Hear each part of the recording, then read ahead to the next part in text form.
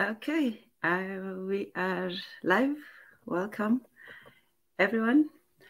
Before we begin, as we always do, with a prayer to the ancestors to guide our conversation, to have, to give us insight, enlightenment, to share information, and to receive the same.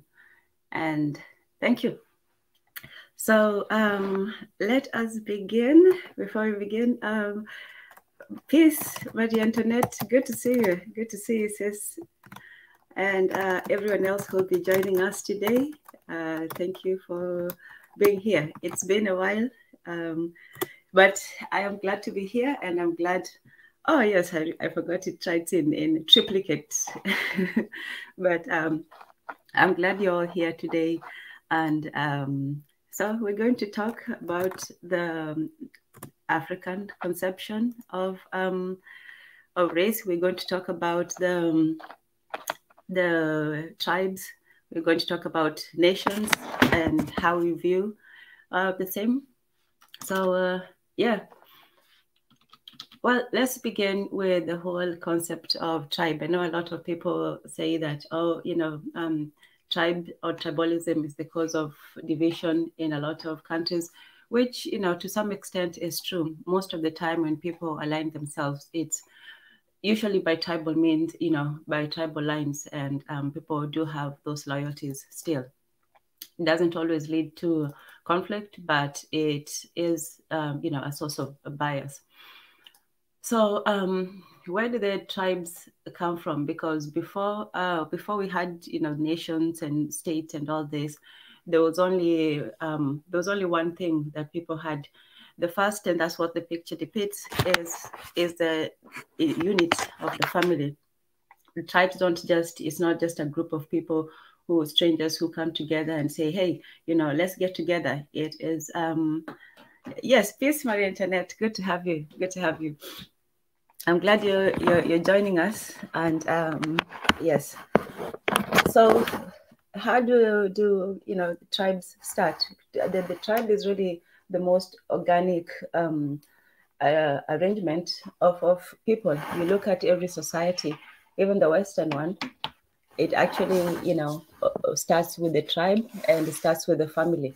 So it's usually a small tribal unit.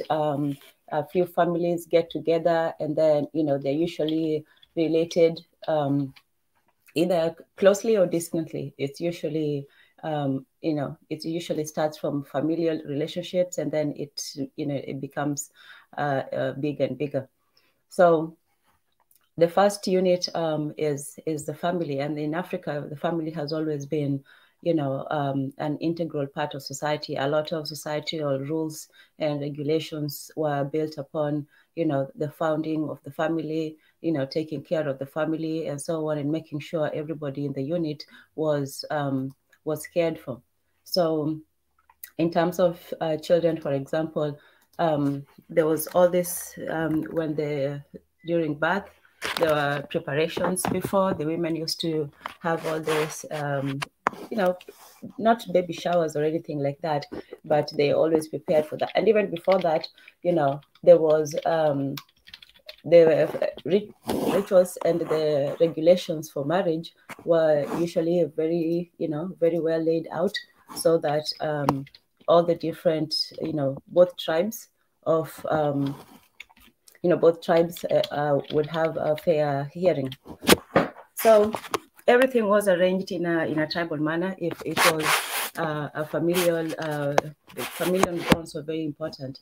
The children and their mothers, the mothers and children, the whole peer group system was also one that was arranged that way. It was almost like a lateral movement where people over the similar age groups, it varies. Sometimes it was like 2 or 3 years, like 7 to 9-year-olds, 10 to 12-year-olds, and so on. But basically, it was a group of people who grew up together. So they went through all the life stages, at the same time, nearly the same time. So born around the same time. They would go through their learning, their training, their rites of passage together.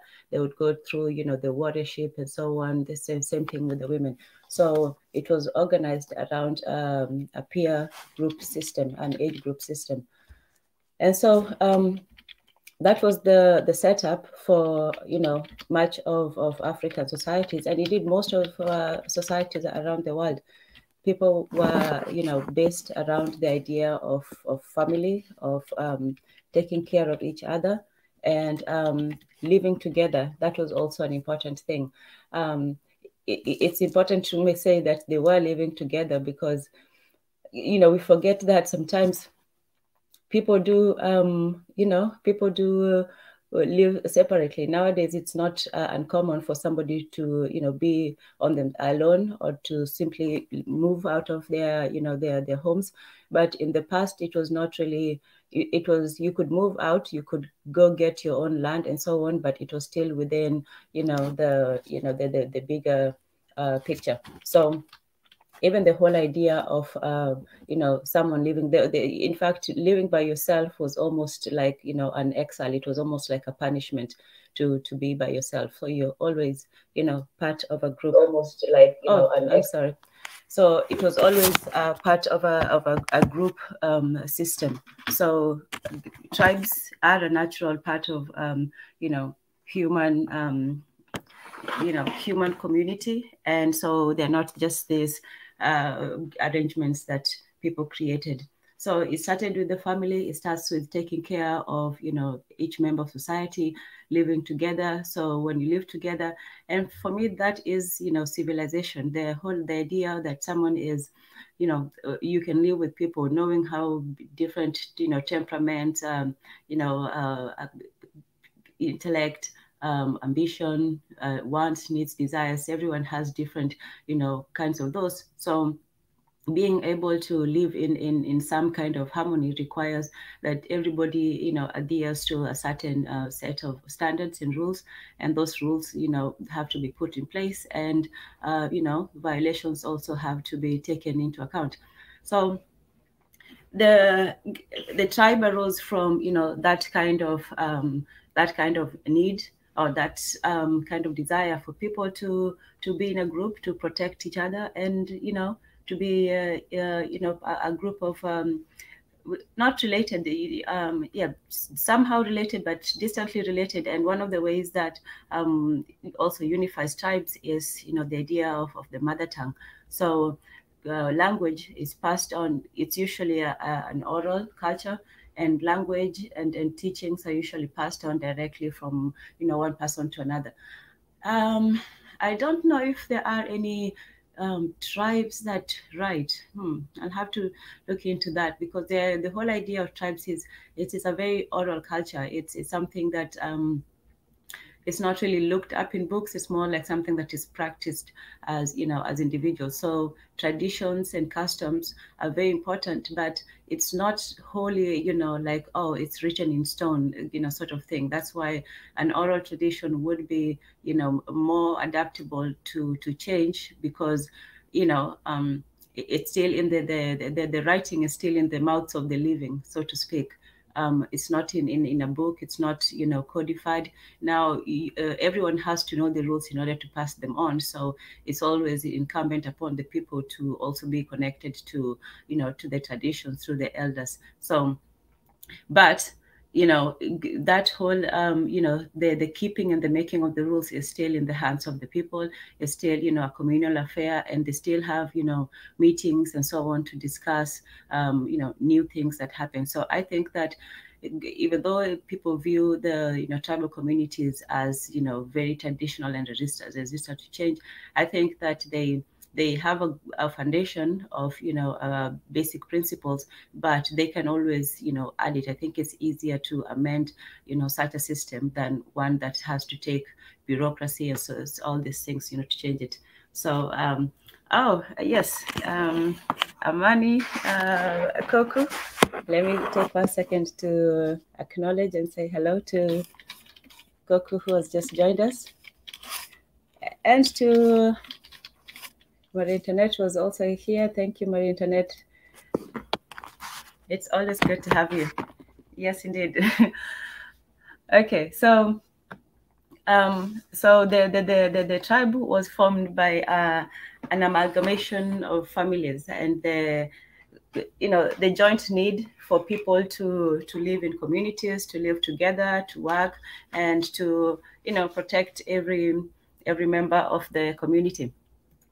Yes.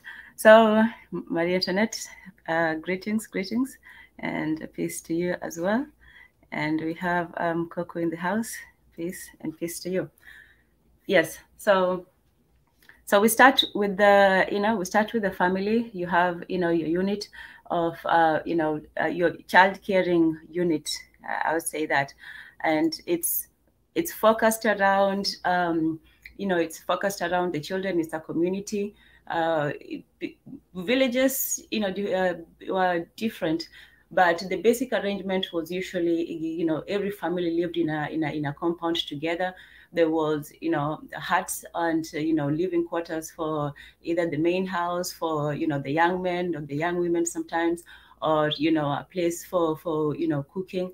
Usually the kitchen was the cooking place was outside of the house, even though nowadays it's within. And so and also the relieving was also outside the house. So there were some things that were inside the house, and the kitchen was always outside in most places.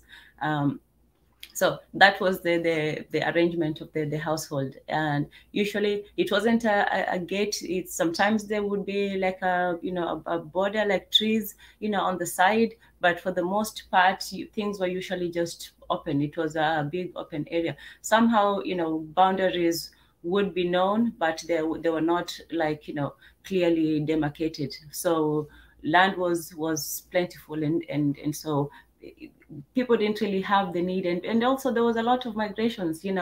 People forget how much Africans moved around, not now. So this is why they will come to the nations later, but Africans moved around from place to place. There's no one tribe that except maybe the San, maybe the Khoikhoi and the San, but most African tribes migrated a lot, and they went from place to place, either when there was better prospects or when they grew bigger, because that's what would happen. People would get more and more increase in number, and so there was either you could all move away, or a branch of you would move, the other people would stay, and so on. So the patterns of migrations were very very intricate. So in this case, the borders and the whole idea of permanent boundaries was not really put in place. They were constantly changing, and even when they were established, they would probably change from generation to generation. So that was one of the ways that that Africans moved about. And then so that's how people lived.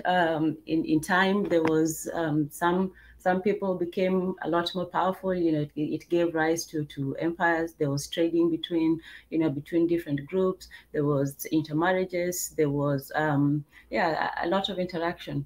And so we'll skip the whole history. I'm sure you can read that on your own. So the idea of nation states. Now, the nation states in Africa did not really form. They were more enforced. Yes, they were marked, and they were enforced, and so that's how we got to where we are.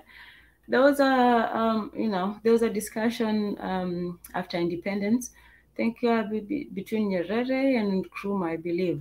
And so there was a lot of areas of contention. One of them was the idea of the language, and then the other one was the idea of of this nation states, which had just gotten their independence around 1960, 60s. Ghana, I think, was the first one with 59, and then the rest of us pretty much followed very close. So it was so when they had the independence, and they said, okay, now we need to figure out the destiny of Africa, and we need to re-Africanize, what was taken through colonization. So it was suggested that get rid of the borders. These were used in the scramble for Africa. These were the evidence of this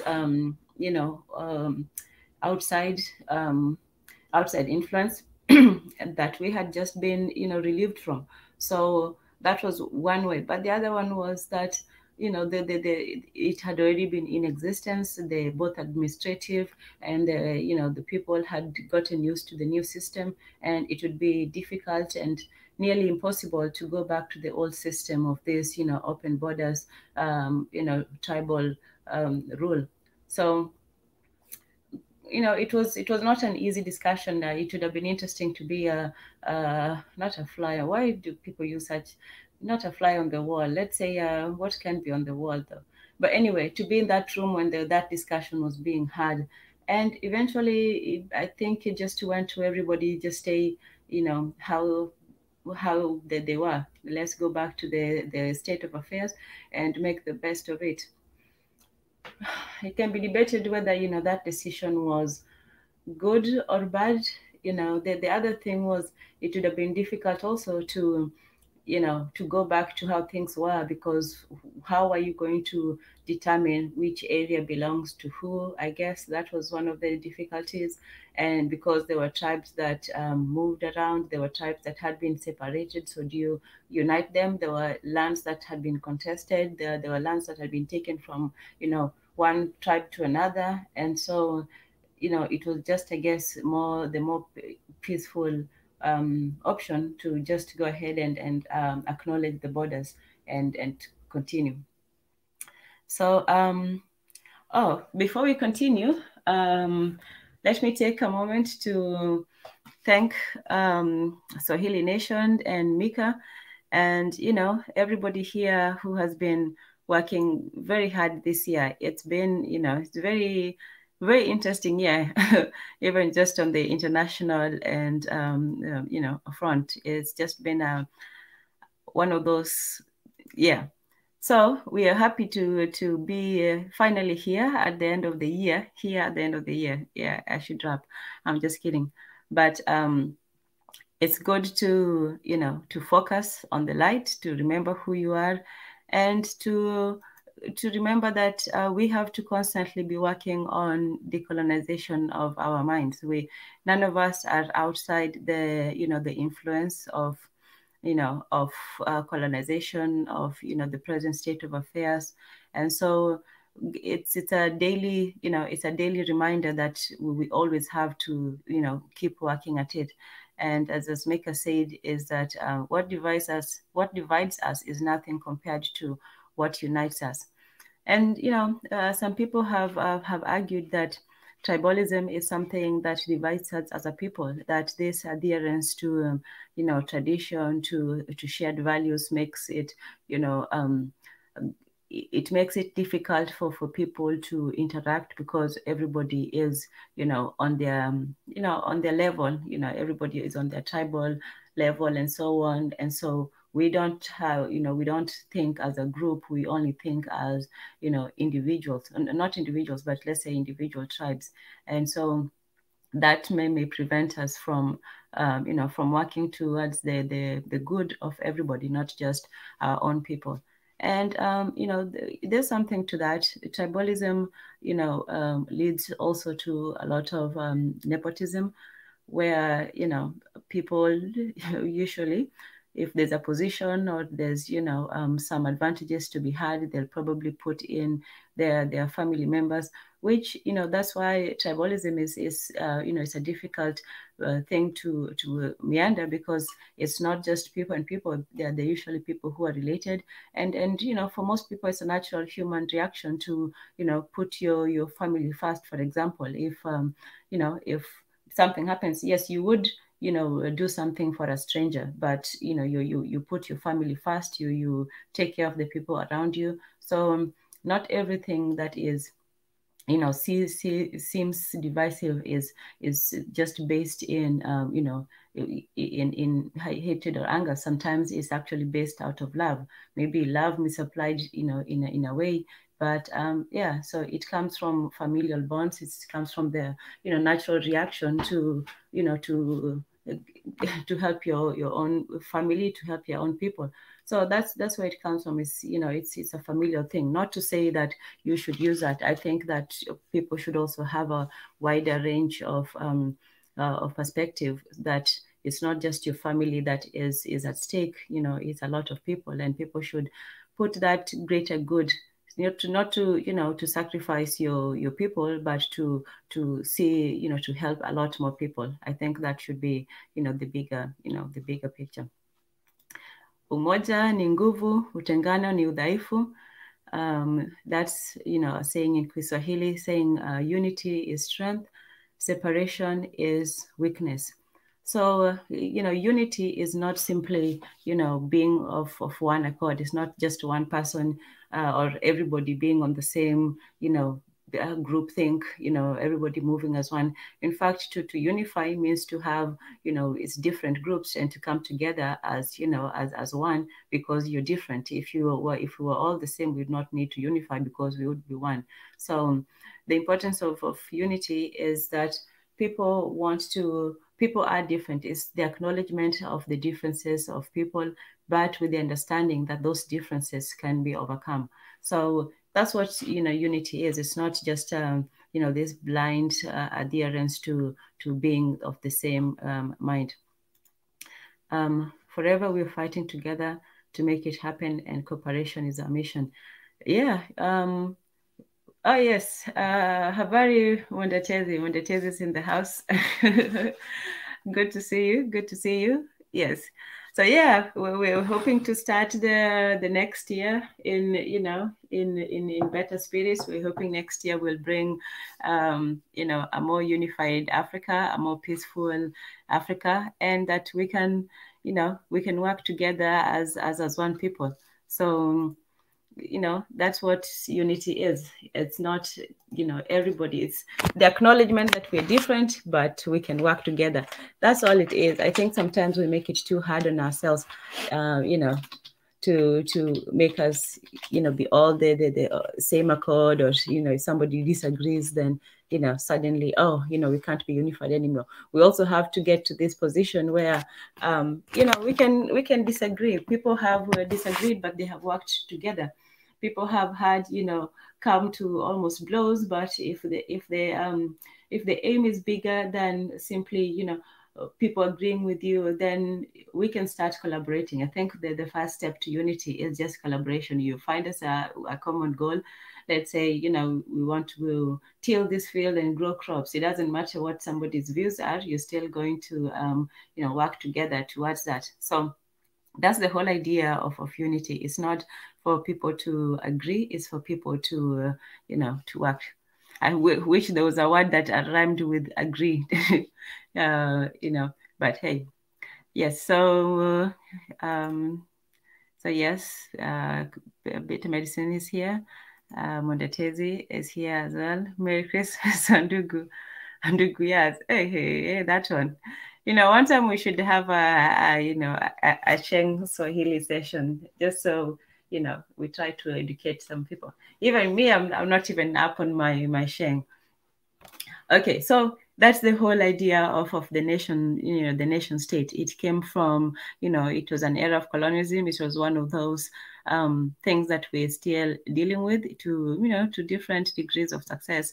But that's those were the lines that were imposed, and pretty much we agreed to, you know, to respect the lines, even though we understood that they were not made by us, and in some cases they were actually, you know, detrimental to, you know, to the unity. But it was so, and so we moved on. And the other idea of tribes, as we said, you know, was the idea of the mother tongue. And this is also, you know, related to, you know, that African, I don't know whether it was Pan-African. I think it was just an African conference, either the one in Ethiopia, and was there one in West Africa? I can't remember.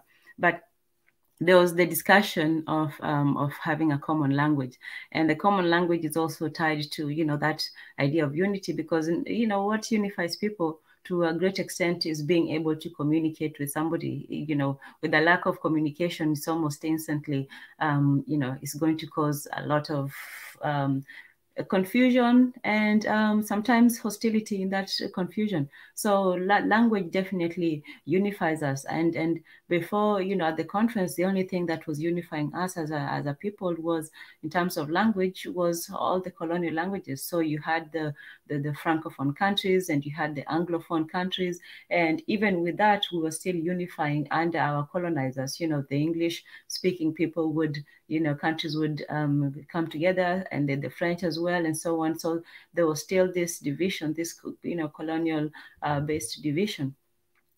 And so, it was suggested, the language thing. And some people took to it, some people did not. But language is, it's definitely one of those things that goes a long way in unifying people and, cutting across some of those boundaries, those divisive elements. So, yeah, so language was one of them. But so now that's the basic history and background of the tribes and nations. If someone has a different take on it, they can. I'm not the last word on all of these things. So the last word now is the conception of race in Africa, because I don't think that we in Africa really think about it that much, even after our colonial wars, because traditionally, as we said, when it came to the formation of the tribes, the natural formation of tribes, things were usually not put in terms of race. People didn't really have I am your blackness was not a great part of your identity. I would say that cautiously. But most people would identify themselves with the tribe, which, as I said, is, your immediate family, your and actually the tribe almost was like the extended family, not the extended, because for us now we think of extended family as being, grandparents and, uncles and all the non-nuclear members of your family. But for us, those ones were your family. Like your uncle was not less than your cousin, for example. They was just still part of this large family. So those was your family. And then, now your extended family would be, your other tribal members who would be related to you, but not, familiarly. So that would be your extended family, so to speak. So people had, this definition, and definitions were not simply based on, individual identity. The more important thing, because how shall I say this? Blackness is an individual identity. It's something that you say, okay, I am Black. But tribe is something of, I belong to this tribe. I don't know if that's, if that makes, it's an important distinction, or it makes sense. But when you identify yourself with a tribe, you're simply part of a group. And, and that group has, traditions, it has, certain ways of doing things and so on. So you're not really concentrating much on, the outside appearance. It's more of the daily practice of the, the customs and cultures that surround it. So we didn't really have the idea of one's race as, a prominent factor of your identity. It was more of your tribe, because think maybe, there was, and also because everybody around you, but it's not because, we didn't see ourselves, or we just, this transparent beings. It was simply because for a long time, it was, it was just us. It was people who looked like you. Even in Kenya right now, yes, there are, people of all kinds of, Kenya is a very cosmopolitan town, but for the most part, even growing up, you just see people who, look more or less like you. They're Black, they're Africans, they're from different tribes. And, there's nothing remarkable about it. It's simply, as it is. There's nothing, because you have your tribe, people have their tribes. So you don't really think about it. A few years ago, when Lupita was being interviewed, and she said, something like, "Oh, I didn't know I was Black until I left or like I came to America." And people are saying, "Oh, she's just acting. Those Africans are just acting like they don't know what racism is and all of that stuff." But it's not so much that that we don't know. It's just that there are other things that people think about more on a on a day-to-day basis than your race, because race is more of a contrasting affair. You only notice it if it's somebody from a different race, or if it's somebody who looks different. But for the most part, if you all look the same in a room, let's say if black people in America, if you're all in the same room and you're all just talking and it's all just you, I don't think that if somebody does something to somebody else, they'll consider it a racial thing. It will be just this person versus that person. So that's how it is in Africa for the most part. And even if it's not to say that there are no outside influences, as Mondatezi has the hidden hand, there are several hands hidden in there, but the obvious ones, the ones that are shaking your hand every day, are people who look like you.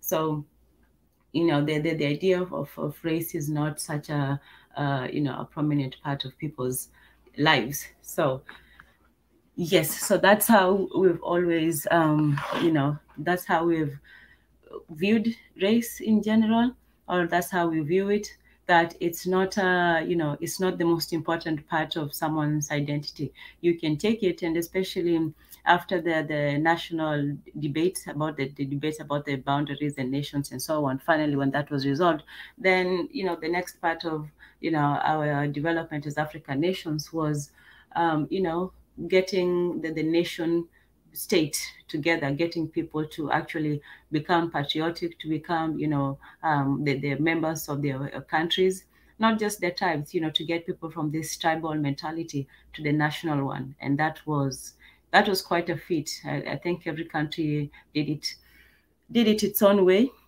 And yeah, part of those was those national celebrations. It was songs and dances and a revival of traditionalism. Yes, not tribalism, traditionalism. So in Kenya, for example, we have the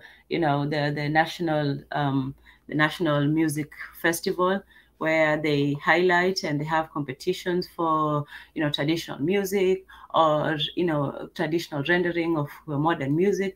There's all kinds of categories. There's dancing, there's poetry, there's even recently they added comedy to the mix. So it's just a showcase of traditions, and you can see some cultural places like Bomas of Kenya and so on. So there was this attempt at both making the states modern, being Kenya and being proud of your country and so on, but also an attempt to revive that pride in the traditions of our country. So that was the nationhood state or stage.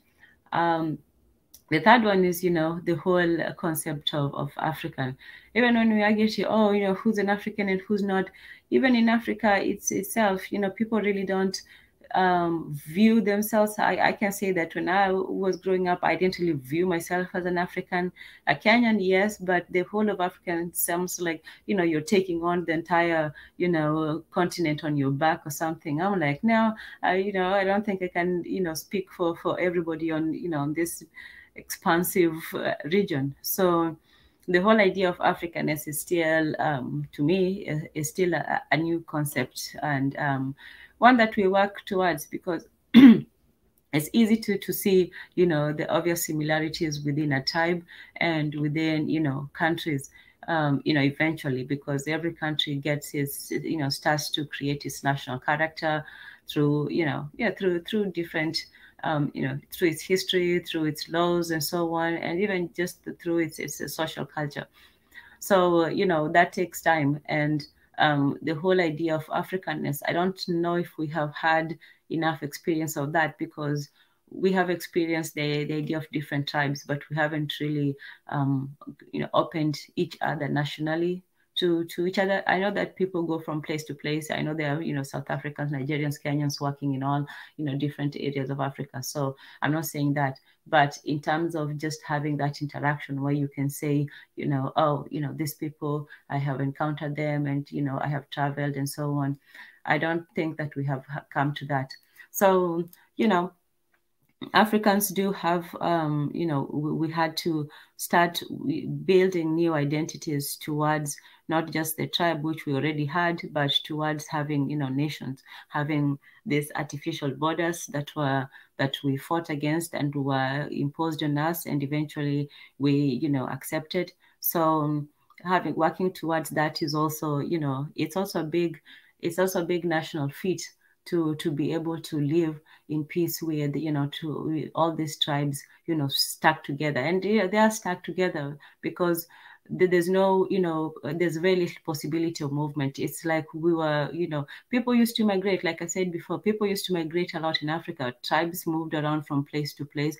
It was not on a nomadic, terms like the Maasais, and there were other, nomadic tribes, but even the settling tribes, the agricultural tribes, when some land was, not as productive as it was, then you'd leave it and go to a different land. Or when, the tribes became bigger and expanded, then you needed to get new land, and some people would move out and move away. So we were always, a migratory people, and to be confined within borders it's not a natural thing. It's something that we had to get, accustomed to, but it was not a natural thing for us to have borders and passports and this severe restriction of movement.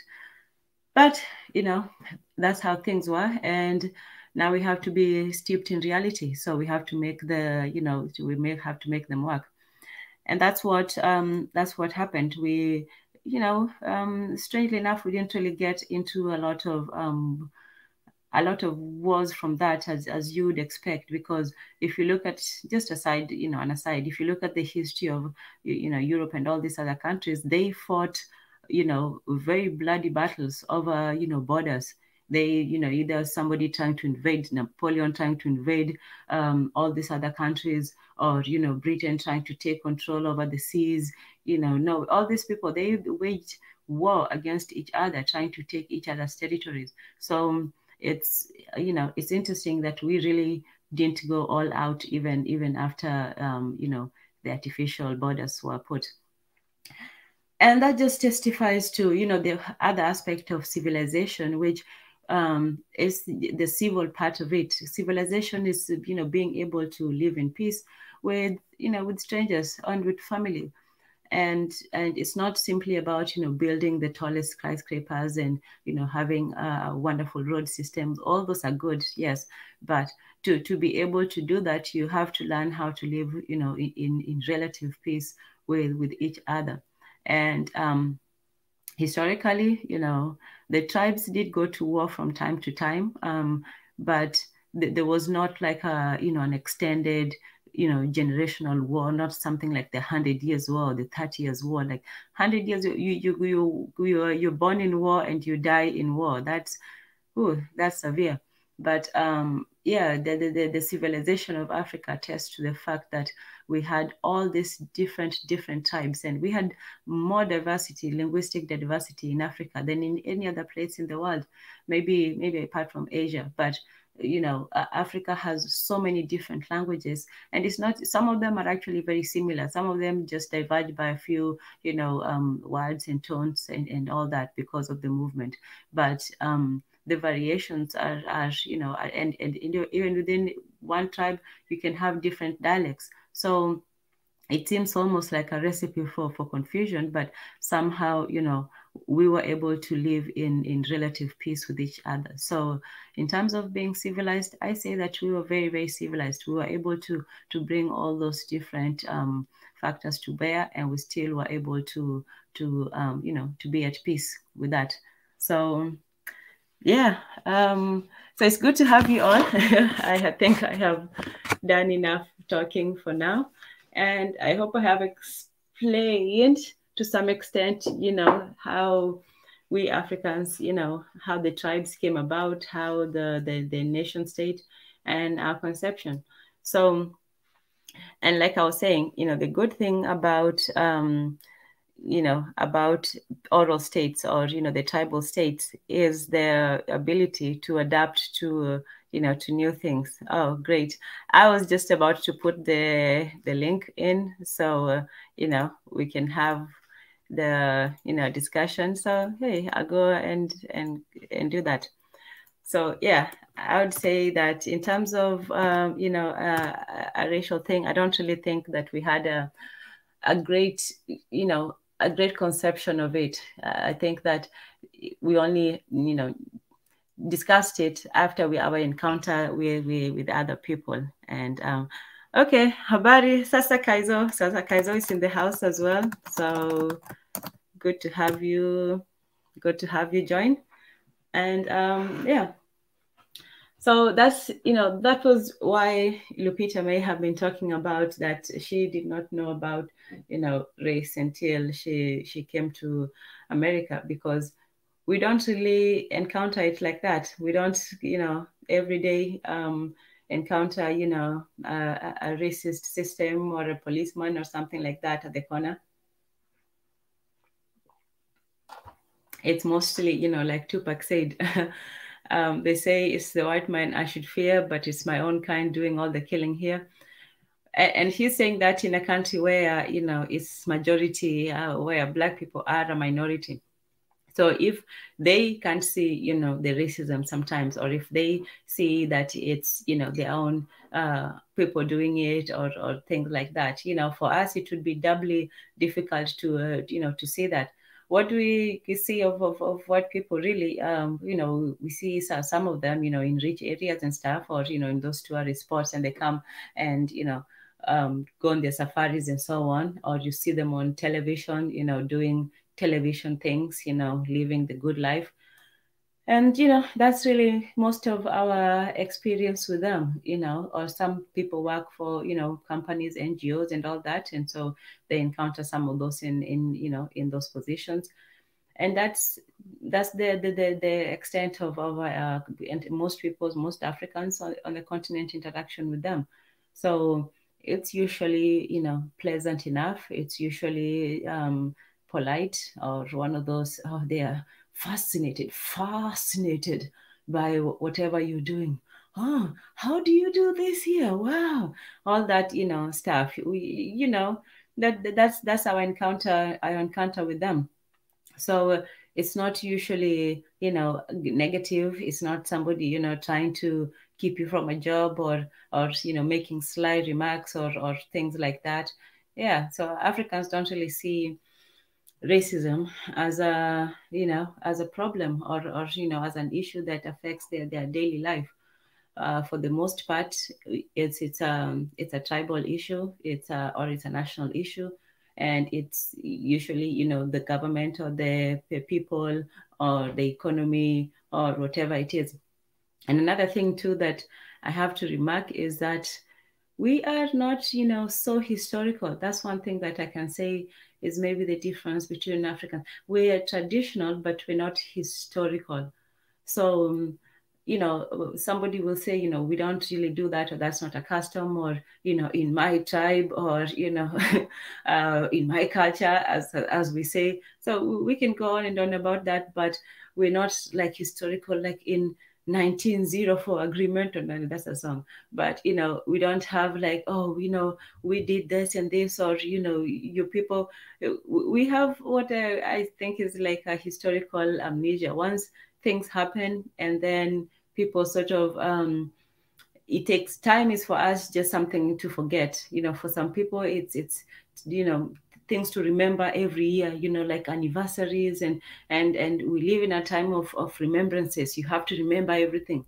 You have to remember, okay, firstly, when you're born, you have to remember, you every year when you got married, you have to remember every year that you love somebody. You have to remember every day that, that the Savior was born. You have to remember every year. So it's this, a state of constant reminders of, different, historical events, both, the larger history of the world, and your actual personal history. So you have to keep track of, your progress throughout life. So people who have, a very written culture, they have a great, respect for dates, and for, keeping track of things. and so on. So they do a lot more remembering, they have a big 4th of July, Independence Day, Memorial Day, and I don't know what the versions are in. I don't know what does England remember. They probably have they have a Waterloo Day, and what were the major victories? Well, D-Day was not really theirs, was it? No, it was an American one. Well, whatever a few victories they have, I'm sure they put them up there and they remember them. For us, once something is gone, yeah, you'll remember, a story or two, but I don't really think that we have dates for all the different things that we went through. We have, some general idea, and then we leave it at that. So in that respect, we are less historical. Okay, Kaizo, you say that you're going to join after your food is finished. Okay, we hope that you enjoy your food and you get your nourishment. So yeah, so that's what the differences are, is that we tend to forget a lot of things. So I don't even think that we were told every day, when we were colonized and all this stuff, when we were fighting the British. So sometimes that's, sometimes we need to remember. Most of the time we just continue with life, we fought them, we we got our independence, and end of story. No need to keep harping at it every year and so on. So yeah, welcome, Kaiser. How are you? Yeah, what's good, fam? It's good, I suppose. I'm not sure how to answer that, but yes. How are you? Yeah, I'm still alive. Can't complain too much, Gotta give it to the Most High, innit? You can't complain. I thought that's what you came to do. Okay, that's true. I can't complain. I was just choosing not to yet. Okay. No, you're more than welcome to complain. We should have a lot to complain about, to go complain to your Most High and tell him that we are very low. We're very low. Yeah, he's the Most High of Africa. We're the most. Yeah, so the praying people should start praying very, very hard. They should put their prayer. Man, those guys are insane. What? Those praying people are insane. Like, they actually think only prayer is prayer is the only thing that can help the country, when it's like it's them, the same people praying, and the same corrupt people in government offices. Yes, but don't you see how much prayer there was in Kenya, and there was no elections? Hence, therefore, prayers prevent violence. Logic. There was also a lot of prayers last time, so I don't know. No, this time they had those powerful all night kinds of prayers, and maybe that's what keeps people from the streets. You put them in charge and they don't go crazy in the streets. So I'm for prayer. Yeah, people are not going to be or going to clubs and all that, and well, as we do both. But you have a Kesha, and those people, they go dance away their energy in the morning. They come out feeling good about themselves. You can't be mad at that. Yeah, it's a dissipation of energy. The two ways of dealing with True. Yeah, two ways of dealing with society as extra energy is to either distract them or dissipate, and that's a wonderful way to do it. Over here, in the Western societies, they do the distraction, so they just give them everything that they want. You want 24-hour YouTube and binging and all this stuff, you have it. You want a whole ton of drugs, you've got it. So you're constantly distracted, so you're not going to use your effort to do anything. If you have to go out and do something, you're going to write up and type a meme, or go out in the street and stand and hold up a sign for a couple of hours while holding a cup of coffee in the other hand. So yeah, every society deals with that. And I think that if you go and put people in prayer, then you keep them off the streets.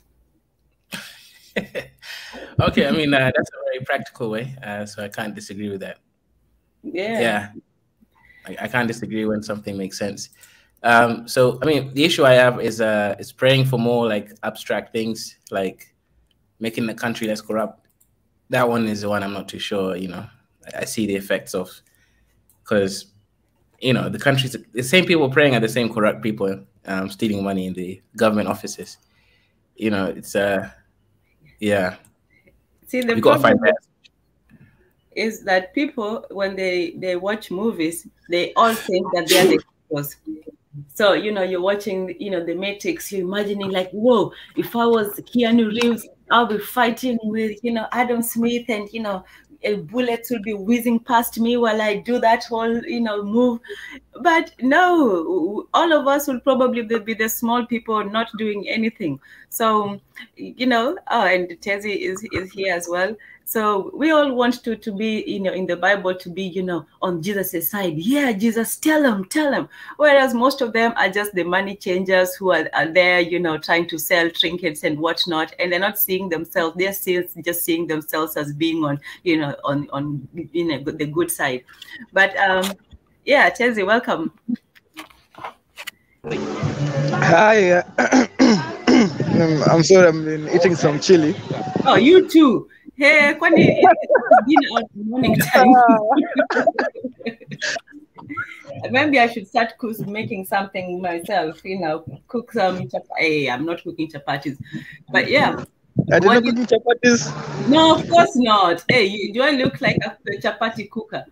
But chapatis are good, by the way. But okay, to me, okay. What are we talking? You're talking about we're talking about the African conception of race. So I was talking about the tribes and how we view each other as tribes, about how the nation state was formed and what was our conception of race. For me, I would say that we didn't really, have one. No, not until after we encountered Europeans and other people. But for us, we didn't. That race was not part of our identity as such.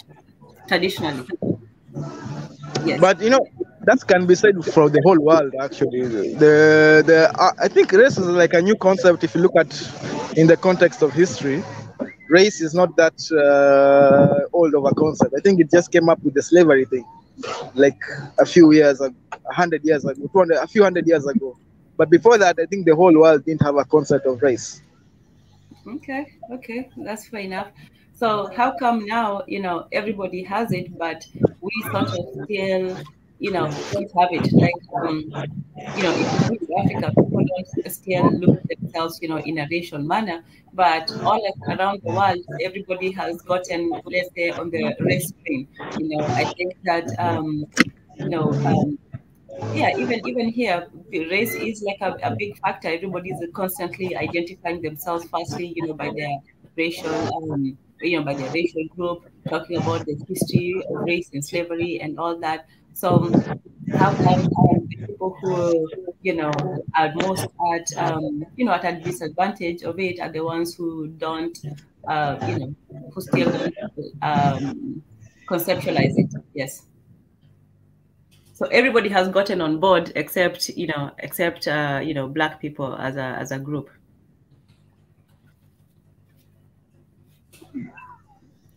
Yeah. Oh, I think it's because of the slavery. I think it can. I don't know. I feel like that's where I don't know the history that well, but from the my vague knowledge on that, is it history or that point of history? I remember that it was because of I've forgotten the name of it. Chattel slavery, the one that was the West African slavery, the one that is in the Americas right now. I think at some point, I don't know how it came up to be a race thing, but that's where all the origin of like race relations or all these things that the racism that we see in the world today, I think that was the origin over there. Okay. So you're saying that it's relatively new. Kaizo is saying that it's very old. Kaizo, you want to say something?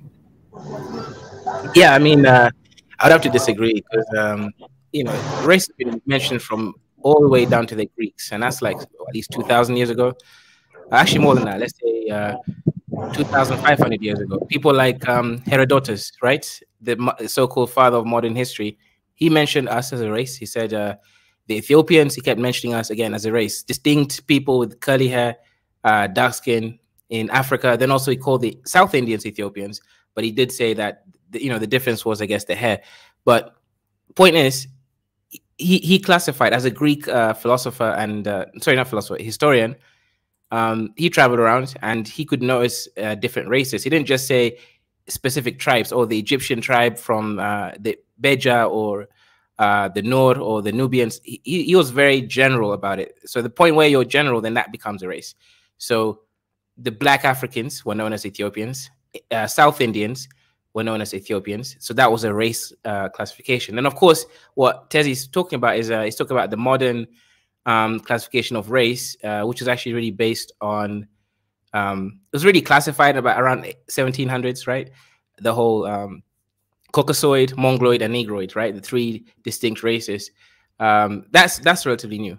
But the concept of race, where you can classify a whole group of people up to a continent, that's always existed. And people have always sort of associated, you know, certain traits to these. I'll give you an example. Arabs, you know, around 1,000 years ago. So that's a lot further away than recent history, right? With the Europeans, they also classified us as a race, right? Well, they call the slaves from modern day Ethiopia the Habshis, right? Then they call the slaves from East Africa the Zanj, but they were very specific and like, these people are different from us. Even in the Quran, right? That's like around, they claim it's around 1,400 years ago. Let's just say it's written around 1,100 years ago, right? Same thing. Even the Prophet, right, in Hadiths, written talking about, you know, obey your master even if it's an Ethiopian, whatever. So race was always pretty specific, and also the scholars have written many records about the traits of these blacks, right? Like, for example, the ones from East Africa, they've said that they were docile. The ones from the Hausas, and they've written basically about different types of black people. So I think what everybody is saying is talking about this concretized modern understanding of race, which is you know, Negroid, Caucasoid, and Mongoloid, basically black, white, or Asian. That's very new, yes. But the concept of people really generally seeing, okay, Nordic people, and not just that, even the Greeks, right? Aristotle himself, this is what, I don't know, 3,000 years ago, or was it 2,500? It doesn't matter. It's over 2,500 years ago. He wrote about the different races within Europe. He was like, the Nordic people, you know, he said what he said about them. Then the Southern Iberians, basically Portugal, Spain, Italy, as a certain race, and then also the blacks as a certain race. So race has always been there. I think you did interact people as a tribe as opposed to as a race in general, until, you know, large-scale trade. So I do agree with that with Tezi, but I wouldn't say it's the Europeans. It was actually more of the Arabs. That's when sort of blacks now became one group, one large thing, like the Zanj, for example, from East Africa, and then the Habshis from modern-day Ethiopia, right? So yes, slavery, trade, large-scale trade, then obviously people identified as a race, but so before then it was more like a tribal, you know, you meet people from a specific tribe and you interact with, but you know, they're going to say that tribe has specific people that look a certain way. So I don't agree that, yeah, Europeans started it. Definitely people have eyes and they've always been able to generalize. But Kaiser, all those examples you gave were, you know, Europeans, you know, talking about slavery in Africa. Did we as a group, you know, have this conception of race? And before we continue, Anonymous, I think this is your first time here. Do you mind introducing yourself just to say hello? Hello? I can't hear you. We can't hear you. Okay, just fix. I think you may be, no, you're not muted, but you're not, you can't be heard. But, oh, okay. Yes, he's gone. Yeah, so Kaiser, you know, these are, you know, what the Greeks and so on looked about the Ethiopians. What did Africans, you know, view themselves? Okay, so let me give you an example. I'll even use Somalis, for example. Somalis have a word for non-Cushitic Africans. It's Jared, right? It basically means kinky hair. So even within Africa, we had conceptions of different races within us. So yes, like let's say in Africa, most tribes go, you are what your father is. But if you look different from someone else, they'll say, oh, you're from that race. And brother, no, I don't mean Habesha. I mean Habshi. Habshi is what they used to clarify, you know, classify Habesha slaves. So yeah, so no, even within Africa, we had terms to describe other people who we think were different race from. So definitely, we let's say a white man came to Africa. Of course, we will say that this is a a ghost or a Mzungu. We would even have that term. In fact, Mzungu, right? The white man didn't create Mzungu, right? We're the ones who. Now you could say the word comes from Portuguese, whatever. It doesn't really matter. The point is, we're the ones who gave him that word. He didn't give himself. He didn't go around Africa saying, "I'm Zungu." No, he said he's Zungu. That. So I think everybody has a concept of race. Like there's a video online, right, by this guy called The Sabbatical or something.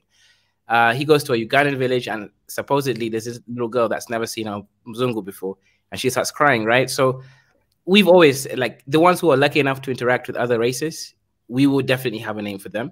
Like, let's say the Somalis had it. They have they call the Chinese small eyes. They have different names for different Africans.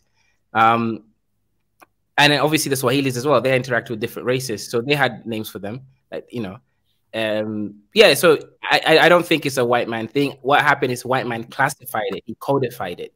He created a code that he could then put people in a specific box.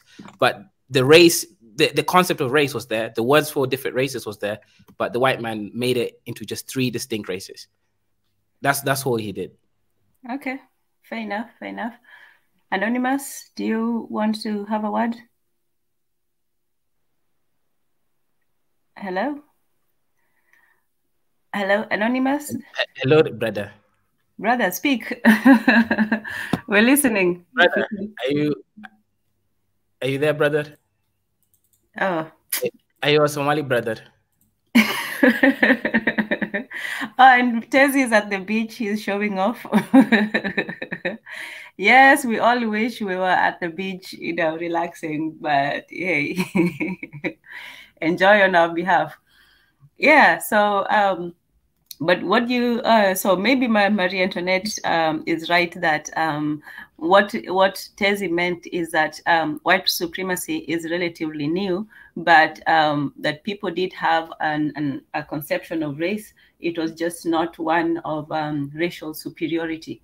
So when this historical description of race, was there an air of either superiority, inferiority, or just a descriptive account? Do you think that when they were speaking, they were saying, oh, those Ethiopians over there are this or that, or was it just a simple description? Because that's also another, another aspect of it, that it's one thing to just simply acknowledge that these people are different, and it's another to use that difference as as a tool for either organizing with or against them in some way. So I think that maybe, race was, it was noted, but I don't know whether it was used as a means of drawing lines. Okay, so initially, I mean, I guess it would depend on which group it was. So initially, let's say the difference between the let's say European or white supremacy, slave, and racial classification is because there was a power difference between that trade. It was not. It was an asymmetric trade relationship. But if you're looking at the Arab slave trade, initially there was different types of blacks that would capture different kinds of blacks who, again, claimed that they were Arabs themselves. So you had, for example, people from Sudan who would then be, classified as black Arabs. So there it was still, there wasn't a generalized sort of every black is inferior sort of type. Sure, some people had those beliefs, but it hadn't, reverberated across. There was no, unidirectional power symmetry that could be observed. I think that's the only difference between then and let's say white supremacies. White supremacy it was a monopoly, right? Only black slaves. Meanwhile, let's say the Arab slave trade, it was a slave is a slave regardless of your race. You had Arab slaves, you had white slaves, you had Indian, South Indian, you had black slaves. So yeah, I think white supremacy codified it, and then it created a power imbalance that actually allowed you to, for that meaning, for that feeling to sort of have for that racism to have power is because of the imbalance of power. And just to respond to the brother here, so Bayo Halo Eri, the first slaves in the Arabian Peninsula were actually Habesha. people and Oromo people, right, from that region, right? There's no Ethiopia. It was like Abyssinia et al. And then, of course, then the Zanj people from East Africa, like lower down East Africa, Southeast Africa, they then became the second rounds of slaves. But those Habesha slaves were called Habshi, right? I can send you some, documents on the back chat, and then you can go research on it, right? But that is how the context is. So just a question. So these slaves, were they on the land? This is also why, one second. Sure. Just one. This is why in the hadiths, right, the Prophet says, "Obey your master, even if it's an Ethiopian slave with a raisin head," because it's talking about those people, the Habeshis. Go ahead, sister. Yeah. So so this was basically the Arab slave. Is that in the context, were they being taken from East Africa into Arabia? Yeah, so initially they were being taken from the Northeast Africa, so the Gulf of Aden, that region, so Eritrea, Djibouti region, and they were a mixture between Habesha and Oromo slaves. That's initially because they didn't actually have access to the lower down seaport before the Swahili coast became like a proper port city. That's where they were getting the slaves from, and then later on, of course, when the Omanis came into East Africa. So it was actually not the Omani, it was the Iranians first, came into East Africa, or the Persians, whatever you want to call them.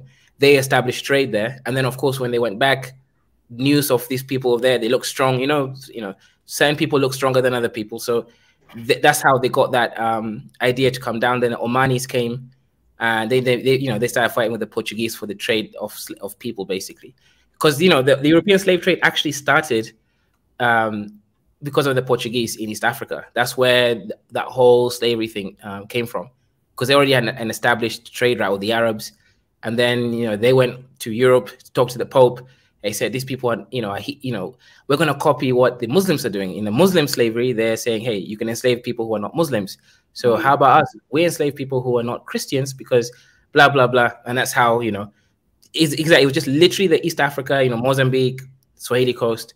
That's actually how the West African slave trade began, because of the people there communicating with the Arabs and Rome, basically.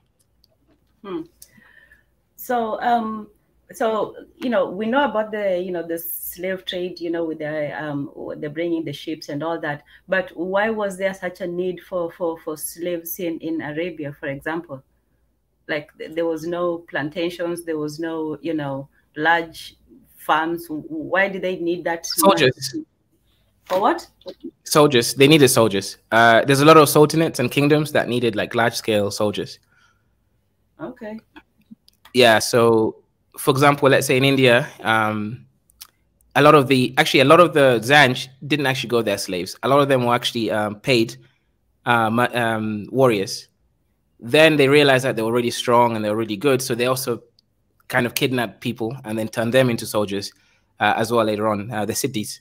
So not all cities came as slaves. A lot of them actually came as professional soldiers. And what they do is they, to prevent, is it miscegenation, whatever, mixing. And obviously, they would castrate the men, a lot of the men, and turn them into eunuchs. So, and that's why you don't really see the genetic pool, because, the Arab slave trade was much, much, much bigger, much longer than the South American one. But because of what they did to these men, the genes that remained are not as much as is less in the American Peninsula. So why did it become more of, because you say that the Arabs at first were just enslaving everyone, right? For them it was white slaves, Indians, everyone. Even all throughout, they kept enslaving everyone. They never focused on a race-based slavery. It's just that it was easier to go to Swahili coast than to go all the way to Russia every single time.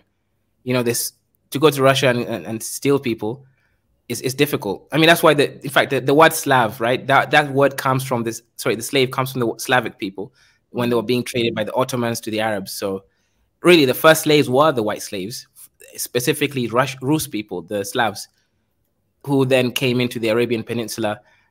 First they went to North Africa, then they got put into the Arabian Peninsula, and then they were actually the first slaves. And the Zanj, or the East Africans, it's just easier because they're really, really close by. That's the reason why they focus on us. It's just we're closer to them. Okay. So it's not all racial. It's it's just proximity.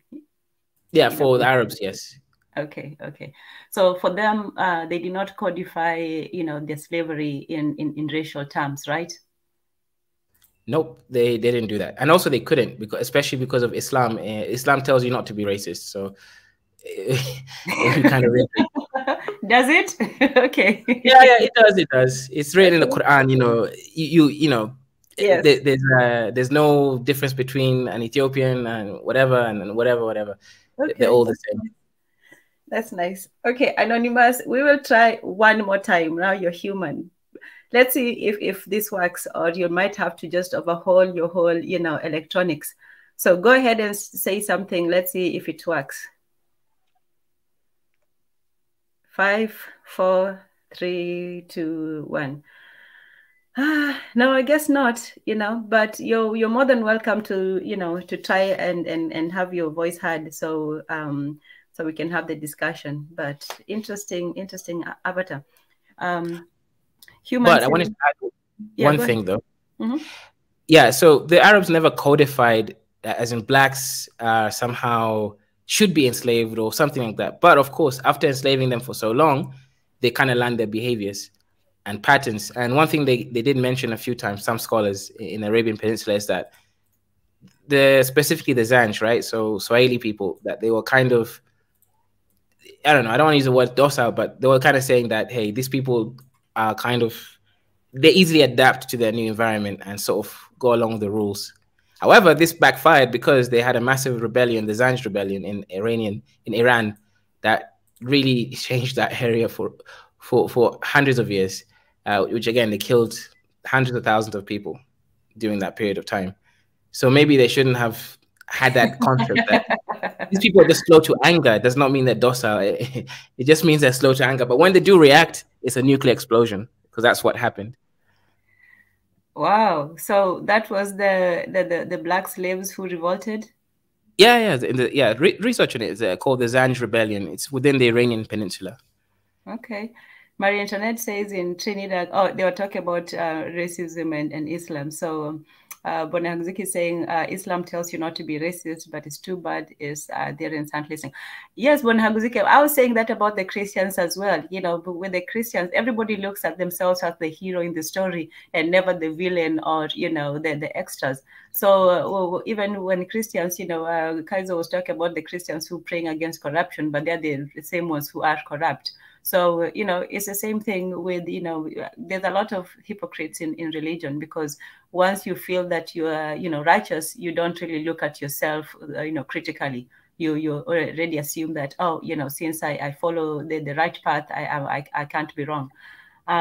She says that in Trinidad and Tobago, Indian Muslims are prejudiced against African Muslims. So, that's what's interesting to me, that man's, prejudices is more powerful than, God's commands. Like, God can command people to be nice all day, but, obviously their Indianness is trumps their religion, their culture, whatever the Indian culture, I'm talking about Marie Antoinette's comment that Indian Muslims are prejudiced against African Muslims. You'd think that their Muslimness or Islam would, unite them in a way, but people still see, that racial aspect, even with the power of religion. So, yeah, and unfortunately, race is more, more powerful than religion.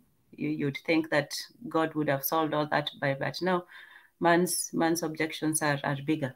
Yeah. So Tezi and now Bio, hello, Eri. Yeah, I guess you guys are just panel spectating today, but you're more than welcome to to join in when you can. I know one of you is on the beach enjoying yourself, so Bitter Medicine Podcast say, so there you go. Yeah, let me clear my throat. Yeah, as I was talking to my friend here, we're talking about the origin of racism in Africa. I think we should not mistake like people noticing, like at some point maybe somebody can say this is the word we have for short people, this is the word we have for tall people, and now we say those are two different races. We should be, just because there is a word for people with the hair that is harder and there is a word for people with the hair that is a little bit soft, it does not mean that these are two different races of people. Yeah. Even if you look at, because if you look at even Kaizo, if you watch Kaizo's on channel, you'll talk, they talk about the haplogroups a lot, and you'll see the haplogroups of Bantus, or in Kenya, they have a lot of there's like an admixture of Cushitic admixture, if I'm not wrong. This is information I've learned from Kaizo himself. I've not researched. I just heard this from Kaizo's channel. It's true, right? Yeah. Yeah. so you see, so that means that this word that for differences in hair or differences in height or skin color, these are just words. They're not different races. Okay, Kaizo, what do you say to that? We just have no. He's right. I mean, technically, but I think the main point I'm making is, yes, they're not different races. I mean, but that's how they would, if interacting with each other, classify themselves as, if that makes sense. I get the point I was really trying to make is that Africans did, use certain physical differences between each other to classify others as for example, the Bantus, when they went to Pygmy, not to Pygmy, Congo, and they saw the Pygmies, they didn't classify the Pygmy. They didn't think the Pygmies were human, etc. All that kind of stuff. So I think we ourselves have done it. It's just the difference between us is two main differences. We didn't do anything with that difference, so we didn't think it allows us to go and cause a mass scale, a mass scale sort of destruction against each other. That's one thing. And then the other thing is we didn't have a asymmetric power difference between us and them. Okay. No, there was, but it wasn't across time. For example, when the Bantus met the Khoisans didn't even have clothes technology. So there was no Bantu slaughter. Sorry, Khoisan slaughter. It was mixing. That's why you have the Xhosa tribe, in South Africa, a tribe like that, or even the Ngunis in general, like including Zulus, Ndeveles, and all those kinds of tribes. They mixed with the Khoisans. They didn't annihilate them. So I would say, within an African context, when the Bantus met the Khoisans, they were like, these people are different from us, right? They're yellow, they're skinny, XYZ, and they have these traits. But they didn't think then, okay, let's do something against them. There was no Bantu slave. There was no Bantus didn't go around trying to enslave Khoisans. You see, I would say the difference between us and the Europeans is we don't have a capital-driven economy by utilizing the uniqueness of others against them. But not just the Europeans, because the Arabs did as well. Everybody seems to have this, once they discover the differences, they use those to put themselves at an advantage. I see everybody using that as a, not so much to oppress somebody, but to use that as a means to exploit them or, or help yourself as a community. Well, when all these different people who have come into Africa, they work, they enrich themselves as a group. We speak of, the Lebanese community, there's, the Indian community, all these people that really do define themselves by their community and not just by, their by their country and so on. So you can still have, an Indian Muslim, but they still have that, an Indian Kenyan, but they still have that Indian part that they are also, a part of. But for us, we simply, Kenyans, and everybody else is, just on an equal basis. But we don't really, use the differences to, to give ourselves an advantage. For us, if it's an advantage, everybody gets an advantage. But for other people... So let me give a context of this whole race, even within Kenya. Mm-hmm. If you notice, in Kenya, it's the Bantus and Nilotes who are classified as Kenyans. The Kushites don't call themselves Kenyans. They do it by almost like by accident, as in okay, what I'm trying to say is nationality-wise, they know they're Kenyan, but what it really means to be Kenyan, they don't quite relate with that Kenyanness.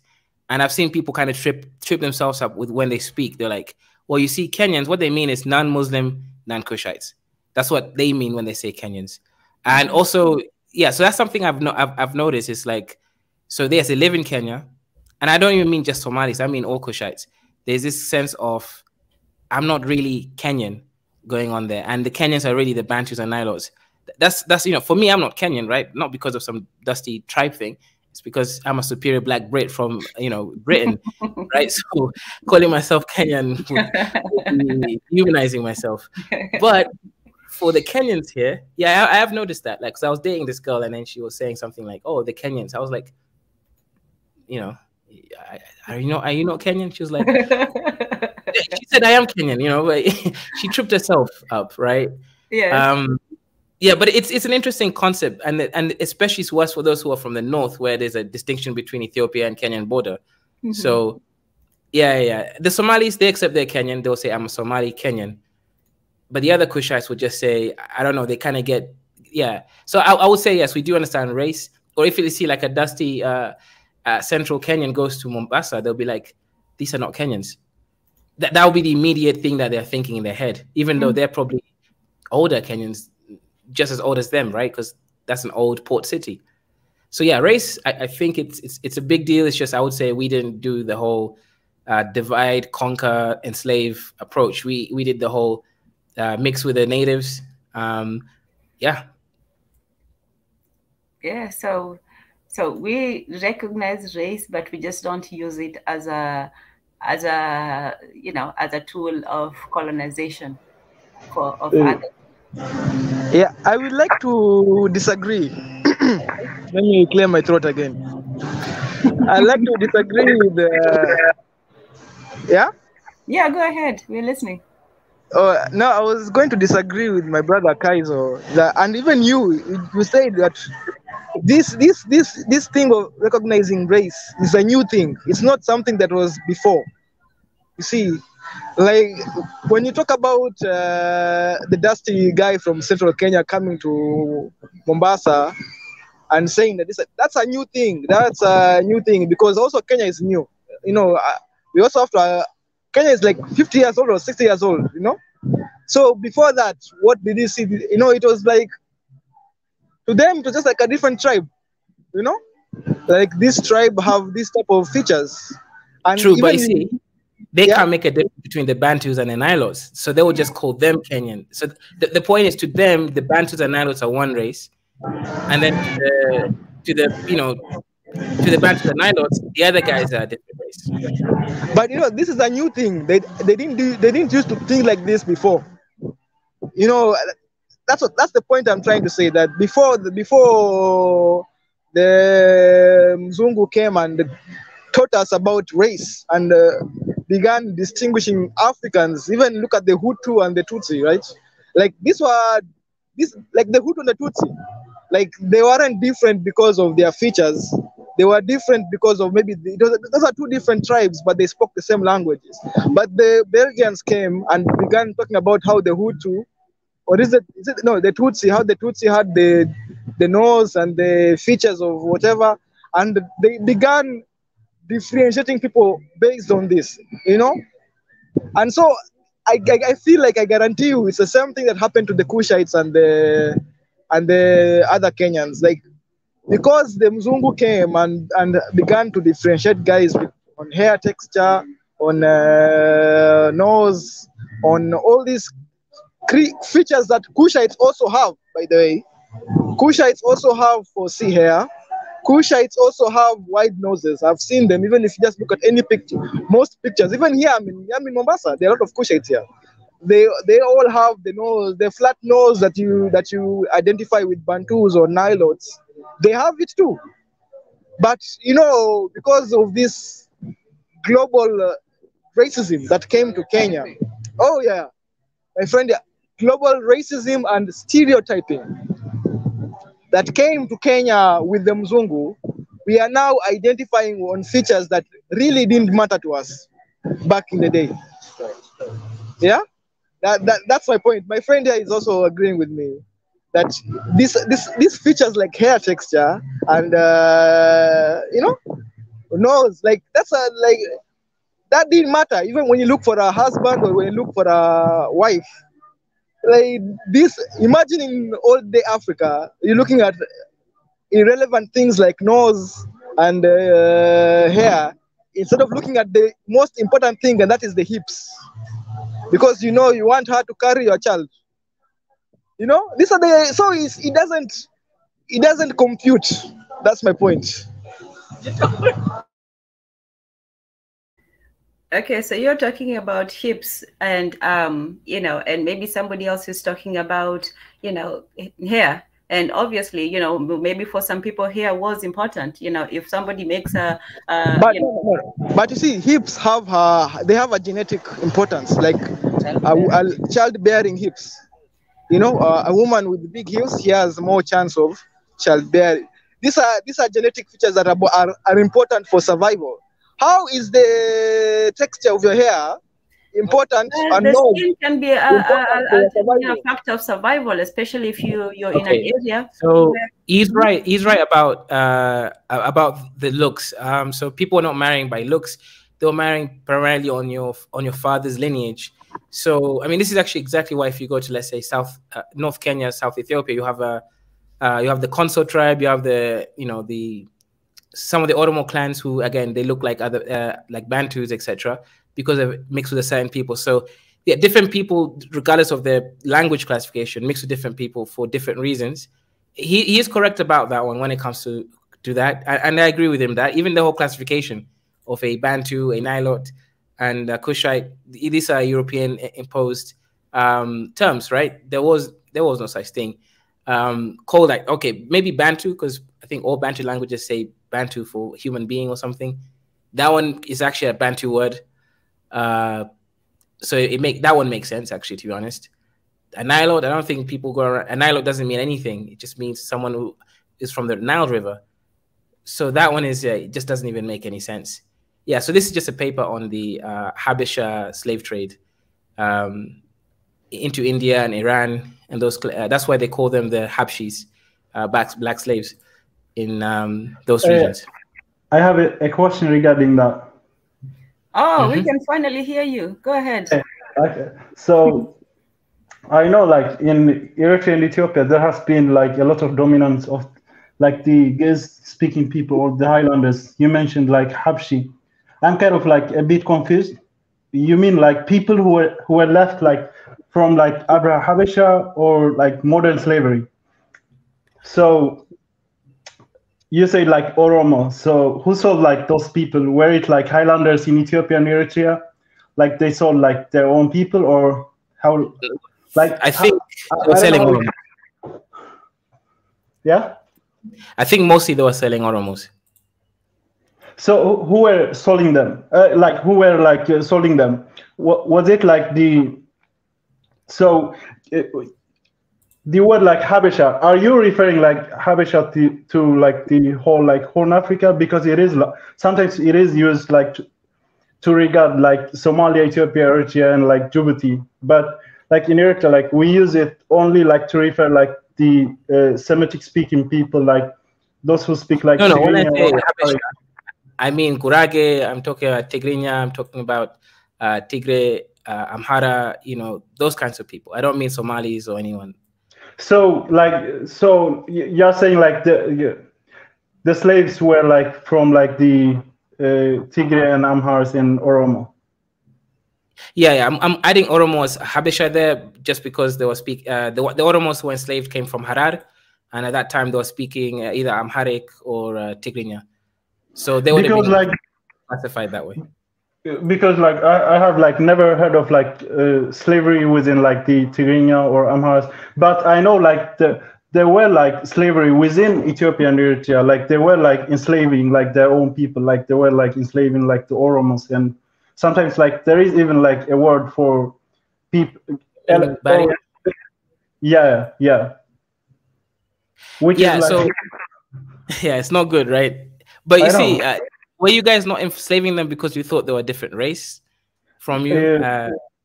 I don't know. I don't know how it works, but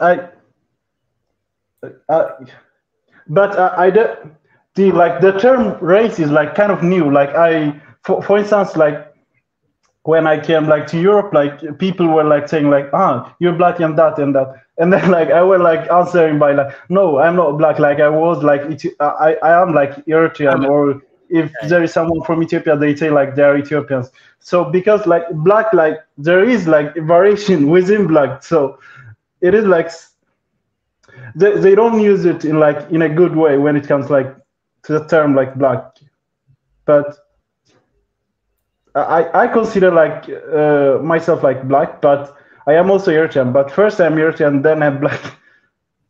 But I don't think like it is a good way like to categorize people. You're black, you're white, because there is like a lot of like variation in color when it comes like to Africa. Like black, I can't see like there are like people who are like extremely black in, for instance, like in South Sudan, and then there are like black people like all over Africa, but we are all black, but there is even variation within black, so they don't use it like in a good way. So let me ask you, so when you first went to Europe, you said that you were called black and you were like, you know, this is strange, I'm not black, right? And I think, so did you have an understanding of who's black? Who is black? Is black Nigerians, Ghanaians, black American? What is black to you before you because I recognize those people like as being like Africans first, not like the word black, like what is it even? Like because I didn't know the term. We don't use like the term black in like Eritrea and Ethiopia. Yeah. So if you're like, probably you can say like, you're Oromo, you're Amhara, you're Tigrinya and that. But you can't say like, you're black. There are like, we are all black people. Like most of the people who live like in Africa are black. But the word like categorizing people by just using one word is like not a good way to categorize people. So okay, so you go with Eritrean, but when you're in Eritrea, do you go by your tribe or you're just Eritrean? Eritrean, just Eritrean. Okay, so you're okay. See, I think that the difference is right. There's some tribes which still have sort of like a tribal belief in themselves. Like I'll give you an example. In Kenya, there's Kikuyus. People like that, they actually believe in their tribes, right? They really care about it. Somalis, obviously, these people even care about their sub clan to the 10th generation, right? So I think people like that are going to be less willing to become black. And then there's people, I guess, like you, who is a nationalist. What about you, Tanzan? Yeah. Are you black? Of course. Okay, see, I only became black so that I don't have to be African. You know, that. Well, I'm both, but you know, hey, I'm both. Interesting. Were you always black, or did you become black? I'm like Lupita. I only knew I was black when years after I came to America. I didn't even know I was African. Forget black. You know, oh, she's an African. Well, who me? Oh, who? Oh, I'm the only black person here. So yeah, they must be referring to me. But like us in Kenya, I remember Churchill, they had like an African Day. For us, the people who are properly African, actually, you know, the West Africans, you know, they do the whole extra, you know, dressing up and sounding, you know, extra African. Like if somebody's doing an African accent, even us, we're going to do a West African accent, right? So for us, they're like the anti-black. I disagree with you, Tanzan. Okay, do please, of course. Let me say something. First of all, this myth that West Africans are the most Africans because they wear the clothes that are not even conducive for their own climate or their own, you know. No, it's not good because East Africans, we didn't wear a lot of clothes, but we wore a lot of beads. And if you look at East African culture, we are a bead. We have a lot of beads in our neck, our arms, all this. We like beads. That is what. That's our thing. That was our thing. That does not make us. In fact, that makes us even more African because we were in tune with our environment and in tune with our people. But because West Africans got introduced to these colonizers earlier than maybe us, so now they adopted the heavy fabric that is not conducive for even worse for the environment. Especially the environment. It's hot in Ghana and Nigeria. Yeah. They can't wear that every day. They cannot wear that. But now they're calling it their culture because they got it like 300 years ago or 400 years ago when the Mzungu came over there and they said, oh, now they have clothes, or when the Muslims came over there and they showed them. But that is not their culture. That is just, it's just hurting themselves for what? For what? So they need to go back to not wearing clothes. Yeah, they need to go back to what East Africans were doing. So East Africans, and then Kaiser will start calling them dusty again.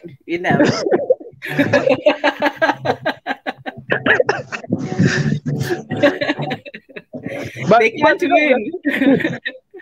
Can't win. But go ahead. Yeah, that was basically my point, that East Africans, we have the beads and we have all these attires, including, if you look at the pictures, we have all these great attires that are conducive to our environment. But because the world recognizes only fabrics, the world, because of the modern world where we see that somebody and also religion, we have to Abrahamic religion and nakedness and all these perspectives, we have become judged. But if we judge ourselves through the lens of our ancestors, of African ancestors, when they come back today and they see you, and if our ancestors were to come today and judge who is African, they will not judge West Africans as kindly as you think they will. That's my point. Okay, that's fair enough. Yeah. Me personally, I think I love my clothes. I thank the white man for introducing me to clothes. That's a really good technology, because it's great to wear clothes. But I think Eritreans, you guys already had clothes over there, right? Yeah, of course. Like, what do you mean? What do you mean by clothes, mother? Like you're covering your private areas. Yeah. What do you mean? I don't get it. Oh, basically, the guy who was speaking before, Mwandetezi, his people in Kenya used to cover themselves. They used to just cover their neck. They didn't have clothes. Clothes. No. Let me correct. My people had clothes, but they were only for special occasions. They were not practical. They were only for special occasions. That's hilarious, Mwandetezi. Let's take a moment to enjoy that. Continue. Dr. K, you're saying they didn't have the clothes technology. No, I'm just messing with you, Mwandetezi. No. If you look at all the pictures, they're actually pictures with my people were having very fashionable clothes that will stand even today. But they were only meant for special occasions. But when you are out there in the field, in the African sun, this is not a practical thing to wear.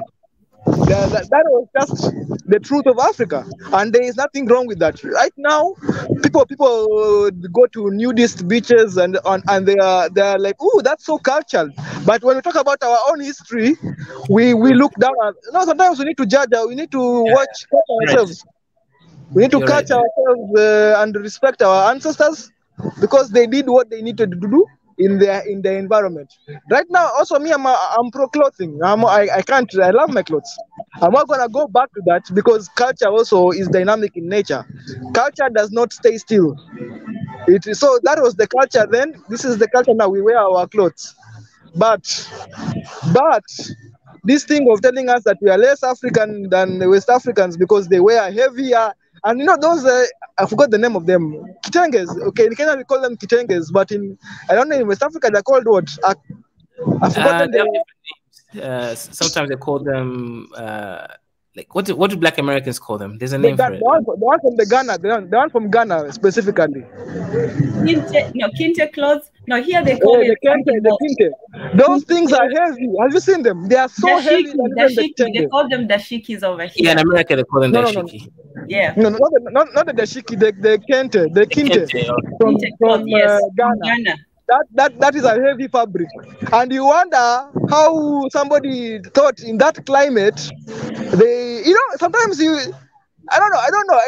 It's more of appearance that you are sweating yourself to. It's not even the environment that is calling you to do that. You are practically copying the Mzungu because the Mzungu values cloth, or maybe the Islamists, they value the cloth, so you are wearing that. But honestly, that is not even good for your environment. You might even get like fungal infections from just sweating. So me, I have to respect my ancestors because they saw that, okay, yeah, here there's a lot of heat. In fact, even East Africa is not even as hot as West Africa. So you can realize how they, how they were thinking. So to me, I am pro the bead culture because the beads in East Africa are superior. If you look at the bead game in East Africa, our ancestors used to be big on that. They used to like the beads and their stuff. And to me, I felt that was fashionable. Even when they wore clothes, the clothes were good. Because if you just Google the old school clothes our ancestors used to wear, they look good. They will pass today. They would pass as good clothes today. In fact, I feel like some of the women wear these clothes. They don't realize that our men, as Africans, used to wear these clothes like half a millennia ago. I've seen the pictures. I just go Google the pictures. You see, like, oh, so when there was an occasion, it's not like as if we were not new to clothes. We knew these things were existing, but we were like practical people. We were prudent. We were shrewd in our environment. We knew clothes existed. We knew how to wear them. We knew how to design them, but we saw that in this environment, in our own ancestral wisdom, we saw that this is not good for our environment. Let the balls hang out. Let the wind cure us. Let the sun. Right now they're talking about how sunlight on men balls, on men testicles, is good for the testosterone. Now the studies are coming out like that. But our ancestors knew this long time ago. So, let us not. Me, I'm against that thing of saying that, oh, West Africans are the most African because they wear heavy clothes that are not conducive for their own environment. That's my point. So you just want to let it all hang out, basically. That is how nature intended. That is how even the science of today is saying that you need at least a couple of hours of sunlight a week. Were those research done by nudists? Because, you 10. Yes. 10, the Kenyan birth rate's going to go up to 30. No. With the Tezzy's plan. Tezzy's correct on that one, especially for us, because with darker skin, it's harder to get sunlight onto you. So if you imagine you put on clothes and you're also dark skin, so you really won't get enough vitamin D in you get depressed, and then you won't have enough. Because there was a report that I read that Kenyan women are complaining that Kenyan men can't help them get pregnant anymore. It's not working. They're even going on revolts. Damn. Yeah, these guys, they can't even do that, man. It's sad. And I had one in Eritrea. I don't know if this one is true, that they're looking for men to move there because there's not enough men. Is that true? No. No. Okay. Well, don't we have a problem with too many children anyway? Aren't we like overpopulated?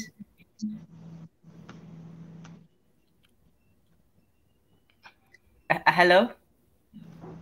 Is Africa overpopulated? No, I don't think Africa. I think I agree with 7. I think Africa's underpopulated. Underpopulated? Yeah. I mean, the population at least like 10 billion or something. I think that's a good number.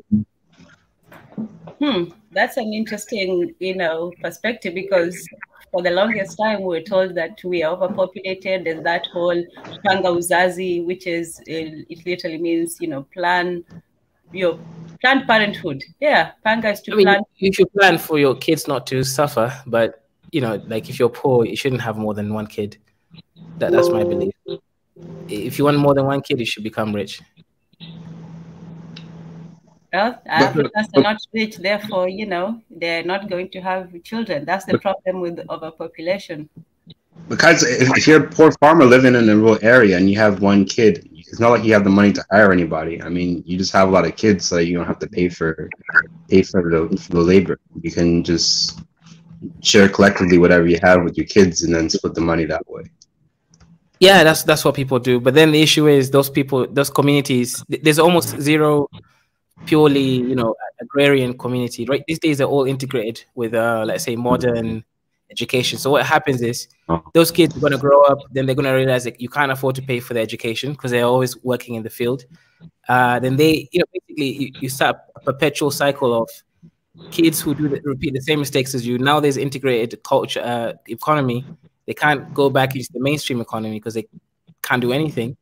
I mean, this is what's happening in parts like North Kenya, right? You have these people in the north living in the desert, and they're like a camel herder or a cow herder, and then the parents have like 6-7 kids, right? They can't afford to pay for their education. They can't afford to give them money to come to Nairobi to look for real money. That's all they do. Then when the drought comes, they're subject to environmental selective pressures for deletion, and that's the issue when you're like having too many kids. I say, look, government should put on a lock. If you're poor, you're not allowed more than one kid.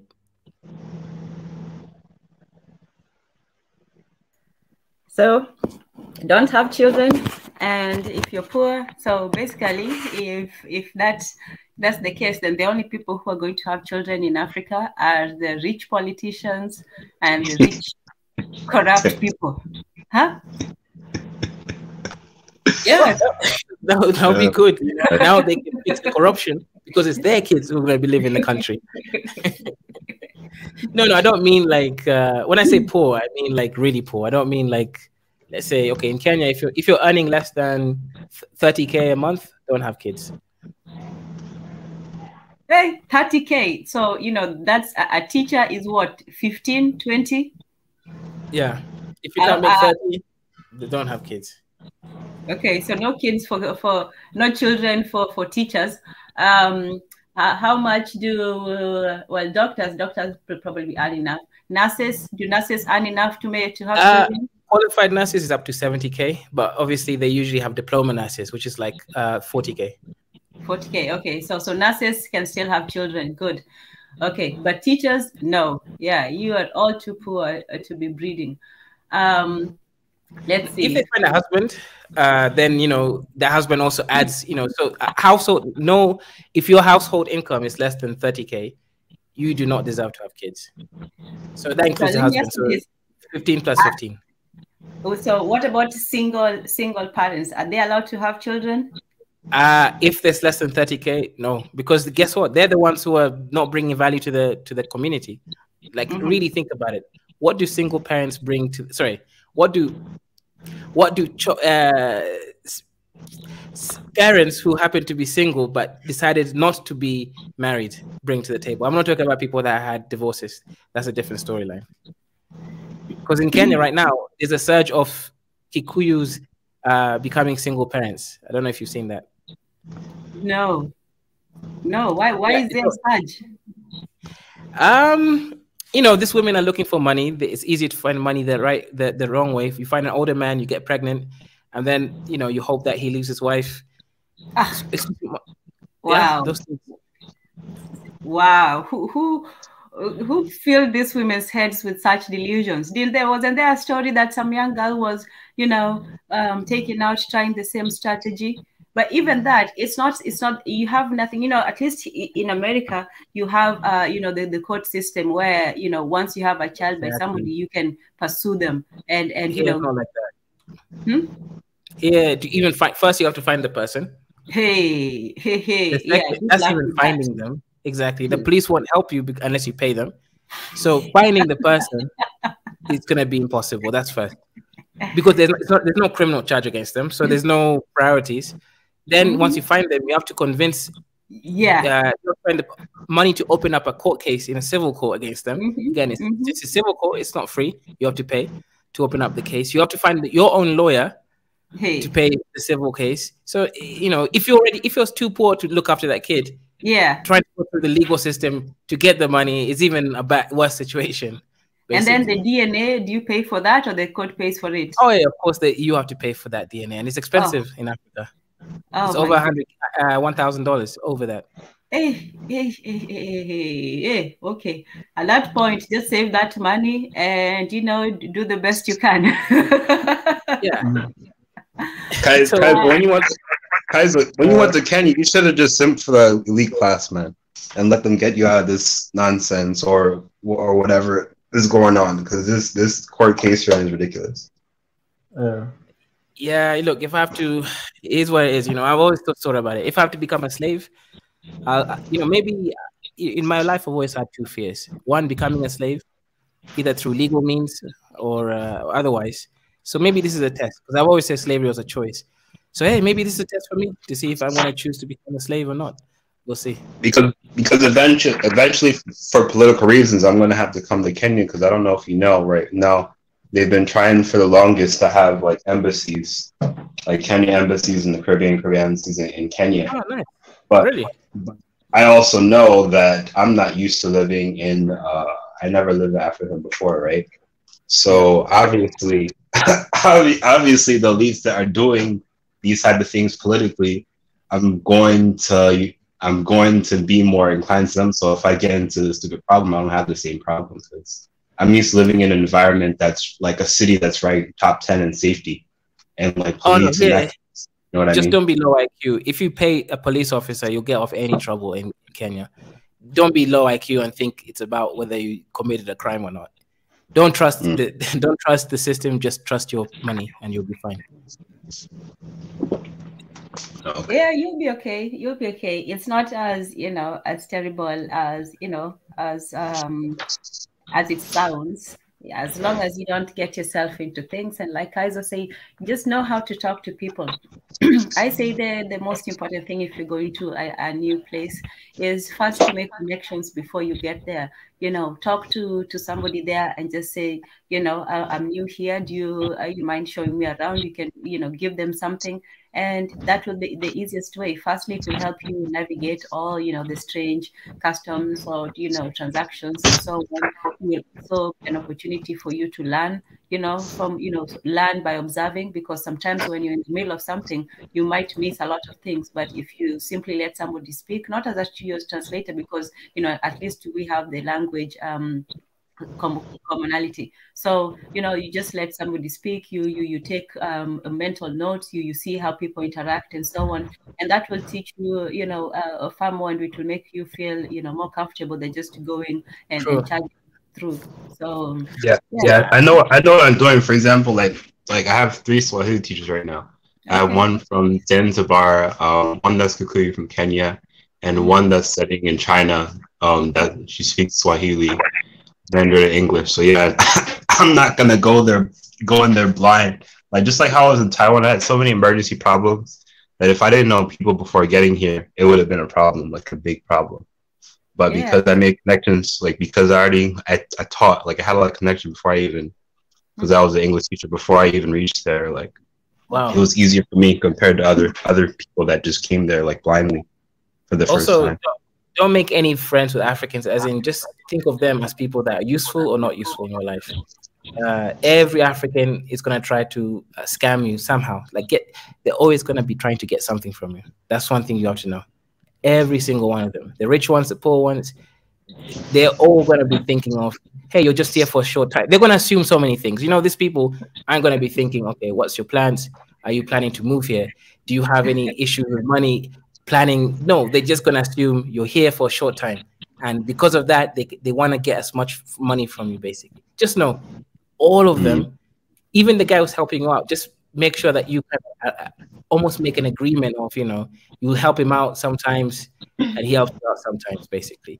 You help him out with money, basically, sometimes.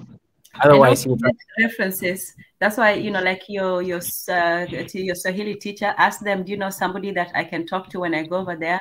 And most times, like almost all the time, they'll know somebody, because they also want somebody that they know, you know, to show you around and to get something from it. Nothing, you know, that's what I was talking about. Tribalism is not always just, you know, about hating somebody. It's just wanting to look out for your own. So you have a nephew over here, you know, he's been lying around, and you're like, okay, you should go and you know, go get that job over there. So, you know, so just ask them. And then if you have a problem, that's why it's good to have the reference. If you have a problem with that person, firstly, they know that you know somebody else. So, you know, you can call your friend and say, hey, I'm not sure, today we went out and he told me, you know, I had to pay $500, you know, for a plate of food. Is that the regular price? So you have somebody to refer to, you know, you have or you have two people that you talk to. So you can, you know, bounce things, you know, between, you know, two opinions. So you can ask somebody, and you can also say, oh, I had somebody say, you know, when you go to the market, you know, you jump 3 times before you enter. Is that common? And somebody will tell you, obviously not. They're just trying to make an ass out of you. But any case, so it's just, let me ask you this, Paido. When you went to, you know, to Asia, was that a big shock? Was that like because that to me would be more of a cultural shock than coming to Africa. Was it that way for you? For me? Yeah. Yeah, it was bigger, but I think with Asia, I kind of I kept to myself. So I didn't really get, it was definitely a bigger cultural shock. So I I played more safe. I think the issue with me with Africa is I kind of thought these are my people, and I just relaxed a bit too much. Yeah. That was the problem. Yeah, like making friends. Told you, don't. Yeah, just the way they see you as your brother, you know, they see you as a brother that, you know, can help them out with something. So you know, it's not that, you know, they have any hostility towards you or anybody. In fact, for you to do that, in fact, treating you that way is actually treating you like family, because that's also the same way they treat us. True. You know, so if you think you're being exploited, don't worry, you're part of the family now. I'm just kidding. But you know, when you go back, people will ask you for money. People will try to, you know, scam you and run one over you, because you're naive and innocent, and you come with that attitude, you know, especially that attitude. Once they realize that, oh, this is that hopeful, you know, American, and they'll just call you an American. They're like, oh, okay, we've got him now. So I don't even tell people I'm American. Whenever I'm meeting these type of people like that are like in my type of sphere, like the I guess you could say the polyglot or multilingual community. I don't even tell them I'm American. I just tell them I'm Caribbean. After maybe I get to know, tell them I'm a dual citizen. But I don't just tell them, oh, I'm American. I just tell them I'm a Caribbean. And when they look at my country, then they see it's so small, like smaller than most villages. They don't just all of a sudden like, oh, American, blah blah blah, that kind of stuff. I don't like to tell people that kind of thing. You know what I mean? Yeah, but I'm saying it doesn't matter. They'll just look at anybody who's not African as an American. Sometimes they'll even look at you as a white man, even though you're like, but I've come from a sister. I'll give you an example. I won't ask the question though. So go ahead, Kaiser, go after you. Yeah, go ahead. When I was living in the Habesha area in Nairobi, right before I left there, what happened was a lot of the Kenyan workers, at first, they were trying to scam the Habeshas, because they were like, oh, these are foreigners. They don't speak Swahili, so they don't know the prices. No, but the Habeshas are African. You see, the difference between the Habeshas and me is they actually came from Ethiopia. They're African. They know how to like haggle and the price deals. So what they ended up happening is like they just realized the Habeshas are paying them just as low as the other Kenyans, and they were complaining about that. And I'm like, bro. It's like, you're not going to scam them. For me, you can scam me because I don't have the energy to start haggling with you. But the other Africans, you can't scam them because they're from the same environment. Yeah. Yeah, so, you know, for us, Kenyans just look at people as foreigners. If you're foreign, you know, that gives you a disadvantage. I think for us is the idea of foreignness rather than the idea of race. So if you're foreign, they'll still look at you as somebody who they can get one over. So they'll try that with, you know, the Rwandese people. They'll try that with, you know, other African people. Yep. And as long as, and they'll even try that with each other. Like if you're from the countryside and then you go to Nairobi, and then people can tell that you're new around here. Somebody, huh? They will scam you. Oh yeah, for sure. Like Pretend then. I have a question about, you guys talking about tribalism. Is because we were having a debate. I think it was with Mary Antoinette and Ridge and Biggie. But I think I was asking Biggie, like, I think I was telling him that I don't think African development has been fully fleshed out. I think we've been basing it too much on like what other continents are doing. I don't think it has been fleshed out at all. Like, what I mean by that, like, is institutionalized tribalism really a bad thing? Because if you look at a lot of countries that have switched to the Western system, most of them, when they switch to the Western system of how things work, most of the money eventually just goes back into the elite class's hands. It becomes a plutocracy, where the middle class, you don't even need the middle class or the lower class to get elected. All you need is the elites on your side to get elected and to pass policies. So even the middle class and the lower class, when they do go out and do their politics, it has no effect on the government at all, and they do whatever they want. That's basically what happens in the U.S. Even in China, it happens in China as well. Even though there's supposedly a communist socialist country, when they're a mixed economy, and they have mixed a lot of different systems together, like Soviet. And I don't. Is it really a bad thing? I think it's only a bad thing when there's so-called violence, right? Like when there's or violence. But when you have a system where the lower class and middle class are represented through the tribe, is that really a bad thing? I'm just asking a question.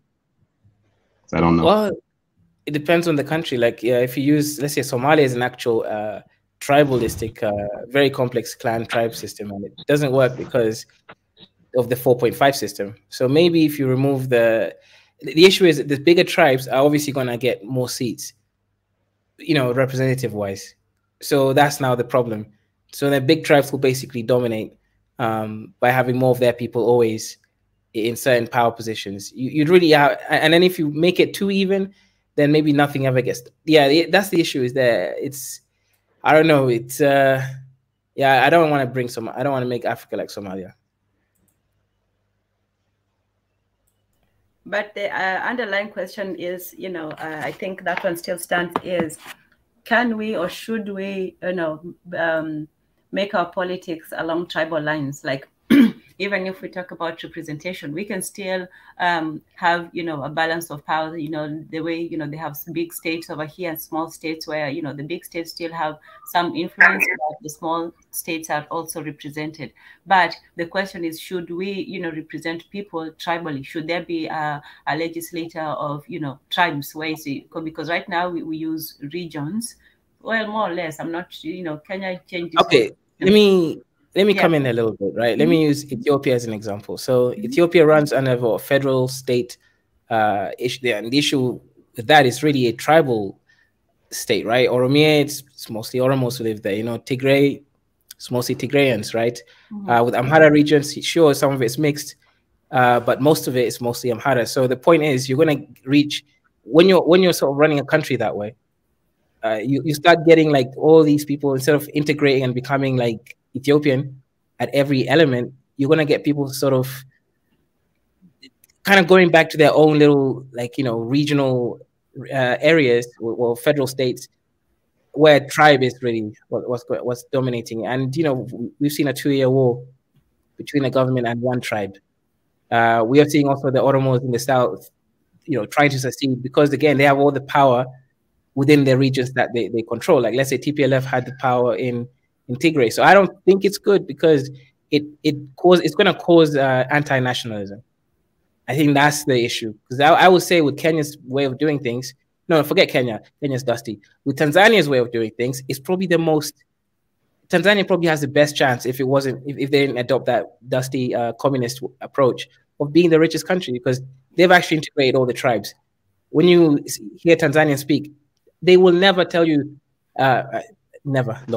it's almost never tell you that I am a Chaga or I am a Maasai. They'll say, okay, maybe a Maasai, but most of them will say, I'm Tanzanian. And that's all that they will tell you, unless you push and push. Then even ask what tribe are you. Sometimes they don't even understand the question, as in they legit don't understand the question. Like, yeah. So I think we need to go away. So Somalia is one extreme. Then there's Ethiopia. Then there's Kenya, and then there's Tanzania. I think Tanzanians' way of integrating everyone, of just being Tanzanian, is the best for success. Because name me one European country that's rich and is still operating under tribal lines. There's zero. Even Singapore. What was the question? No, Ukraine is a tribal country. I'd say Ukraine's still tribal, somewhat tribal. Sorry, go ahead, brother. You have the Slavs, you have the Russians, you have people that don't know where they stand, or that are torn, that maybe might consider themselves more mixed, whether ethnically or politically. But that's only 3 tribes, really. So I don't know if that really counts, to be honest. Yeah, because in Africa, Kenya is like 40, I don't know, like 50 tribes. Ethiopia is 84 tribes. Somalia is like 5 main tribes. But there's many sub-tribes. You know, Nigeria is 200 tribes. So it's like, I don't know, man. No, Nigeria has 1,000 tribes, not 200. So I don't know if it will work for those other places. And if you think about it, like, what about the Edo? If you go to Nigeria, Edo State, do you think that all the small tribes like the Ijo are going to want to be part of the greater Igbo? Or, you know, they don't want to be controlled by the Igbo. So even the small tribes will have issues with being under someone they don't like. But the reason why I asked a tribal question is because I remember sometime in our group chat we were discussing with Mr. Uganda, like, why he doesn't like East Africa Federation. One of the arguments that he made from just to have like a new perspective, right, is that he doesn't want, he's against integrationist agenda, right, because he believes that his particular people, once they integrate, they won't be represented in the politics of the economy or the society, right? So if you want to be able to have like a federation, or you want to be able to have like a system that is running more efficiently, you have to, I don't believe they should do away with communalism. I just think that they should, I think it should be more fleshed. It should be more modern, but they should still, I don't think they should fully abandon it, so to speak. Because if you leave, I believe if you leave a tribal problem and you're a part of this bigger society, then it's a lot easier to just pay a rebel group to destabilize the country, a la what's happening in Ethiopia right now, like with the TPLF. I think that would be way more insane if those problems aren't fixed, so that everyone they have the economy is more like, I don't want to say socialist. I can't find a different word, but there's enough of the piece of the pie for every country, so or every big tribe, so that they don't feel left out. If they feel left out, then eventually they'll either rebel against the state or create their own autonomous region, and that just creates more problems in a much bigger country. You know what I mean? Yeah, but okay. So in Kenya, actually, all the counties are given actually more or less almost the same amount of money, apart from Nairobi and Mombasa. They're given a little bit more money just because the population and, you know, but every other county gets given the same amount of money given the population and size, right? So that's already kind of being done over here. It's just some community. Okay, I'll give you an example. If you go to Kakamega, that place is, you know, it's actually improved a lot. But if you go to, like, let's say Moyale, it's not improved that much. Why? It's not because the government, because I had to look at this before, because I was wondering, does Kenya hate the Kushitic Kenyans, or, you know, because some of them are Muslim? And I looked into it, and I looked at the numbers, because I actually had to find some government papers. Given the population, size, density, and all that stuff, they're given exactly the same money as other counties. The difference is the governors in the north, the people don't hold them accountable, and a lot of them are thieves buying houses in Nairobi and living there. They don't even live there, right? So same thing with all the water projects, irrigation programs. It's their own people who are stealing from them. So I realized actually it was not the government corruption at the main government office, but it was at the local office. So really, in Kenya, that issue doesn't even exist. I don't know about Uganda, but over here, it really is just. Oh, okay, I didn't know that. Okay, that's good to know. Yeah, your people integrated enough. I'll give you an example in Moyale, right? Right now, it's difficult. Most people don't even have houses inside. I mean, toilets, modern toilets in their house. I mean, that's a city, right? You know, that's the reason why I can't even go there, right? I was thinking maybe I can go rent a house there. It's going to be cheap. I'm not going to rent a house and put myself through that situation of like not using a real toilet. So that's to do with the people. Do they have the infrastructure? I have something to say. Let me say something. First of all, there is nothing wrong with the pit latrine. Like personally, I feel like those are more nature friendly than, because I was in a park in Nairobi. What if you have the runs? What if you have diarrhea? I don't think that they're fun, man. You're there for like 20 minutes. No, it depends. It depends. But I feel like pit latrines are more in tune with nature, because when I go to, like, I think this is just normal in most. Okay, let me not say every, but most OCHA. I don't know, homes. What's the English word of I don't know, Tanzania or rural areas? When people go back to especially like now in Christmas, people go back to their rural areas.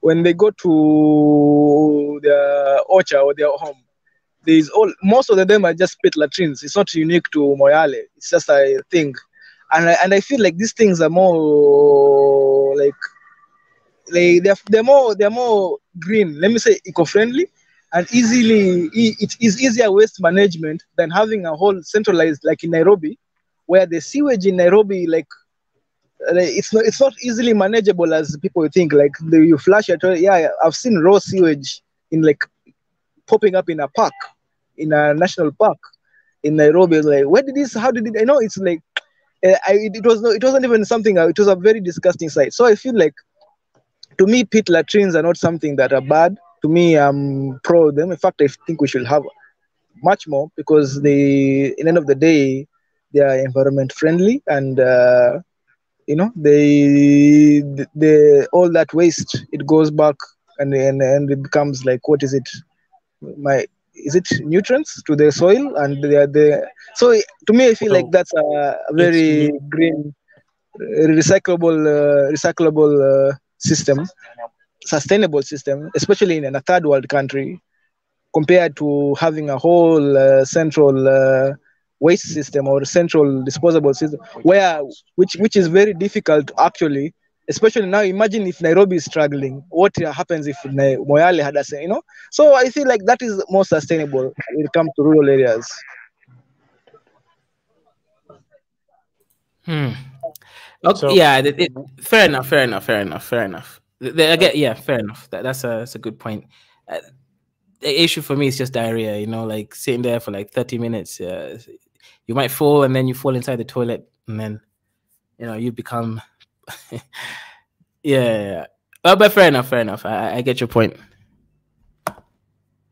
So I was gonna ask, like, wouldn't the first stage, I guess, to be like, at least as far as dealing with that, wouldn't that be to start manufacturing septic tanks for like people out in the rural areas, and then having a means to like bring empty those out and bring them to like a sewage treatment plant? Or like do they, like, what's with the sewage treatment plant situation? Do they have like a means of dealing with that?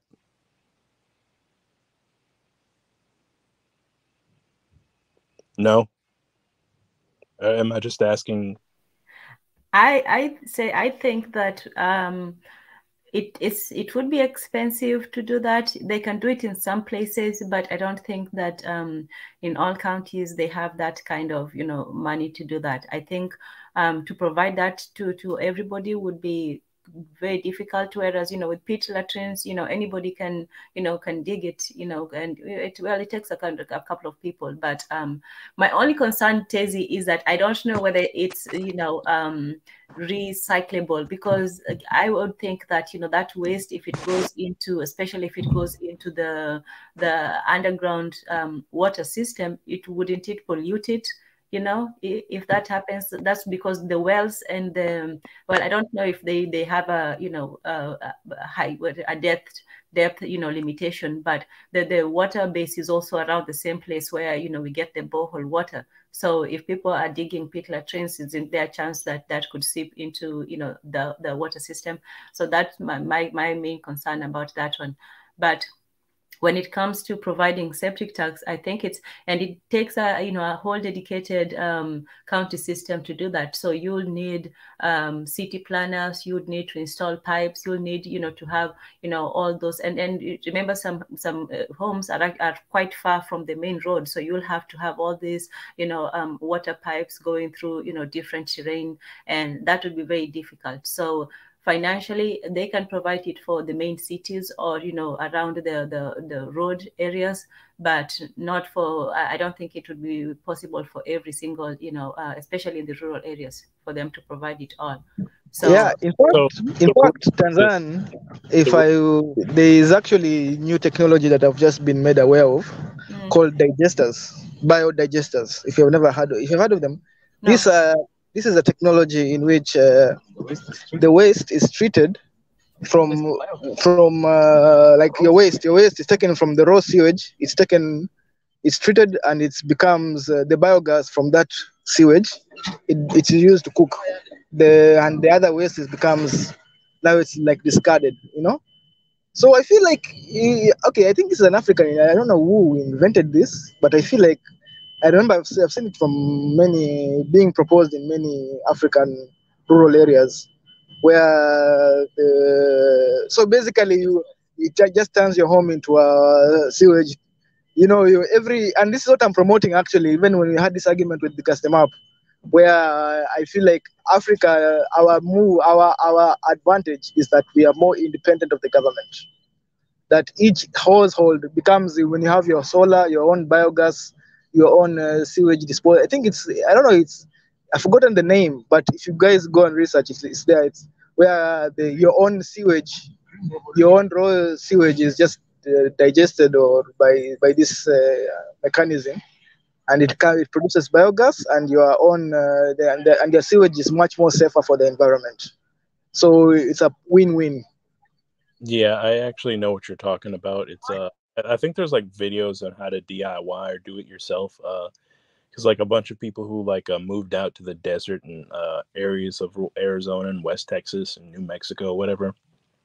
Basically, they don't exactly have access to like certain amenities as opposed to like the rest of the world, because it's like more so in a rural area, and they basically like capture the rainwater, and then I'm trying to roundabout way explain it, because like it's been a hot minute, but they basically pretty much do what you're saying with their sewage, and like pretty much put it through the compost and pretty much use the natural gas that comes from it to basically as an energy source.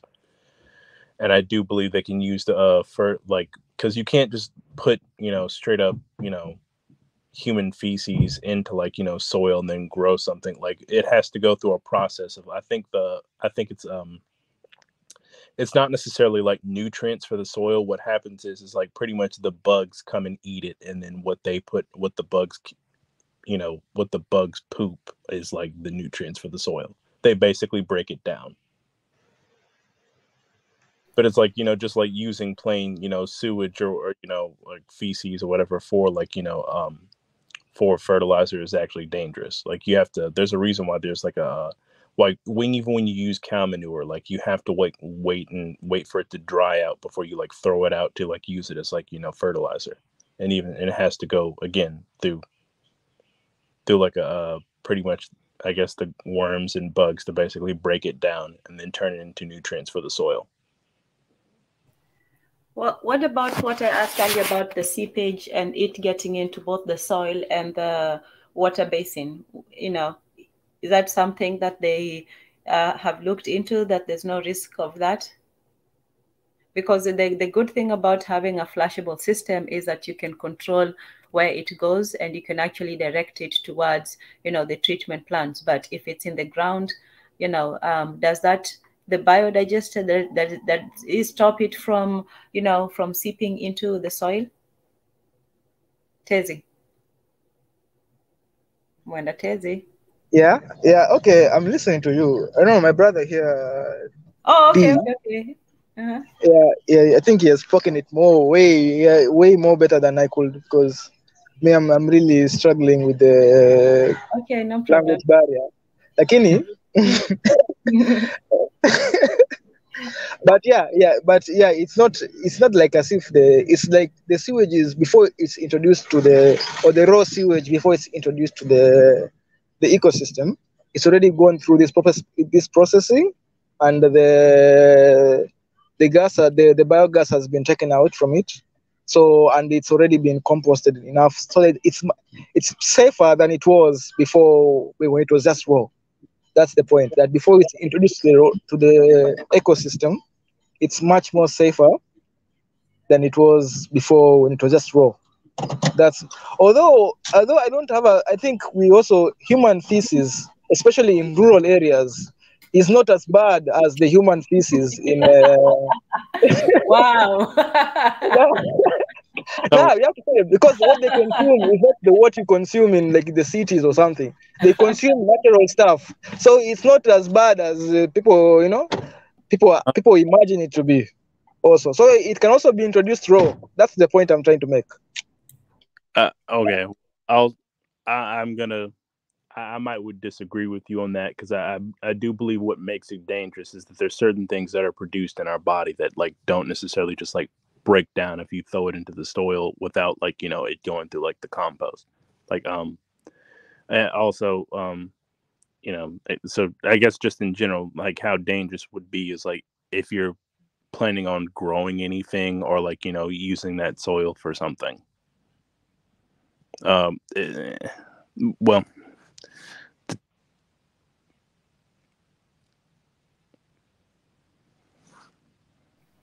I don't know if you went off or something. No. That was like there's like a reason why you can't like or why it's kind of like not exactly the safest to just like use human sewage just to like straight up fertilizer without putting it through compost. Like there's certain things in our digestive tracts that aren't exactly the safest, don't necessarily just break down when you just throw them in the soil. Like it has to kind of go through like a whole process for it to like be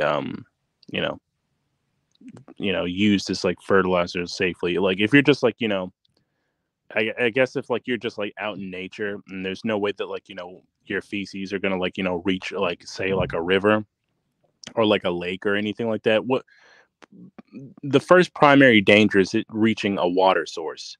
And like like if it rains, the secondary danger is if you like intend to like use that soil to grow anything. Those are the two things you have to take into account. And then I guess like if you're gonna if you want to think further out, which like I'm not exactly like an environmental scientist, but like let's say like introducing like a large amount of human feces in a certain area might disrupt the ecosystem, depending on however you're doing it, wherever you're doing it, or whatever. But that's something I would need to like. You would either need an environmental scientist to look into it, or I would like maybe need to study the environment, like the flora and fauna in the area, and make sure there's like you're not disrupting anything, Like, but that's like I can't say that anything on that concretely, because I don't. It depends on where you are. Well, I think we should study where it's actually been done, and that's in North Korea, where they're actually using human waste to as manure. So somebody should look into it. It's not just an exaggeration. They actually, you can't even throw away your own, and you can look into it. You can't throw away your own feces, and you have to go get it for, take it to the government, because that's what they use as manure.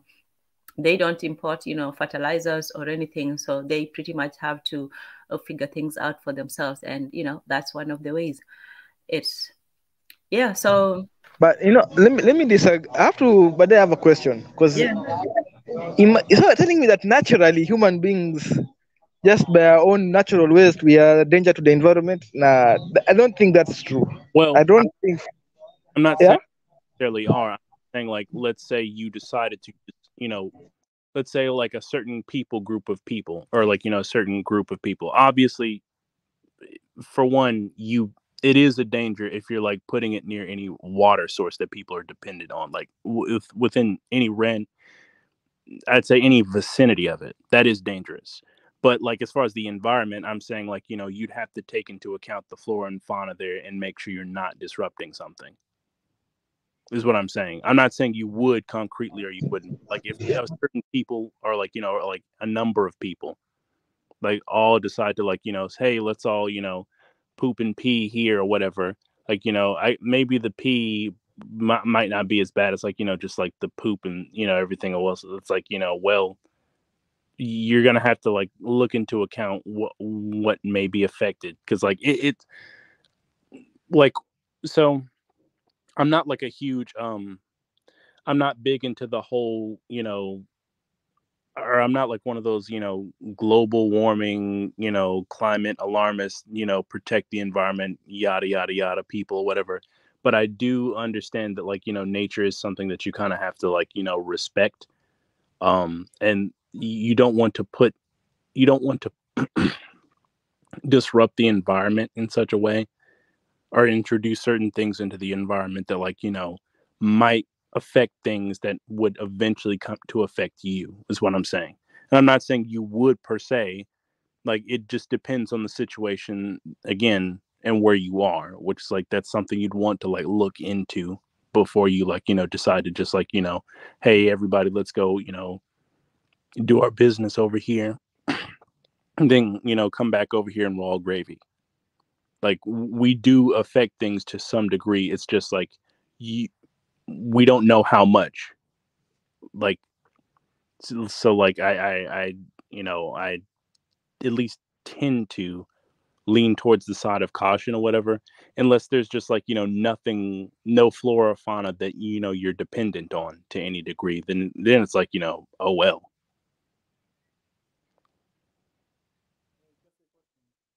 I'm not speaking of doing business over here. One thing that you'll notice in Kenya is certain signs for usikojoe hapa. Tezi and Kaiser, you know those signs, right? Yeah, no, we understand. Yeah. But the funny thing is that you can just see, you know, like a casual thing, like Kenyan men is, you know, they just, sometimes they just Kenyan out men, like no. It's not limited to Kenyan men. Well, those are the only ones I've seen. I don't know if I've seen both genders. No. It's not both the genders. In fact, that's what I was going to say. You don't see Kenyan women just, you know, going everywhere like that. Like you Kenyan men are just everywhere. You know, just do it everywhere. So it's like, you know, do women, where do the women go? Quite the women can hold it better than the men. But even when you're driving cross country, you just see some guy just, you know, on the side of the bushes, just, you know, doing his business like that. Like you guys don't have any sense of decorum. That's all I'm saying. That signs have to be put up for, you know, to tell you. No. First of all, I have yeah, this is a personal attack. First of all, that is a true one. It's a true one. No. First of all, I have seen women do it, and yeah, okay, maybe you have not seen, maybe because women are more secretive or something, but me, I've seen women do it. In fact, it is a very scarring. Sindio? Like like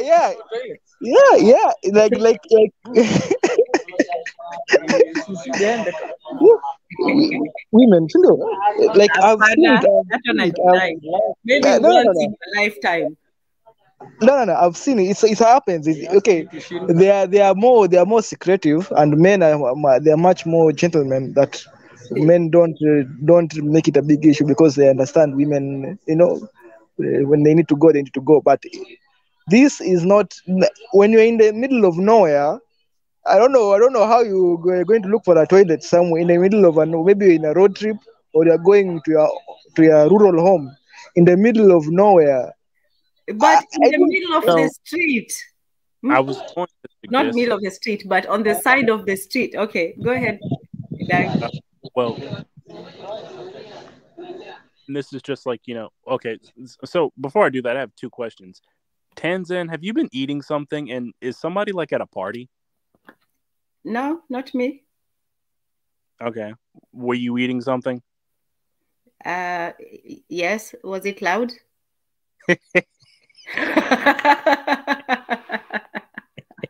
I've been on for 2 hours. I am a human. Okay. Okay. Yeah, I was like, is somebody chewing on something? Like, what's... No, that one, I think that one was Tazy. I usually mute mine when I'm eating. Okay.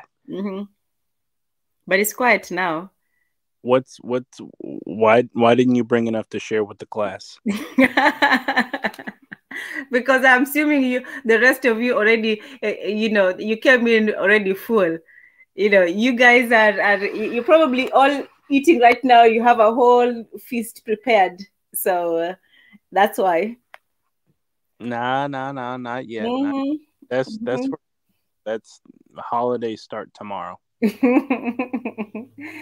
Yes, there it is. So it's going to be a terrible time of songs and cheer and yeah. Well, yeah, I was going to make one other suggestion. You can, well, there is the suggestion that Munda Tesi made, basically the pretty much like your compost, or pretty much recycling your own waste and going through the compost, produce natural gas for energy, and making the fertilizer safer, or I guess, well, the waste safer to use as fertilizer and everything. But I was gonna also ask there's also that, but you could also build your own septic tank, assuming that there was some means to pretty much empty it and bring it to a sewage treatment plant.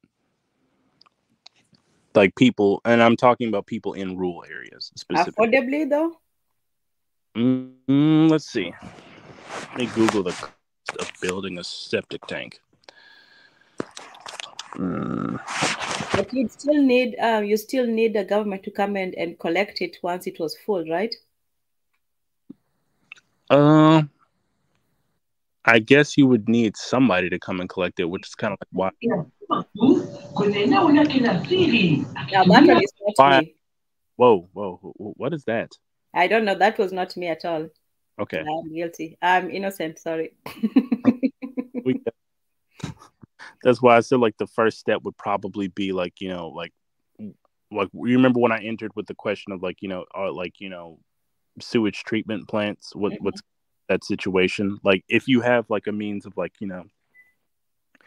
basically basically treating the sewage already built, that if that infrastructure is already built, then you can have people basically just at least out in the sticks, they could either do the compost route, or they could build their own septic tanks and then just pay whoever, whenever it gets full, they come and empty it out, and then bing bang boom, it's brand new. You have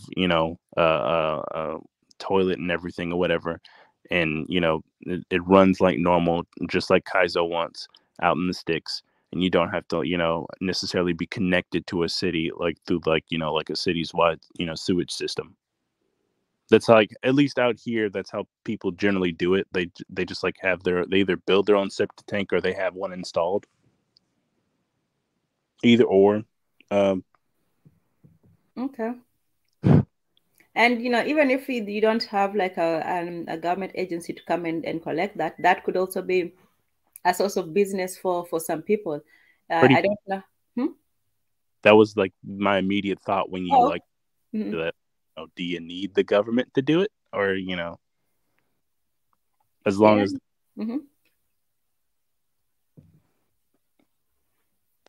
let's see here.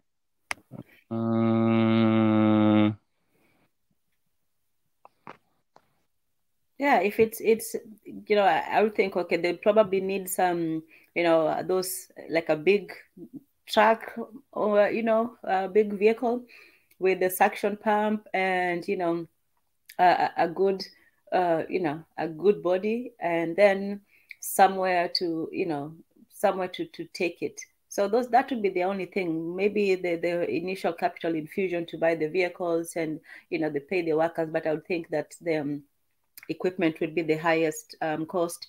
But barring that, you could also, it's not just the government. I think you can have a group of people. Maybe the big wigs in that area can come together and make an investment, especially if there's a profit to it. If enough people sign up for the program, they can do that. The only thing is, the government is always, if something is working, they'll probably try to come and take it. And also there could be a conflict with the water department or something, the water and sewer department. They might say, well, no, that's a government, that's our jurisdiction and so on. But it could be done. They can have an arrangement with the local people, and they could pay the government a certain percentage, so everybody gets what they want, and the people as well, and actually work towards something that is more environmentally friendly. So if that can work, and the main thing is that, is it affordable for the local people? Because in that case, then they can just do it privately. If it's not, but it's still something that would be good for the local economy, then the government can help and subsidize the people. If they can do it themselves, that would be the best thing. And then for the facilitators and the actual planning, strategizing and execution, that could be a private company. I would trust a private company more than I would the government, only because they would probably try to to be the most efficient they can. So yes, but did you get some more information about it? Let's see. Want to add something? I'm looking at it, and it says, and these are like inflated dollars now. They're saying it's like around 5,000, but it was like it used to range between about 3 to 8. But like now it's about 5 to I don't know how much it would be. But again, these are like inflated American dollars. I guess they're saying before it was about 3, all the money printing we did. So about 3K. And that on the consumer's end, right? Yeah. So, to invest in a business like that. Mm-hmm. This is just like, if you were to buy a new septic tank or whatever, and like you have it installed. Okay. So that would be from the consumer end. Then we should also, not now, but whenever, we should also look at the, the supply aspect of it.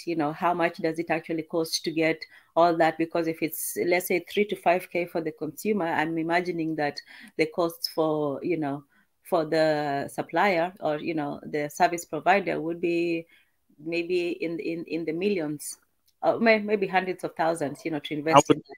Yeah, I wouldn't say or like millions, probably about tens of thousands to hundreds of thousands, because you'd basically need I don't know, you'd need a truck that can basically yank at least probably about 10,000 pounds or more, between 10 to 20,000 pounds. So like, just roughly your average semi, and then you'd kind of like need the vessel to hold the sewage, and then have that kind of like integrated into like, there are people who build trucks specifically for that, but I guess like there might be another way to do it that's kind of like up to the engineer who's designing the truck. Okay.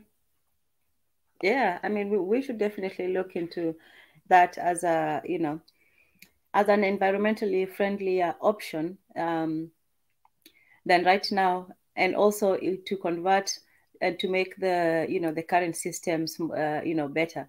Right now, I think in the countryside they use more of the pit latrines, and then once they are full, I think they just close them up and then dig another one. But I don't really think that they're using or disposing.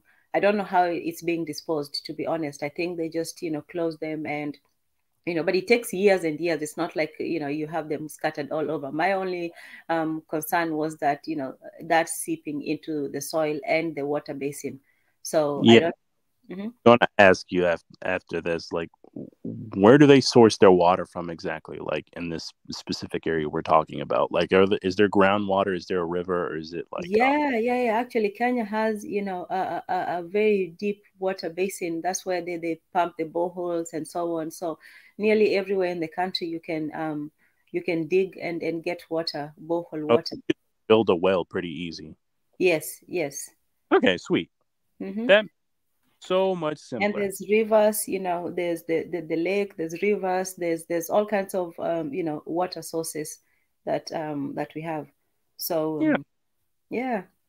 And so that makes Well, like if you water, you just need like a, set up a purification system and then you're set. Like have it hooked up to your, okay. This seems okay. Doable. Yeah. I don't know what it would cost to like just build a septic tank. I was like looking into like building like a DIY because like I haven't looked into the exact material cost or whatever and everything because I don't know exactly like everything that like because there's different kinds of septic tanks or whatever. But if we're talking just like a suitable one that would like fit a situation or whatever, I don't know what the materials would cost. Like because the cost of materials everywhere has kind of like gone up over here. Yeah. But hey, that's the way the cookie crumbles. And I think that even introducing, that concept, most of the time, and Africans are very good at adapting things for, their local economies. I've seen, them build all kind of rudimentary vehicles and bicycles and things like that. So I think that we should also involve the country people into solving their own problems. So show them what kinds of the whole concept that this is what you can do, this is how you can recycle, this is how you can reuse, and so on. These are the principles of a septic tank. Now if they come together, they can either find local local materials that they can use, or they can use substitute material, or they can find easier ways of doing that. When you have an idea, it's easier to work towards it than when you just have the problem in front of you. So we also should go and redefine the problem so that we can have new solutions. I think it's a good idea. I think that the government should look into it, and the local people should be involved. If they can't if they can't afford it, which to do, I think that would be one of the main hindrances to that. I think that the government can see, something valuable in it and either subsidize it, or the people can come up with, cheaper options for building those kinds of projects. I think that just introducing people to that idea, when somebody knows how a car works, you're not going to build, the next BMW, but if you understand the basic things, you can take, a used car engine or an engine from something else, you can put, the chassis, you can have, the transfer of energy and so on, and then build something that moves, even though it doesn't, it's not seen as a car. So I think that we should encourage those kinds of innovation, because people will solve their problems if you give them, an opportunity, or if you show them ideas and concepts. And especially the waste one, and, if they solve it, that would be a way that the countryside could actually, profit from the city. They could go into the city, because some areas in the city are also not, still, up to date on that whole drainage system, and that could also be an option to be used also in the city. Yeah, we should definitely look into it. If you have any more information about that, you can email it to me, and then I can read more about it. But you say that the name of it is a bio, what is it called? Well, just send me you can put it in the private chat, the material that you were looking at. So, yeah. Okay. So I know that it's not really a big or a matter of conversation, or in the Caribbean. But what do you all think of the issue of tribalism or tribes, the whole concept of tribes in Africa? Do you all think that it's just, a throwback from, the old days, and we need to update our systems? Or is this something that, we should strengthen and use that, going forward? So I think it's kind of like a matter of like what you value and kind of like trade-offs. Like I will say probably the one thing that's like kind of like advantageous, and again, I'm not saying it's perfect, at least like that's like advantageous, like because you were talking, I remember you guys were talking just like a second ago, like the you were kind of going into like the differences of like being called Black as opposed to like African, or even like further than that, Kenyan or Somali, and even further than that, like what tribe. that would be from. It's like, it's, just different. It kind of like breaks down into like, different little denominations. Like you talk about like molecules going into atoms and going into like protons and neutrons and, electrons and everything. Like, and this is probably the one thing I would probably say is like an advantage. And again, I'm not saying it's perfect, because it also has its drawbacks. It's like, if the Black community in America wasn't basically so dysfunctional, basically if it was an actual community and it wasn't like dysfunctional like it is, like it would be easy to like pretty much, I would say, mobilize, if that makes sense, or like to kind of get them all on the same page. It would be a whole lot easier to do, as opposed to like, what I would like when I think like starting a movement or getting something done in like, Africa. I think it's like a whole lot more complicated, because there's like a whole lot more people there, and like, a whole lot more people have like a whole lot, that they all value different things, and they don't necessarily want the thing that you want, even if you feel like it's like, the best for everything. And that's like, as opposed to like, and I mean this in the sense of like, not just that, but there's also like, who the idea came from, or what the, who's coming to the our people with like, you know what I mean, but like who's coming to our people with like, this movement or whatever agenda, and is it for us, or if it's not, like, they have to kind of like, obviously, before you make a jump to it, you'd want to discuss if this is even the best thing for you and yours. Because you kind of like, at least in my mind, you would probably look to your tribe first, like after your family, like after like your immediate family. That would probably be the next thing you'd like look to. Whereas like, over here it's just like Black, and it's like, and don't get me wrong, Black people, we're not like a monolith to any extent, but at least like, I would say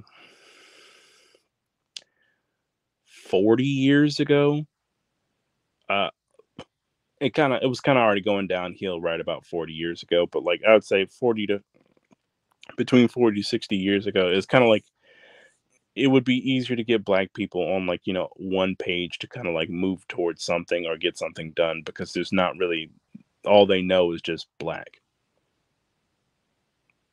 that they kind of like identify with each other like racially. And that really kind of like arose out of like really two things, like being stripped of any identity outside of that, and then kind of like just like persecution from the outside world.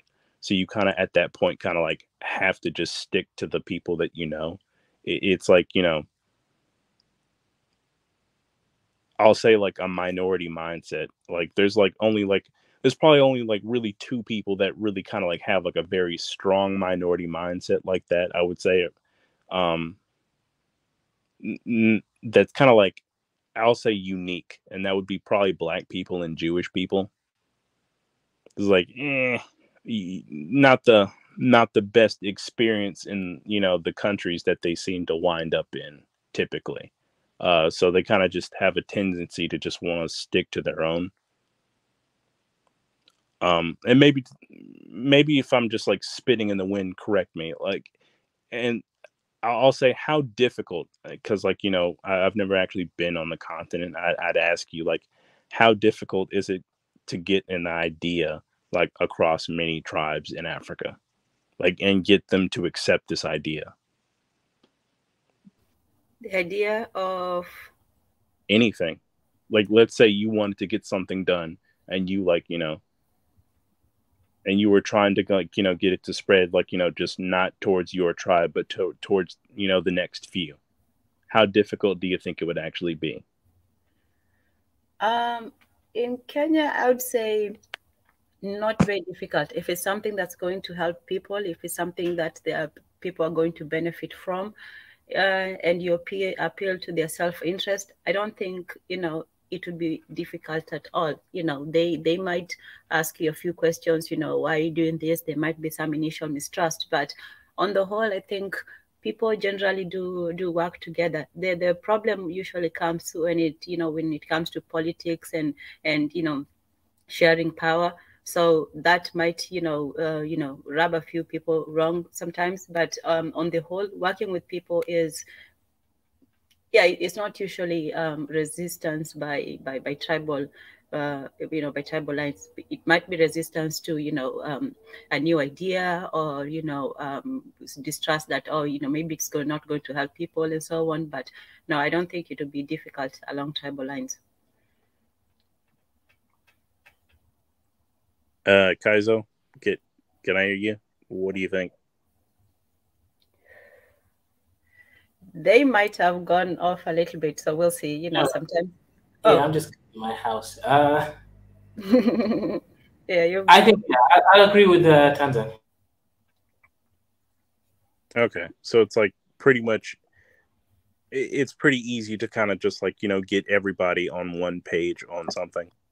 Yeah, because people are not like I said, having tribes is not necessarily an automatic conflict. In fact, most people, they will want to know your tribe immediately. Like the first thing that we ask, what tribe? But after that, it's simply, people just move on from that. We don't get too hung up on, somebody's tribe and so on. We make assumptions and, stereotypes and all that stuff. But it's not to say that, because somebody's from this tribe, that they are necessarily, you're going to have some attitude, a great attitude about them.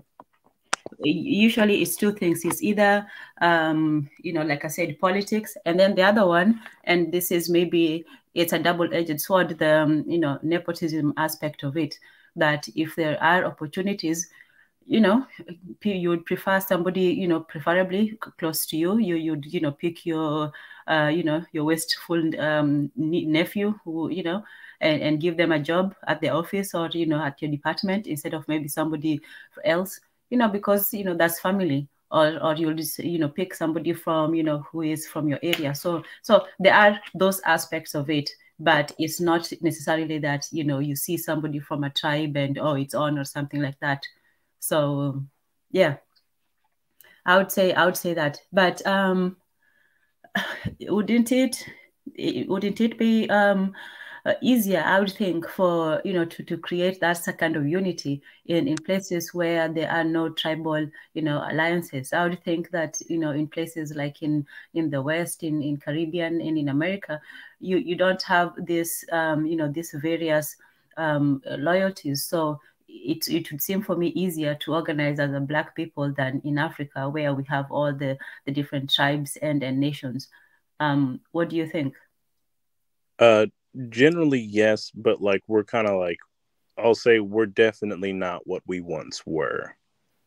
Like that, like we're definitely not what we once were. Like, at least as far as like how a community functions. Like, no, that's like I sometimes I wonder if we're gonna be around in 100 years. To be perfectly honest with you, like at the rate we're heading, if nothing major happens, like it's like, yeah, this doesn't. And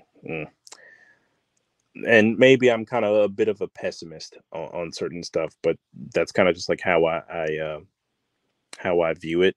And it's more so kind of just like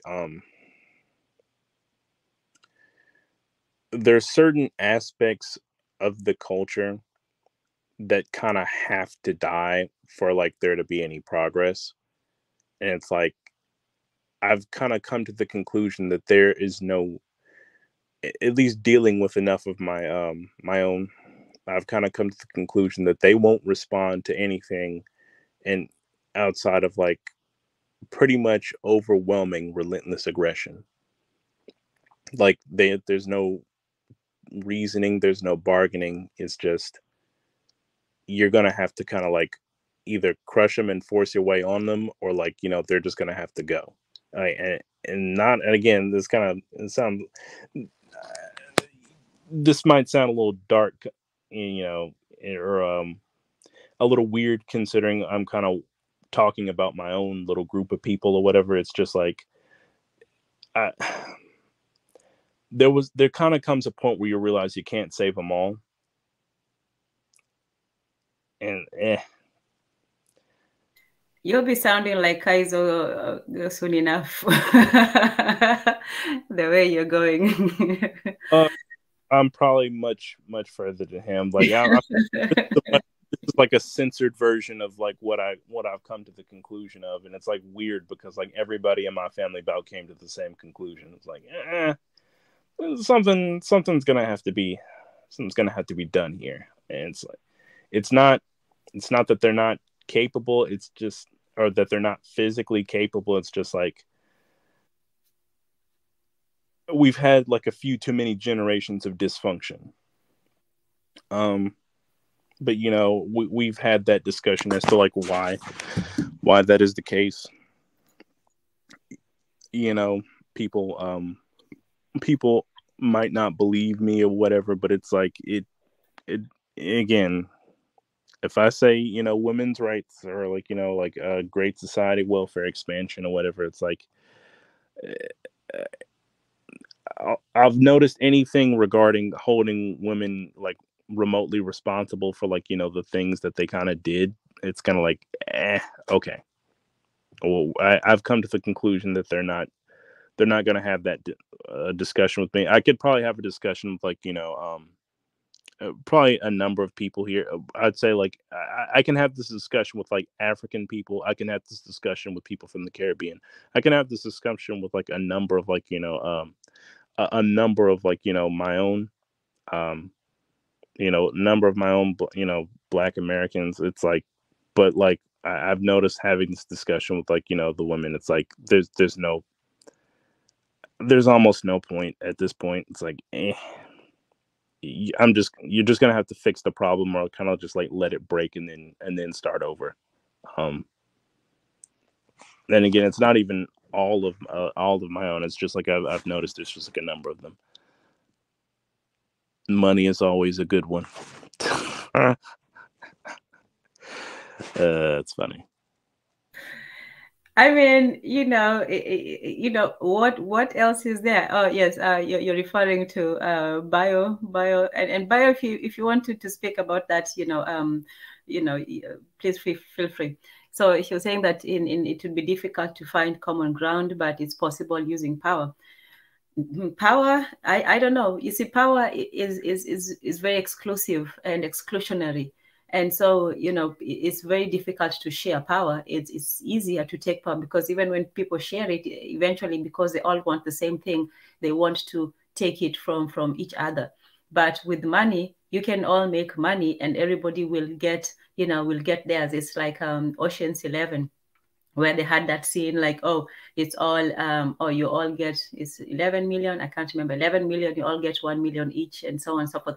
And, you know, when you look at it really, when you think about it, did they all deserve the same amount? Because, you know, some guys did something, you know, some people didn't take as much risk. So, but in any case, everybody gets something. But when it comes to power, you cannot really share power that easily. You cannot say, okay, I'm going to have the, you know, how can you even share power? You know, unless it's even with the democracy, I guess that was the attempt to share power, but it's not very easy. So I say that, you know, maybe the only thing is just to appeal to people's, you know, base, but not as ferocious nature, their love for money rather than their thirst for power.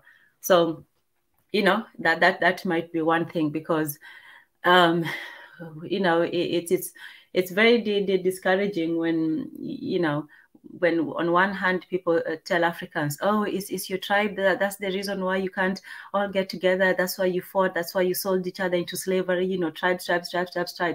And then now the tribe thing is now, let's just say, deleted. It's not even there anymore. There's no more tribes to blame us Africans for. So now you have you know, the Black people in the diaspora, and for them, they don't have the impediment of tribe. They don't have to worry about, oh, you know, this tribe is that tribe. They should easily, you know, without that, just come together just based on the one, you know, thing that they have in common. And even then you still find, you know, all kinds of divisions. So I don't know if we're just naturally, you know, we just are naturally a non-unified people, because even our approach to to race, every single group, they act as a single racial group.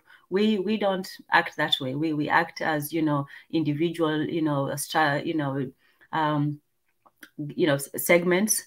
We don't act together, whether it's tribes, whether it's nations, whether it's this. We don't act as a group or negotiate as such.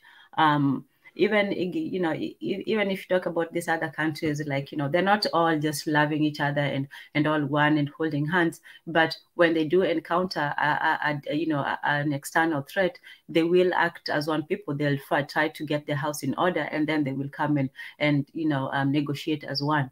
So they still have, their conferences and so on, and they still have, the Asia Pacific, where they can trade together and they can act as a body.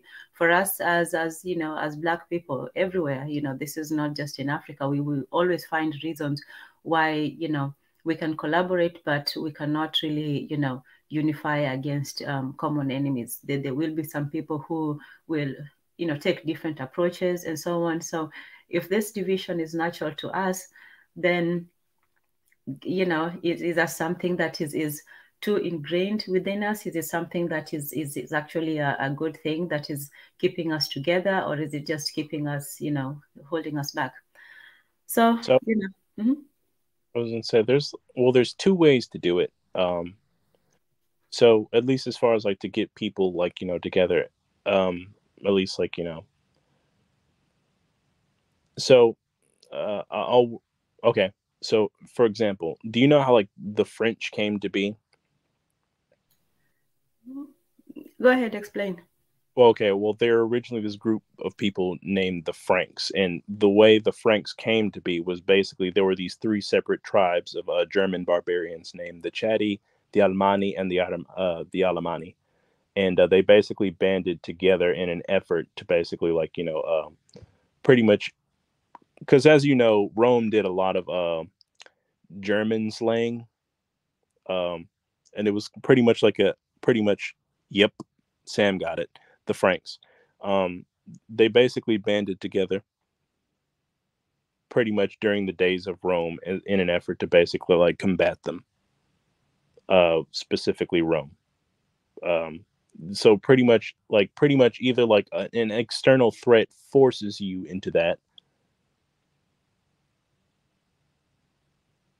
Yeah, either like because I'm sorry, I'm like reading him as he's like typing this out, but it's like pretty much either an external threat will like force you into that situation. So like for example, Jewish people or Black people, like it's typically just like, at least throughout history, it was just outside persecution, meaning an external threat was just forcing them to do what they were doing. Or I guess there's like because I can't remember his let's say bio. He was mentioning like power. It's not, you can't just be power, like, and I was just like, you can't just be powerful or like just have power, because I was like actually reading into this. I was reading some Machiavelli. You kind of have to be powerful, but you also have to be more than that. Like there has to be a healthy balance of like not just like respect and fear, but adoration of these people, like of the people. Like they have to want to get behind you. They have to have an image of you in their mind. And I'm kind of just like, I haven't finished rereading it or whatever, because like I'm kind of just like looking into like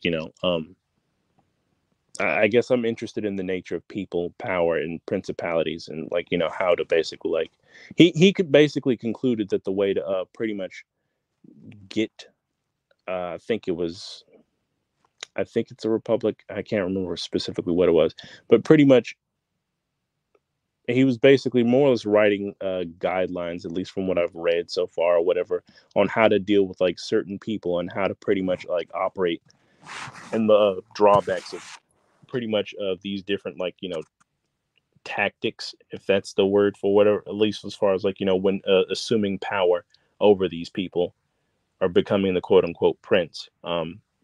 You've ever read Machiavelli before? Yes. Okay. Yeah. Like, and this is kind of just like in my mind the two ways to do it. Like you either have to go about it Machiavelli's way, or like other people are going to have to force you to do it. Like, but you know, understand you're probably you're gonna have to shed some blood if you go Machiavelli's way, and if it's like, you know, other people forcing you to do it, it's kind of just like a last ditch effort to preserve your existence. It just, in my mind, this is kind of just like a way to kind of get, again, and when I say power, I mean like, you know, a bunch of people on board behind you on this one agenda, kind of like collectively in this little I guess we'll say with one agenda or goal or task. And it depends. I don't know what Bio's, like, you know, situation would be, at least as far as I think he would be from Eritrea. Yes, I think so. Bio, do you want to speak?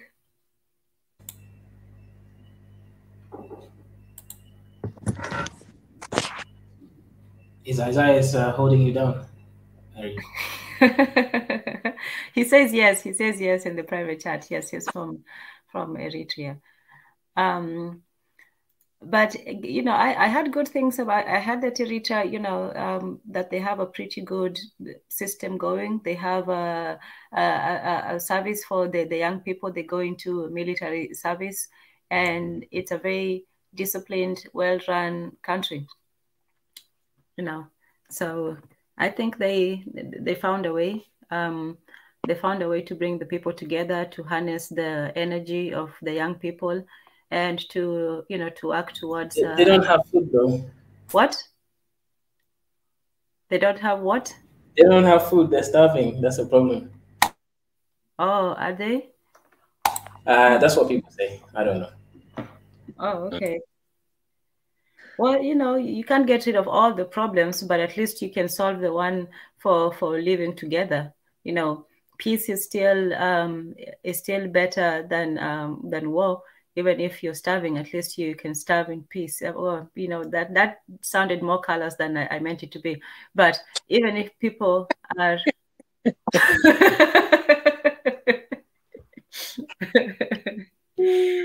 yeah, I had it after it came out, but yeah, so peace is still a human need and a human right.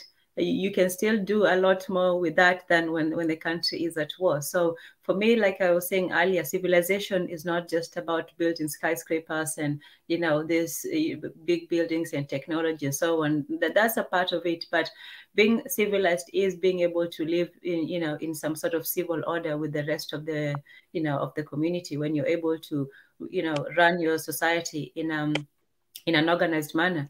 So safety, security, all that is also part of civilization. So I think in terms of living together, that's not me, you know, just in case somebody's is wondering what that sound is. Who somebody's either mic or something is making a sound, just to let you know.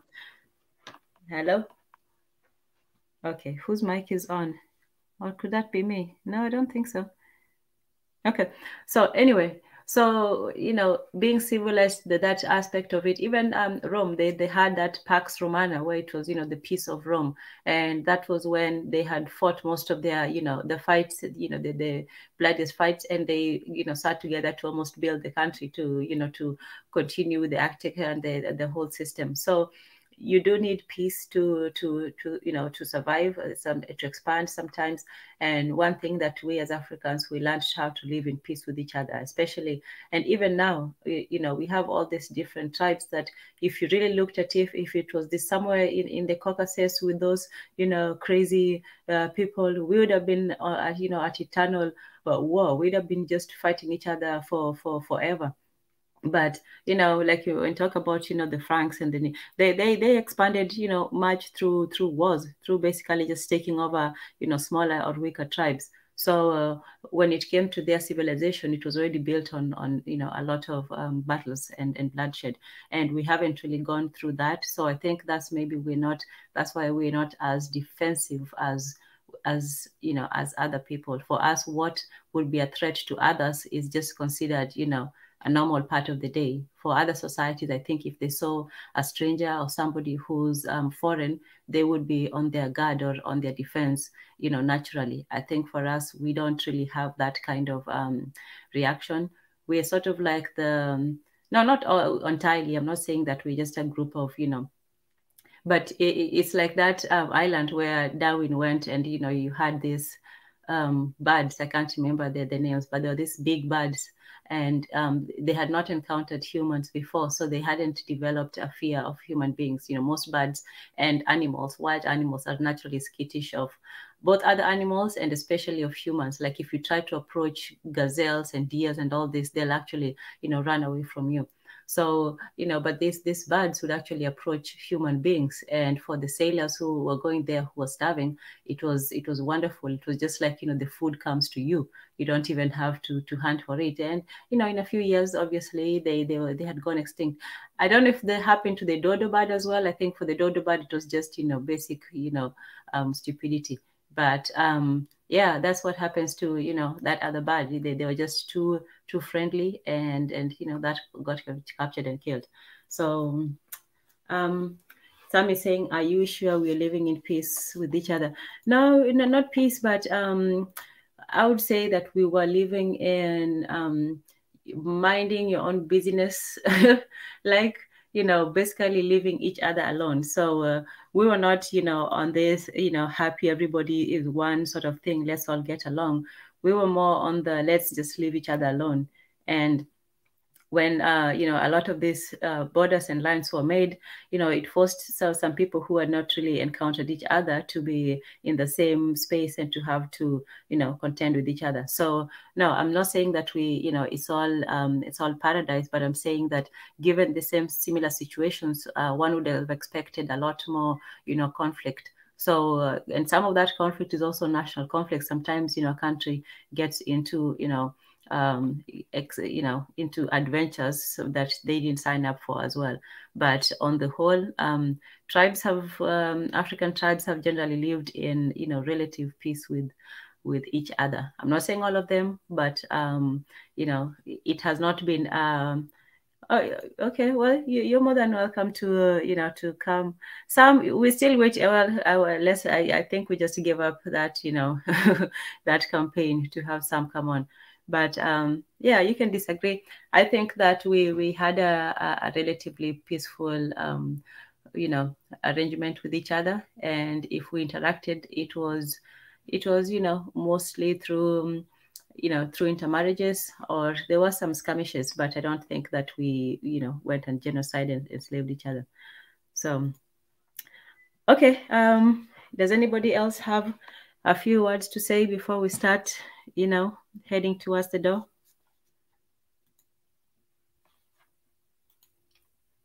Okay. Wow. That was a peaceful one. See? Peace. Peace and silence. But yeah, I think that yeah, you know, Europeans were also divided on tribal lands. No, I didn't say not just Africa. In fact, I said that earlier that most of the, you know, the history of mankind has been on a very tribal basis. But the difference is that Europeans and you know, most of the other races, they transcended their tribes, and they're working now out of a racial blueprint, while we are still on the tribal ones. And we still, some of us, you know, in the diaspora, you know, having been detribalized, they do have a more, you know, a more extensive, you know, racial consciousness. But in Africa, we're still on tribal and national lines, and we have not, you know, we don't have the conception of race that that other races and other people have. So yeah, you know, everybody had their tribal, you know, their tribal phases, and I think we are still in ours. He said we have peace, but it's also too important to peace at what cost. It's good to have military national service, but not forever. We're trying to be self-sufficient when it comes to food. Our problems are lack of legislative natural elections and the human rights record amongst the worst in the world. Okay, yeah, that's a bit, you know, despairing, you know, to hear. Yeah, I think our problems in Africa is interstate conflict and unconstitutional changes of government. And this leads to tribalism problem as a result of not equally shared power. For instance, Ethiopia and even the conflict that divided Sudan into two. Yeah, I agree with that. And to me, I said, peace at what cost? We also have to, to ask ourselves that question. And sometimes peace should not be at the cost of unity. I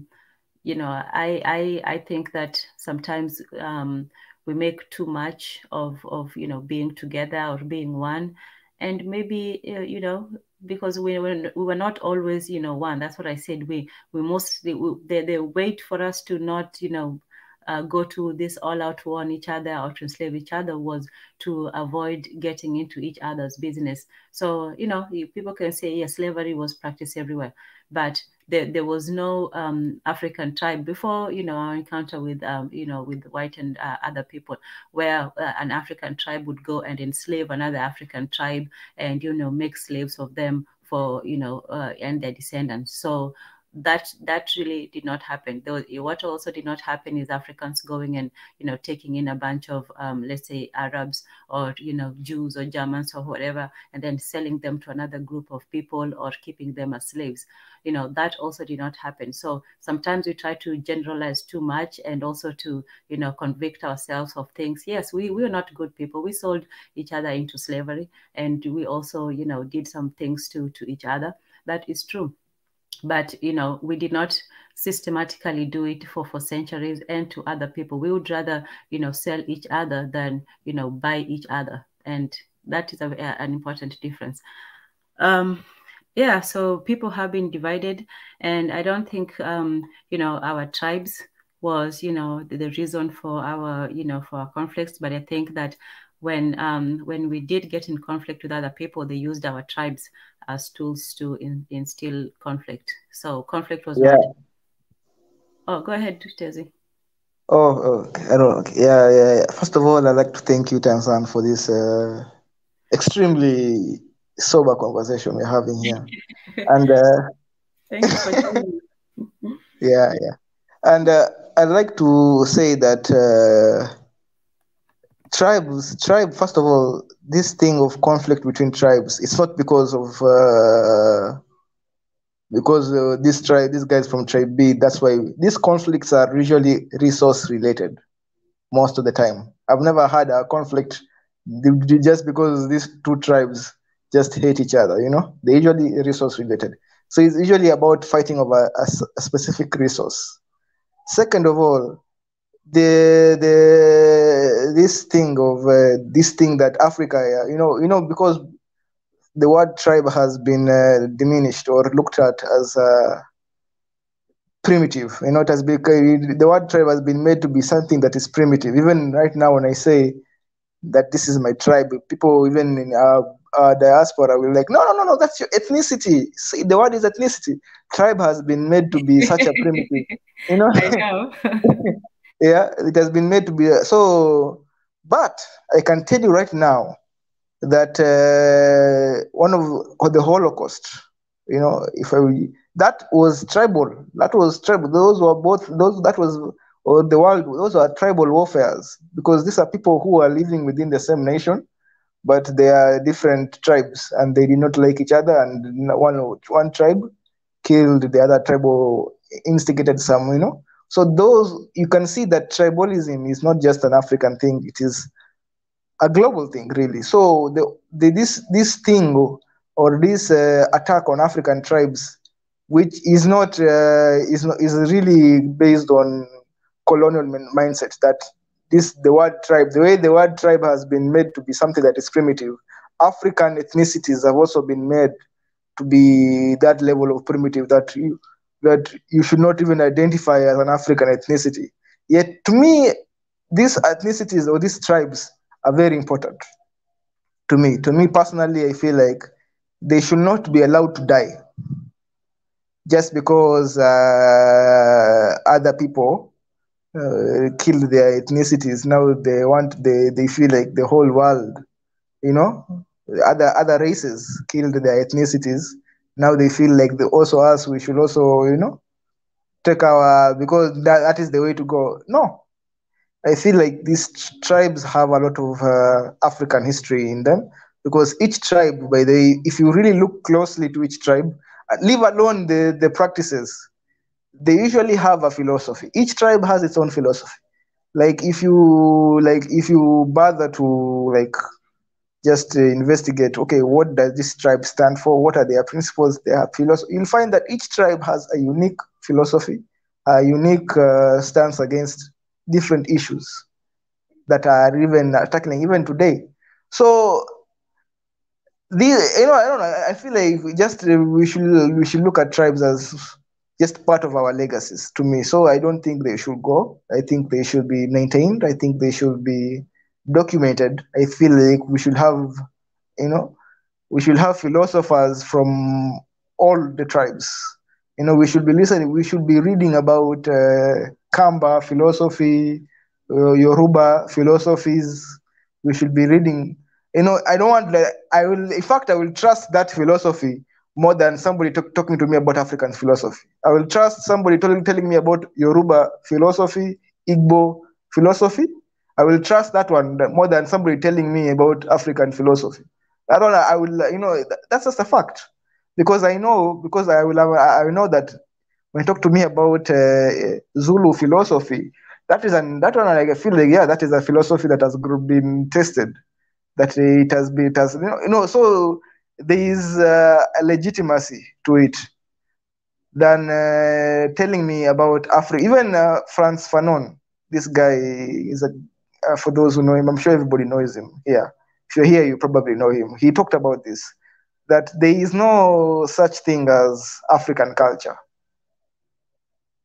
There are many African cultures, but there is no one African culture.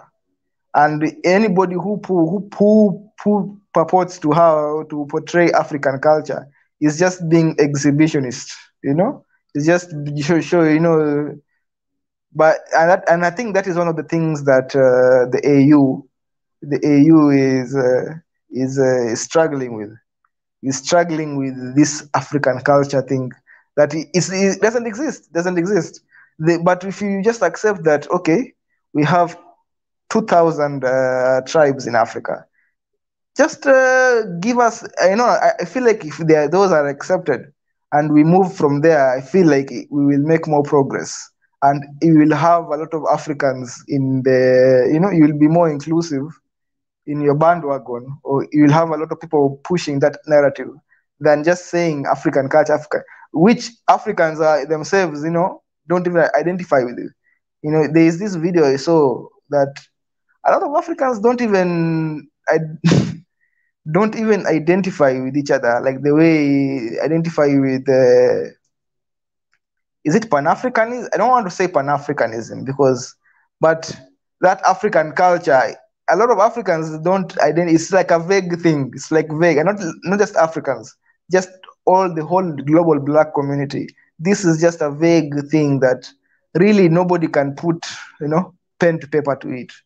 It's just like, it's a reaction. It's actually a reaction. If to quote Frantz Fanon, it's a reaction to whiteness. The way the Europeans pushed white supremacy, right? The way they pushed white supremacy. So when it comes to African culture or Black culture as a whole, it became a reaction to white supremacy. It's basically a reaction. But if you investigate, there is no such thing. It's really vague. So yeah, that's really my point, that in the end of the day, we should respect the tribes. We should continue to learn and document their philosophies before they, and see their and I see this happening already in the continent. I see, especially in Kenya, where I see specific philosophies from specific tribes. You find that, oh wait, when it comes to this tribe is thriving. Why is that thriving? Because they usually have this philosophy. So you find that this philosophy is adopted into the national philosophy, so I feel like in the end of the day, this is what makes Africa unique. This is my point, that these small things that make us unique, we should not be destroying them. We should continue to promote them. We should continue to strengthen them. These institutions, these tribal institutions, when it comes to conflict, I know people just assume that because you come from different tribes, people fight. No, conflict is usually resource related. Usually it's resource related. So if you investigate most conflict, it's not because this guy from tribe A hates people from tribe B. It's usually tribe A and tribe B are fighting over a specific resource. So usually I always challenge guys to see, even when you see tribal conflicts, usually if you just investigate that thing, it's always a resource. It's always about a specific resource. So yeah, that's really my point. Well said, Mondatezi. Well said. And yeah, we definitely should look into, the tribal principles and practices. And, that's the danger of the, the tribes, is that they need the people to actually continue with the transmission of the culture. A lot of that stuff was expected to be transmitted, from one generation to another. And that also was a way of strengthening the bonds. But, we're in a written culture now, and it's difficult to, to have the same kind of cohesion as before, not just because, of people's lifestyles, but also because we're not just able to do what, people used to do in the old communities. So it's important for us to study, those beliefs, because if they're not taken in, they'll literally just die out. It's not like the English language and these are the things that are written down and there's a reference point. So we have to continue reference them or preserving them. And yeah, we should study why and how we lived with each other for such a long time, how so many different groups of people then, and still now, how we still managed to do that despite our many differences. And, I don't, Pan-Africanism, or, this idea is not so much that, everybody is the same. It's actually acknowledging the differences and saying that despite them, we can still work together. That's the whole thing. It's not to deny, one person, or the other. Is to say that we're all different. We all have different experiences. No one has the, the one, Africanness, but all the different tribes have, something to contribute. So, yeah, I can't add too much, Mondatezi, I think you, said it all or most of it. So let's go ahead and let Kaizo and Dang, I don't know if you went already, but if you want to add something else, you can. And then, yes, we'll go ahead. And Well, I didn't have like much to add to that. It was like I think he covered quite a bit, but I did have a question. Like, do you like consider yourself Pan-African? Me, yes. Okay. Yeah. I don't know. I can't really say that I consider myself Pan-African. I don't know. I just it's not really. It's so well, I think that would be another conversation for a different time, because I know you're kind of wrapping it up. No. Go ahead. We can open it up a bit. Anybody who needs to drop off we can go for, for a few. Let's open it up and then we can set it up for the next one. If it's too wide, we can, set up a different one. But I would say for me, I would more say, the name has been, obviously, I don't like the name Pan.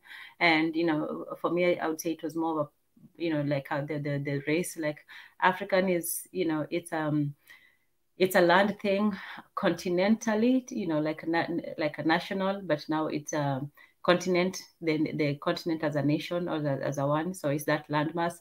But also I think the black part is also important. So, but it's not in the Pan-African. For me, I think it's people of African ancestry, and that includes the black people who are, in America and Caribbean and in other places around the world. So yeah, that's how I look at it. But what did you say was your main hesitation towards it? Because there are, and this is the thing also about ideas and beliefs and so on. It's not a Bible. Nobody is, wrong for thinking anything.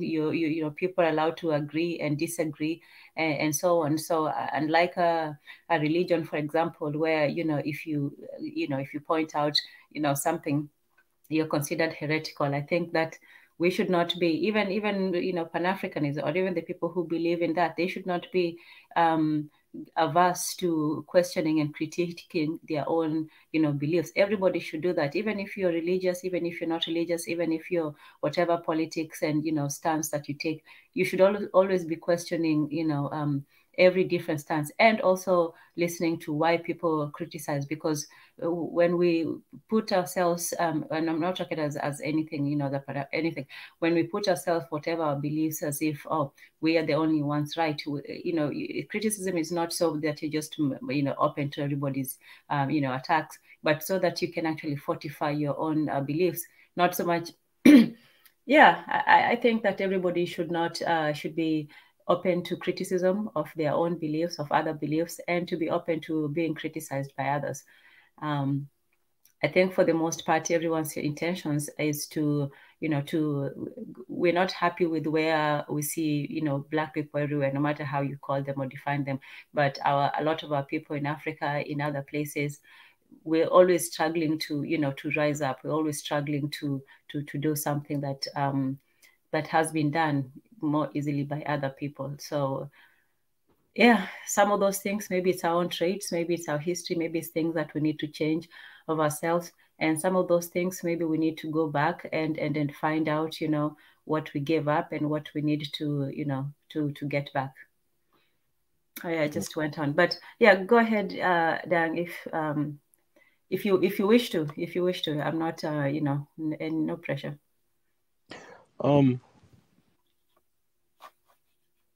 Well, at least when it comes to that,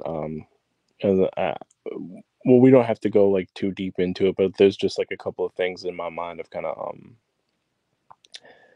at least kind of like observed about and maybe this is just like people like even like let's take it away from like say Africa per se, but like let's look at like say even like we could say Europe, right? Like the concept of like white as we kind of like understand it really didn't come to like play, at least until like it existed in like maybe like a general term per se, but like it definitely didn't, at least as far as like over here, it didn't exist to the same degree, at least until like maybe like the past frankly less than 100 years. It's like just in general, like when people came over, like because the majority of white Americans would technically be like immigrants and everything. They came over into Staten Island, signed an oath or whatever, and they kind of just like tried to integrate into society. But when they came over, they were pretty much identified by like whatever. They really had like a national identity, like so like we mentioned like strong communities and how that like or how they kind of get like a bunch of people in the same direction. So like you had like a lot of you had like a lot of Irish in Boston, and like and a lot of Italians in New York, and that's because like they were like Catholic, and at the time like America was like largely a majority Protestant nation, and they really didn't like Catholics just in general. So like there was like some persecution towards them, so they kind of were forced to like band together. But like they didn't necessarily identify themselves as like white. They identified themselves as like say Irish, or Irish, or like Italian, or Welsh, or Scottish, or German. They still had a national identity. Now, if you look at them now, they're like the average white person is just that really doesn't exist. Just like the Catholic quote unquote persecution, or what I just mentioned earlier, doesn't really exist. And I feel like I don't know, and I'm kind of still gathering my mind on this. But what I've noticed is really, no matter where you seem to go, and this happens to be the case largely everywhere, like, you know, on most continents I can think of, wherever you find people, or, you know, uh, the people there tend to, like, you know, wind up in different groups, or, you know, they tend to be different groups of people, and they tend to not actually like each other that much. And the origin of the beef could be, you know, um simple things. Usually, again, you know, Moinda Tensi mentioned it a second ago. He usually, it's people, most wars start over resources. I think they broke down the Encyclopedia of Wars and said maybe about, I think, 7% of, like, you know, human history's wars was like religion. But like the rest of them were, like, you know, over pretty much mostly resources, and, like, you know, I think there was like another 2% for other stuff. But even if, like, you know, the origin is like resources, it kind of like evolves into something else that turns personal, because, like, you know, once a person, you've kind of killed one of me and mine's, I kind of have a problem with you and yours. If that makes sense. The origin is, makes sense. And let me interrupt you just 1 second, and let me tell you why, you know, this racism is such a strange, foreign, and just sick concept in the head, right? You can understand tribal conflicts. You can understand this tribe has a beef with this other tribe, and they're going to, you know, go to war. And most of the time, your conflict is with somebody next to you. Like, you don't go out of your neighborhood to go kill somebody on the other side of town. Usually, it's your neighbor who's been pissing you off every day, or, you know, somebody that you know, or, you know, your husband, or yeah, you know, it's usually somebody who's close to you who's doing something. So understanding why Africans may have, you know, tribal conflicts is not, you know, it doesn't make them like a unique kind of people. Like, why can't they just get along? It's actually very, very normal for, you know, people who are close in proximity to be at, you know, at loggerheads. So, you know, and that's what I was saying, that it's actually shocking and strange that we are not more at, you know, we don't fight more as Africans, because seeing how we're so different, you'd think the level of conflict would just be, you know, out of control. So it has not. So there has to be, there's a secret there, that we knew how to get along with each other, and not getting along like that we're friendly and nice. It was just basically to leave each other alone. You know, we would get into resource conflicts if we, you know, somebody stepped into somebody's land and so on, but it would not be just out of this emotion of hatred. But when you look at how, you know, white people, you know, and we always look at the one side, oh, Africans, you're doing this to Africans. That, as we said, is normal. You're going to do that to somebody who is next to you. But what is shocking, if somebody having an unnatural and unprovoked hatred towards a whole group of people, you know, there was no historical conflict between, you know, Africans and Europeans. We didn't, you know, have anything against them. So for them to take people from Africa, to put them in all these places, and then to continue that brutality through centuries. Even if you're mad at the original Africans who did something to you, you're going to continue that for centuries on their children and their children's children. Like, there has to be something very sick in the head for somebody to institute that as a policy, and to continue doing it up to this moment. So for me, I think that we should definitely, you know, study this phenomenon, not to deny that it doesn't exist, to call it, oh, it's a social construct. It's actually a mental illness, and it's not one of those, you know, cute ones. It's actually like, you know, a psychotic one that has taken over a whole race of people, you know, a whole, you know, group of white people, and just made them into this collective, you know, insane people. Because for you to also be a part of that system and continue to benefit from it, and not, you know, have anything to say against it, that means that we're all complicit in it. And it's a very, very sick system, because it's not based on any historical justification. It's not something that somebody did something to you. It's just irrational hatred. And that would go, it would make more sense coming from the other side, who can say, oh, this has happened to us, this has happened to us. But yet, even that side that, you know, has been victimized, they are not even allowed to say that, you know, oh, it's in the past, it's in the past. And yet, when you look at race hate, it comes from the people who have been, you know, the ones who have been committing the brutality, you know. So this idea that, tribalism is the cause of division, no, it's no more divisive than, other places. It's this division, this division of race that causes this extreme hatred, unprovoked hatred that does not, make any sense. Tribal conflicts make sense.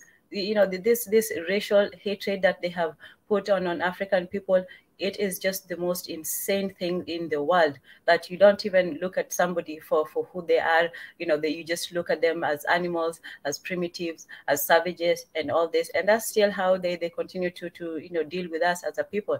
So we have to study what it is in it, because when we ask, we all go wring our hands, oh, what is black? What is black? Who is black? And then we talk about, the enemy. Well, how are you going to know the enemy if we don't even know who we are? We have to come, whatever name that we decide to give ourselves, even if we don't give ourselves a name, we have to, designate ourselves, if we're going to work as a community, or else let's just call the whole thing off and say, everybody just dies, individually, and we just call it that. So if you see your brothers and sisters, being beaten, just, walk on by.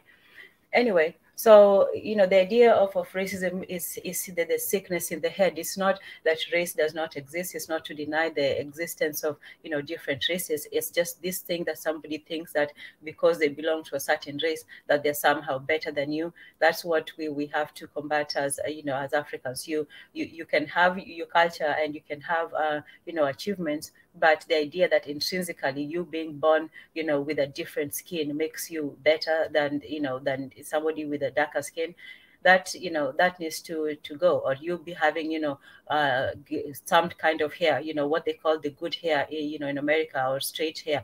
And, that also has to go. It's not just about hair. It's also about, recognizing that everybody has, their right to exist. Everybody has the right to exist in their own way, and there's none that is, better or worse than or the other. So yeah, that's all. Okay, so if we don't have a few more words, and Dan, go ahead, and I think I did interrupt you. I'm not sure if you if you said what you wanted to say, but it's open, and we can say a few more and then close out.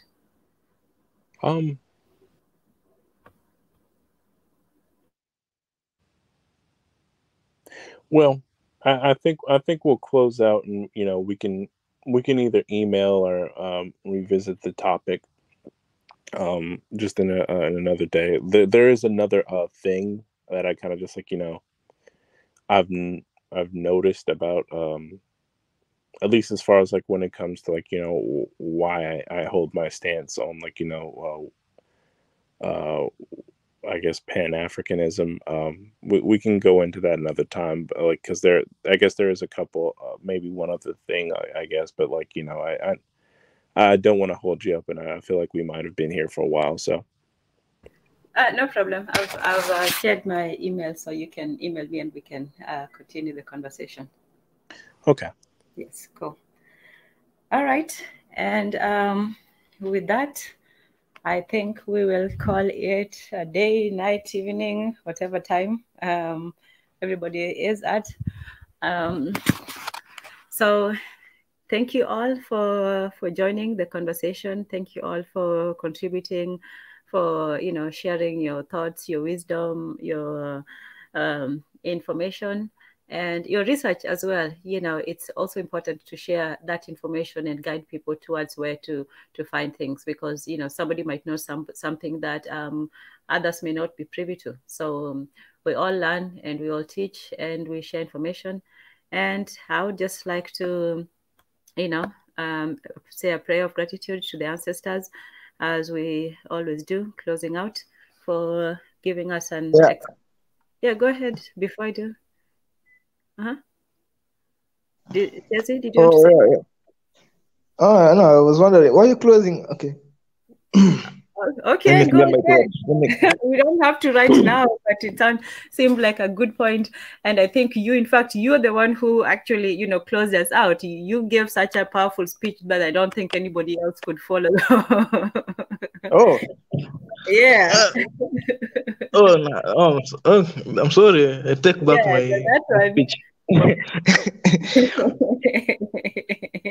That one, even you see, even some just kept quiet. Everybody was just like, okay, yeah, I guess the mic has been dropped, and the rest of you go home.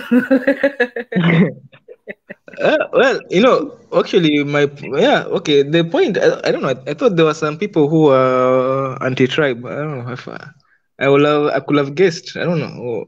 I thought, okay, maybe I was wrong. Maybe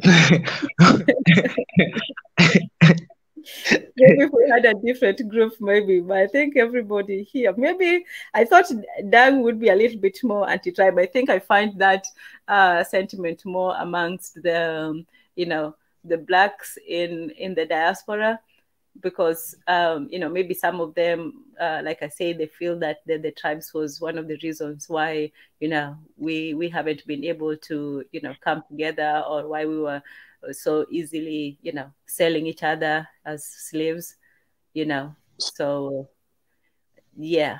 So yeah, I know Marie Antoinette is anti-tribe. Daniel, yeah. Well, I'll say, like, I'm not necessarily anti-tribe per se. It's like, it's a matter of trade-offs. Like, if you go this route, you're gonna get certain things, but you're gonna lose certain things. And if you go this route, you're gonna get certain things, and you're gonna lose certain things. It's a matter of, like, what you value more at the time, or what you feel like would be more beneficial to what your goal is. Like, if you feel like tribe is in the way, then okay, eliminate it, and you don't even necessarily have to just like get rid of it, like, per se, like in the same sense, like, like and this is just me. If I was just like ruler of all of Africa, and I'm just like, saying, okay, from here on, tribe is no more, I'm still gonna, like, order like an account and have, like, some sort of like a big old library built, and where people will kind of just like give like an oral account of, like, who comes from where and where these people come from, so that at least, like, we can at least look into your history and, say, okay, I come from here.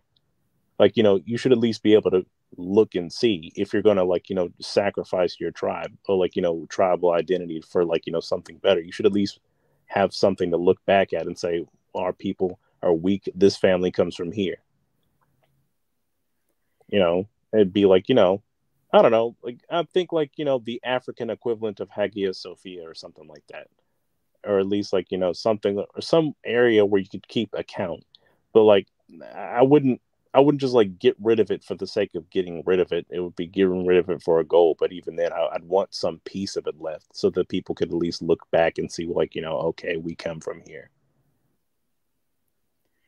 Yeah, because Chelsea, isn't there something to be said that, maybe one of the reasons why we're not able to, work with each other as a bigger group is that we're still holding on to our smaller ones, all the other, races, like some also kind to remind us that, even Europe had tribes, or all these people, and all this tribe is actually one of the most fundamental organizations of, most human society, the Indians and all that. So everybody had their tribes, but you see that the people who held on to their tribes, became, they lost their civilizations, so to speak. You look at the Indians, you look at, I'm talking about the Native American Indians. So they were still a very tribal people. And maybe their failure to give up their tribes for the larger, nation was, what led to their demise. What do you think about that? Do you think maybe our holding on to our tribes is what is keeping us from, moving forward as a people? Well, I do think there is, like, we have to make, at least to some degree, some distinction.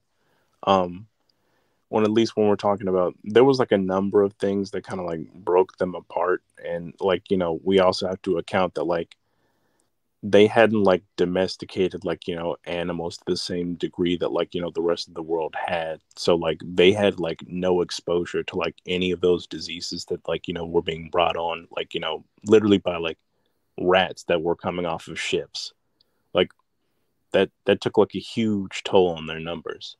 Then there was also the issue of like the ones that decided to, like, mate with, like, pretty much people that weren't of their tribe. That would also, like, kind of like whittle the number a bit depending on whether or not, the child kind of like identifies, which I'll be honest with you. I don't know if you've seen a lot of the Native Americans. There's plenty of Native Americans that look like nothing like Native Americans. They're basically like white people or black people, or like, they just like have this little bit of it in them. Like there was like a number of things, and then there was also like, the conflicts with the people who are colonizing them at the time. Do they still speak the language? Yeah, there's still a few tribes that actually still remember the language. That actually, you remember Wind Talkers? No, I don't know those. No, sorry. Okay.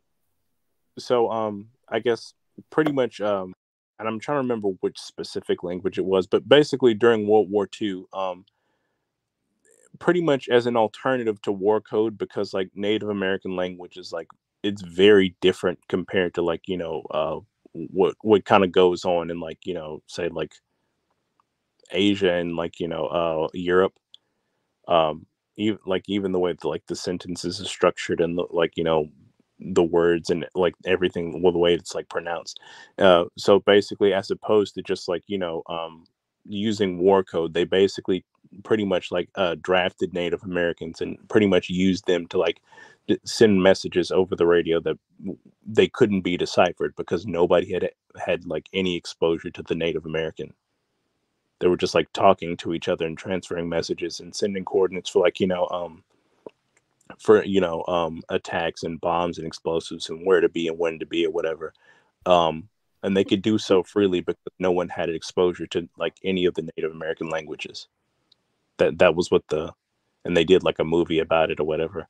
It was kind of like one of the tactics that they used during World War II. Okay, that's pretty neat. But what were you saying about their tribal affiliations? Do you think you're saying that their being in tribes was not what led to their downfall? I wouldn't say so. Contributed, not led. Yeah, it wouldn't have been necessarily all of it. I would say for sure it's kind of like a bit more difficult to like, conquer people if they're all united. It's actually much more difficult. Though there was also the issue of like, them fighting people who had like much more advanced, like, what would have been at least like, I don't know, at least 1,000-year technological head start, probably more, honestly. Like it was a number of things, but like, I guess like tribe might have been, one of them. Not necessarily the primary. So it's kind of, it's a bit harder to compare, and I get what you're saying, like in the sense that like, so collectively you can make it not worth it, make it not worth the effort to come and conquer you.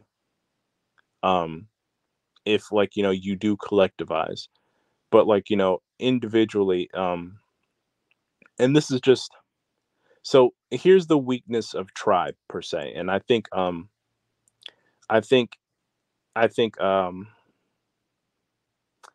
we were having a discussion some time ago about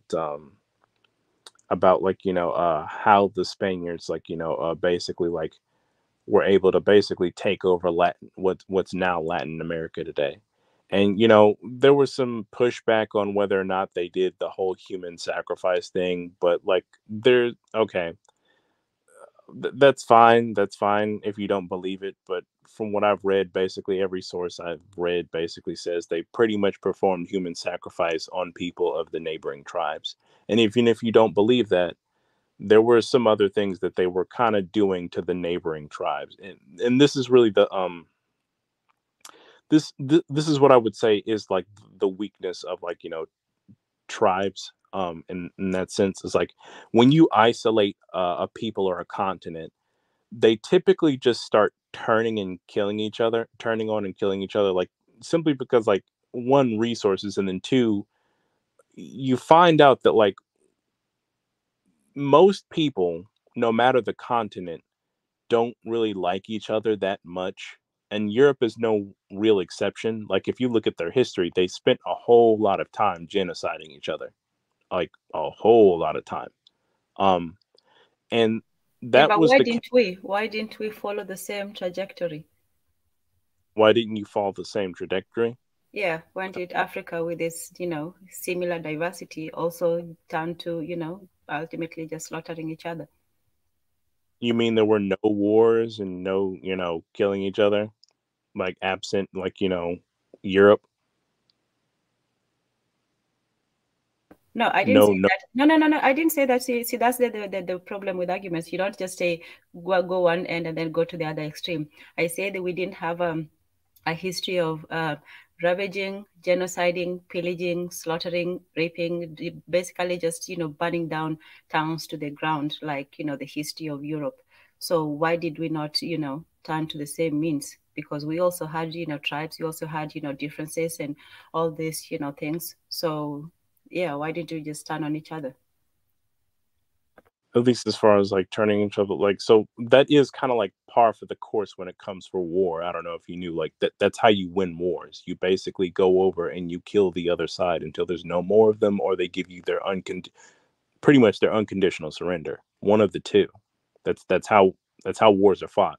Unless, like, the other side is just unless it's just like a situation where it's just so like evenly matched that there really isn't like a complete domination of the other isn't an option.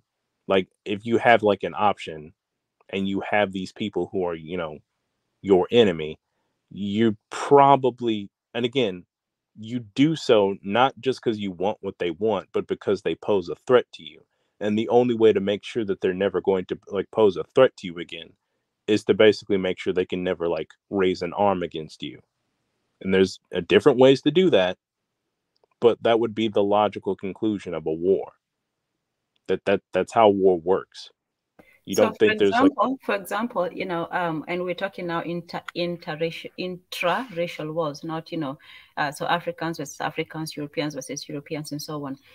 What is a similar, African war strategy that compares to, the European one of going into a city, ravaging it, sieging it, and then basically, camping out and destroying, the people? If I could like give like an example, because I don't know a ton about Africa. I mean, and that kind of, and yeah, again, feel free to correct me. Isn't that kind of what Boko Haram does? Or like they kind of like, No, but I'm talking about, the historical. We talk about historical Europe and historical Africa. So do we have, let's say like the 100 years war, the 30 years war, or, the War of the Roses, or, the Franco-Prussian War, and, Napoleon going into Europe and, all that. Do we have similar, great battles between African, kingdoms or countries or tribes? Again, no, not countries, those things that, well, again, it would be nations, you could say, and again, not necessarily in the same nation state, but like that doesn't mean I don't acknowledge it just because like it's not like, the Western, idea of a nation state, but there are still like, nations within, the continent, which would be these, these people.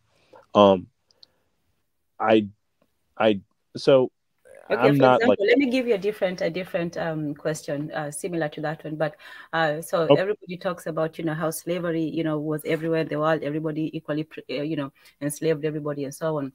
And we have seen that. We have seen the Arabs enslaving, everybody from the Vikings enslaving the Slavs, being enslaved by other people, the Vikings going over to the British coast and enslaving them, and so on and so forth.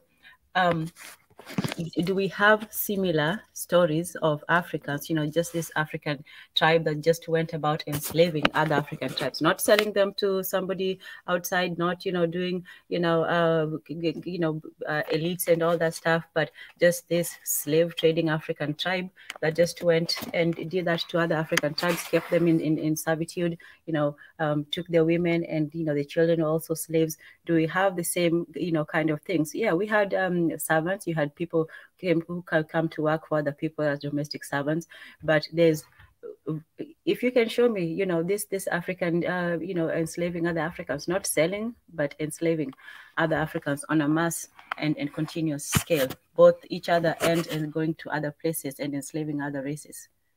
So again, that would be something you'd tell me, because like I don't know like a ton about African history per se. I'm like, I'm just a Black American. I was just saying generally. But how do you say you're just a Black American, but you know so much about European history, you know so much about American Indian history, you know so much about, all this, aren't you a little bit curious about, Africa? Because if we are being, if Africans are this people that, you have some relation to, don't you want to know, how they lived, what they were about, how they came to this situation where we all are in? Again, so don't get me wrong, yes, it's just like that's something you'd probably tell me. Okay. Like in this, like, and I mean, like, because like I was basically kind of like illustrating a point in the sense that like the weakness of like, say like tribe is like generally people don't like each other on their own, continent, wherever it is, like pretty much no matter where you go, Asia, Europe, the Americas, North and South, even in the islands, you had like, the Tainos versus, and the Caribs who were like, cannibals or whatever. And so it's like, you have these people that don't necessarily like value the same things. And oftentimes it usually, and especially like in a situation where like, at least when we're talking about a situation where like there's like limited resources that we kind of have to like, fight over. And again, they can start over resources, but it'll turn into something else. You usually start, fighting over it. And if there's no conclusion to it when somebody else comes, it's like there was a reason. And this is I didn't get to like, voice it, but the world, or well, I'll say it specifically like, the people on the panel, whatever, they kind of felt like, I was making some sort of justification for Spain, but that really wasn't the case. There was a reason why Spain was able to basically like show up and pretty much topple the Aztecs using the surrounding tribes. Like, I don't think even 3% of like. And could that sort of been one, if you look at African culture and culture of South America? Well, so they had all the resources. What I need to fight over a piece of bread when the bread is everywhere? So even if we have conflicts, again, that's me and Tanzania have these issues, but I'm not gonna say, oh, I have an issue with Tanzania and I'm gonna burn all her family down and every future generation going forward. That's the difference. I think we want to use terminology as if a slave being called this here is the same thing somewhere else. And we get caught up in the narrative when in America, if you really look at the definition of slavery, it really has never ended. But we always say the 13th Amendment, it ended it, and it really didn't. So we get caught up in our version of what our truth is without really, like what Tanzania said, what do you know about our culture? Because we inflict our own views because of what we've been accustomed to upon someone else and think it's the same when it really isn't. So I didn't speak for, I didn't say you spoke. I was just making a comment. I'm saying, again, you were saying, well, Spain conquered, the Aztec and South America, and I'm saying, why did they did that? If you never seen violence and you have no hate in your heart, you don't know what that concept is. So you're looking at it from a perspective of what I know. Oh, I'll just use you at Tanzania as an example. Tanzania's coming having conflict with me, and she's coming from a perspective that she wants to conquer me, and I'm looking at, oh, Tanzania's just upset right now. Give her some time. She'll get back to, understanding that we are loving, peaceful people. She'll see us. Let me show her who I am. Thinking that's gonna then allow her to see that we really can, share what we have. Because again, there was no one owning anything here because it was plenty for everyone. It's the Western culture that came over and said, no, this belongs to me. Get off this land. I don't care how many decades, centuries, or whatever you've been sitting here. It's now mine. And if I have to kill all of you to get it, that's what I'm going to do. So again, if that's your mindset and you don't understand and have never experienced that, that's a hard concept to grasp if that's not your norm. So they didn't have like a concept of like personal, and again, I'll say private property because like they were technically more communal in their sense. Like because why would I need to own anything when I have everything? Well, see, these are concepts coming from another culture which has a need to have possessions, and they had no need for it because it was plenty. You look at Africa, it has plenty. So there's plenty of everything. So if everybody got more than enough, why am I going to sit up there and start beating you up because I need more of, there's 500 pounds of gold behind you, just turn around and pick it up. Why am I going to go all the way across town to try to beat you up for your 50? Okay, so they actually still had to go and get stuff, which is why they were kind of like, again, when they offered them, what was it? I'm trying to think what state it was they actually had that war over. Was it North Carolina? It would have been, I think it might have been one of the Carolinas. But basically, at least as far as like this war, at least the one I'm thinking of between like, at least in the Americas and the colonists, this basically began because it was like a misunderstanding of like the natives or this specific tribe basically had no concept of private property. And the thing is like they thought that they were buying the land from them, where they were basically, it was more like you borrowing it and we'll come back later for it. Because again, they don't have a reason to own the land. The land was for everybody. Wait. But they were more than willing to take what they offered because it offered a new way of living that would improve their standard of living. So my question would be, well, why didn't they hold on to the agreement that we were just going to borrow it? When it become now I own everything and you can't have it back. Why did they do that? Because the colonists the agreement wasn't for borrowing for them. It was to buy the land. But it did not belong to them. They were buying the land. That was how. What did they buy it with? A bunch of horses and some muskets. I'm pretty sure there was a horse on in the Americas. You're gonna give like they said, what Manhattan for what did they say that they stole Manhattan for the natives some beads or something like that? Come on. Natives hadn't that don't even make any common sense. I'm gonna give you all this land for some beads. So therefore there was no concept of owning anything. They were communal. You just stated they were communal. Right, but that means it was for everybody. It's this foreign concept that now I gave you think about it. If your mama live in a $500,000 house and somebody come to there, knock on the door and say you can have this beads I got from Walmart for your house, you don't think that's a fair agreement? Oh sure, hey, take it. We had this agreement. You can have it if you bring me the beads you got from Walmart. So again, I was trying to say just a second ago, why you asked why would they trade it for horses when the natives had no domesticated horses. That wasn't something they had, which is why they wanted it. Like I don't know if that's not how things operated in America. So they literally walked across this whole plain on foot because they didn't have a horse.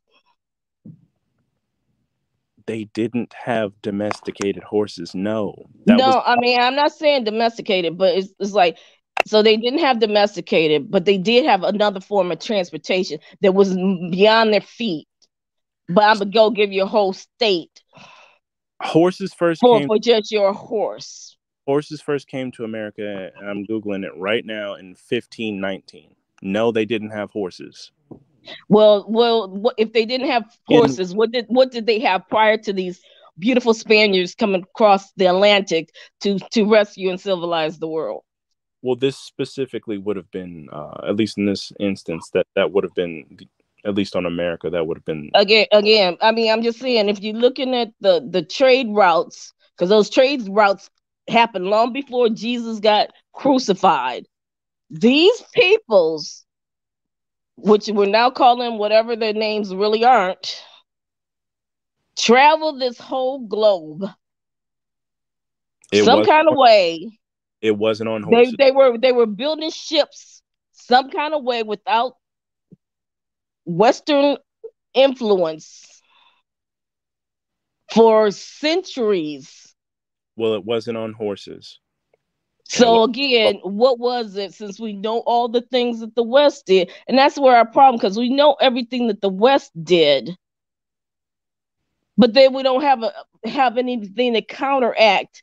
Why would that history be so important to hide prior to your coming across the Atlantic?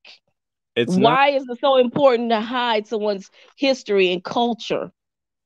So again, it's not like I'm saying Native Americans didn't do anything. No, I'm not saying that that's what you're saying. What I'm saying is, why is it so important to have everything from one perspective and to nullify someone else's existence for centuries before you probably even came onto this planet?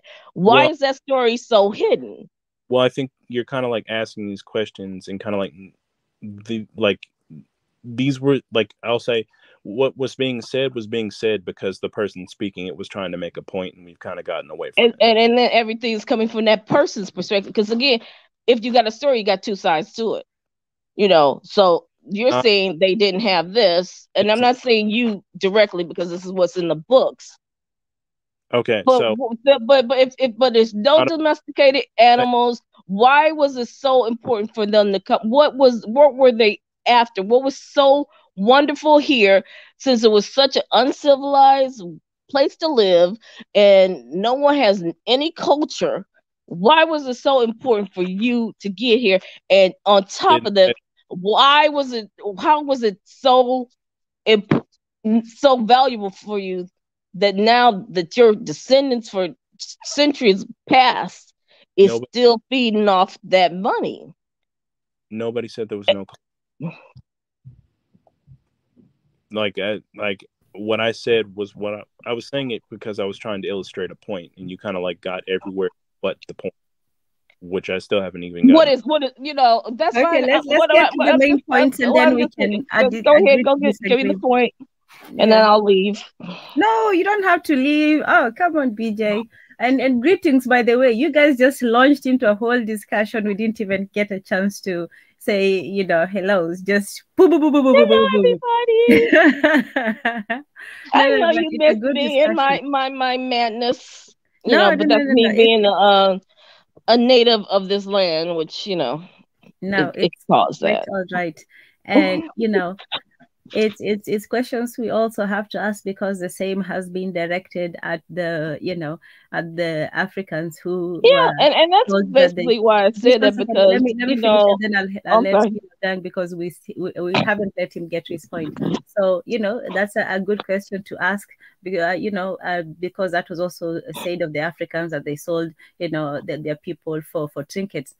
And you said a good point earlier, that when you have everything, you really don't have anything to that you want. Really, whatever you want will be, surplus will be extra. And that's how the barter trade really, went, because, if you grew millet and I grew sorghum and I had more of one or the other, we went and exchanged what was extra. So it was always from a point of abundance. You sold what was you had, what you had more of. So when the Spanish came, the native Indians may have had everything. They had all the land, they had all of these things. So there was nothing really that they really wanted from these people. But maybe they saw the horses as a new thing that they could have. So for them, it might have been the only thing that was missing from their abundance. They didn't look at it as we don't have this, we're getting this in return. They say we have so much. This will only add to our treasure. Whereas with the Europeans, they didn't have anything, so this was going to add a lot to their treasure. But I won't take too much away from your point. Go ahead, Dan.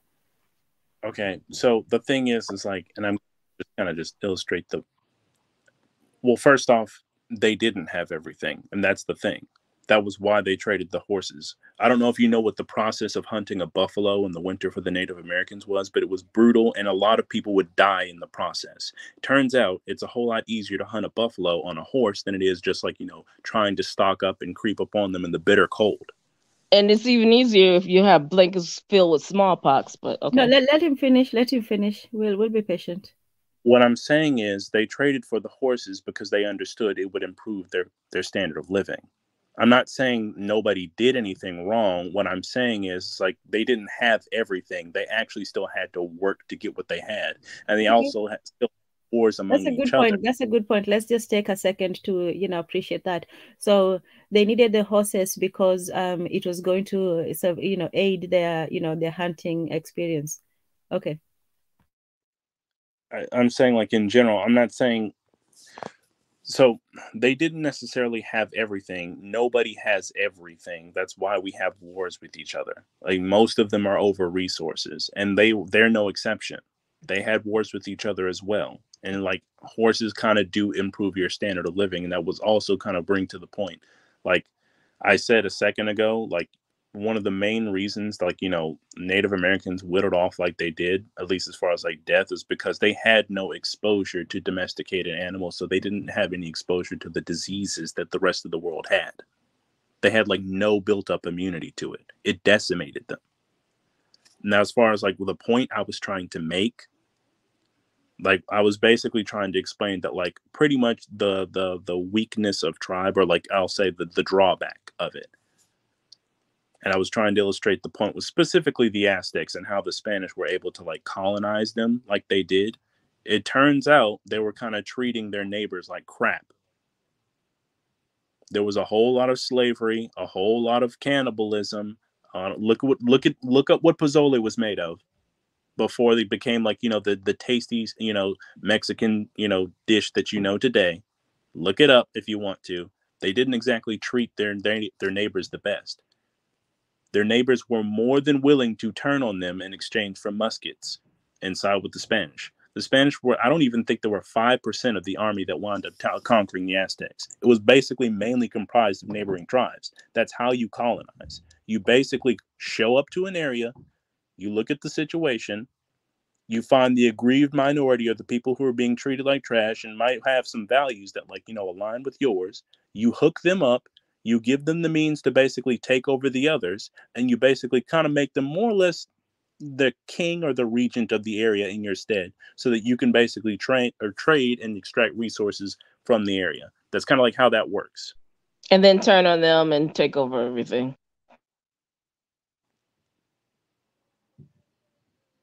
That's how that works. And there's not really much need to turn on them or whatever if they're what they do, but that's how they were able to gain position and control over the world. They pit the two groups against each other. An uprising against them as well. Was it like their neighbors who they had been treating cruelly decided to turn against them and almost hand them over to the Spanish? Was it like a concerted effort? That was how that worked, yeah.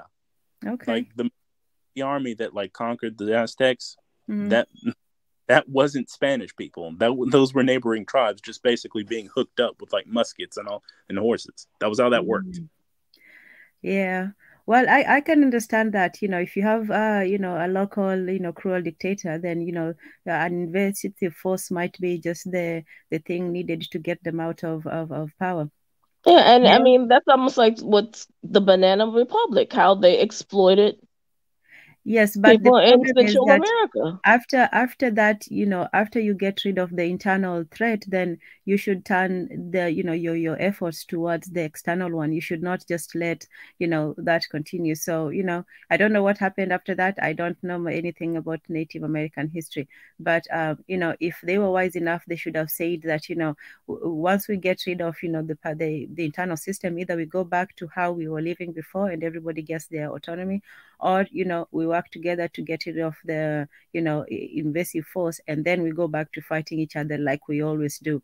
So, but Tanzania, what happens is that they mentally keep pointing that person as your enemy, and they manipulate you to the point that I can't come to you, Tanzania, and discuss and say what's best for us. And by the time you realize I should be working with you, Tanzania, it's too late. They've already got such a strong foothold that now you can't oppose them.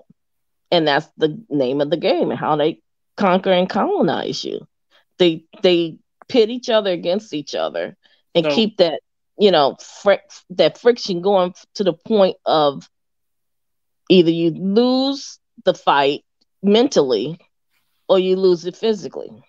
So what I was trying to say is like, and this is just like kind of like the weak, I'll say the drawback of like, tribe, we'll say tribe as like, I guess as we understand it, as like, if you aren't really buddy with like, your neighboring tribes, like it's very easy to get the next person to turn on you or whatever. If there's like any level of animosity, or if there's anything that you want that they have, or anything that they want that you have, it's very easy for like an outside force to basically come in and basically kind of like give them the means to turn on you, or like, team up and turn on you. That's kind of like, it's very easy to divide you and then kind of like pick you apart, and more or less like kind of like how the West does now. They basically play kingmaker for like a bunch of. It's not easy at all. In fact, that's the whole genius of the whole racism thing, is because no other group has been able to do it with just the skill and the maneuverability of the specific European people who created the whiteness. Is they created it as a sword to go in and divide mother from son, child from, and they went in and divided people individually. So it's very difficult. You have to go in, you have to have a strategy, a mentality. You have to know how to go in amongst people that are strangers to you. So even in being able to create one against another, you have to know both sides. But to a certain extent, he is correct, because what they do is, because you're loving the reason why I'm saying it's not an easy thing is that it's not easy for us to do that, is it? It's not easy for another person to go and divide two white people, no matter how. Yeah, it really is. Because see, what happens is, because you're loving and you're open, and it's easy for them to do that to us, but it's not easy for us to do to them. You're exposing everything about you to them, and they look at those points on what they can manipulate, and they slowly start to divide. And that's not easy at all. That's not easy. This is what I'm saying. It's not. I'm not saying it's good, but I'm saying it's not easy. It's not easy for them to go and study us, to send people to go into all these places for them. They also died of a lot of these diseases. It's not easy. This is something that even African people have to understand, that working and planning and strategizing is not going to be easy. And I think that we're like, oh yeah, we have figured out how they did it. Oh, it was divide and conquer and so that. But that was not easy at all. They had to sit down and figure out how to go out and divide and conquer. And when you want to go to do that, you have to learn about a people. You have to go in there and know that this tribe does this and that tribe that. There's nothing easy about that. They had to leave their familiar surroundings to go out into an unfamiliar one and actually, have the upper hand. So yeah. I think that's what I said is like, if you're not buddy with like your neighboring tribes, if you're not like, basically borderline the same people, almost, like if there's like any level of animosity, it's very easy to do that. Like there's a reason, again, I just explained it. It wasn't hard to get the neighboring tribes to turn on the Aztecs because they were treating each other like crap. And that's what I'm saying. If it's a situation, and this is what I'm saying, like when it comes to this, like most people, again, I'm not going to say all, because I don't know the history of everybody. Please educate me. But I'm saying, generally speaking, when you have like a people isolated on a continent, they generally kind of don't like each other and war with each other. And like Europe is no exception. They did this thing. But the thing, if you bring it to today, who is warring? Hold up. And I'm only saying in the sense, who is warring? Whose feet is in the middle of everybody's battle? Can I finish? Can I finish this one, please? Oh, you just cut me off. No, I'm just gonna say what I'm saying, and you can have the whole platform to yourself. Come jet out. What I'm saying is that we want to say they're battling, and my thing is, it's one thing to say that they're battling if they're battling, but when you got hands from the UN and all around the world in the middle of it, is it them battling or is it someone else battling, and you just are on the front line representing somebody else? Because what they do America's hands has been in battle almost from day one. Now you go around any of these countries in Africa, you look at some of these countries in South America, you can even go over to China and look at some of the tribes and ethnic groups. You don't see any battles and they're different. You don't see nobody going around cutting each other's heads off. Well, what is the common denominator in all of this? And then that can answer more of the questions than any. So wonderful seeing you again, Tanzan. I'm heading on out. You guys take care. Thank you. Have a wonderful holiday. Bye. Thank you for joining us. Have a good one. You too. I guess you could say that, but then it's like, what are the Han Chinese doing to the Uyghurs? Yeah. No, I'm not, I don't have any dogs in any of these other fights. For me, the only thing that we use for those is, illustrations and examples and lessons of how, what we can take from it. So, if we look at the Indians in the Americans, we can see, what similarities, and it's not always one-to-one. We can just see what did they do that we could have done? What did they not do that, maybe we could have done better? So that's all for me. It's all about, placing ourselves in the best position because everybody else is doing the same. We're in a race. I wouldn't even, wouldn't even call it like a war or anything, although some people use the terms like enemy and all that. But if you're going to define, let's say the other teams, then you should also be able to identify yourself. You should also be saying, okay, who is in my team? And then you look around and then you determine who's in your team. And then once you do that, then you move forward. It's not so much about, hating other people and, or even your neighbors. I mean, sometimes I think we make too much of this, people not liking each other. People don't have to like each other and they can still live in peace. So, African tribes didn't like each other, but they, and this is not to say that they were just wonderful and they got on and all of that stuff, but there was no wars of utter destruction and genociding and all that. So whether maybe it was, because they were mostly equally matched or we had not, we did not invent the weapons of mass destruction and mass killings and so on. So that might have been a factor. But yeah, the policy for most tribes in Africa was simply one of, everybody stays with their own. You practice your individual customs. You let other people, do what they want as long as they don't step on your toes. And the only fight was for, mostly for resources or land when people are moving about. Yeah. So do you have something that you wanted to say or add? We really should be wrapping up now because it's been it's been a good discussion, but we can, like you say, we can start setting up for for future ones as well. But go ahead, Dang. Yeah, I was just saying. Go ahead. Okay, well, it's fine. Say if you were going to say something, you can go ahead. No. I was saying go ahead, and then I was going to say that if Wandotezi and Kaizo, they've been quiet for some time, so if they had a few more words, and then we can start wrapping up. But you can speak for as long as you want, and get to you the totality of your yeah. Go ahead.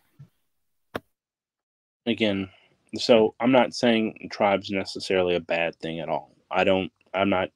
That's not one of my stances. What I'm saying is that it does kind of like, if you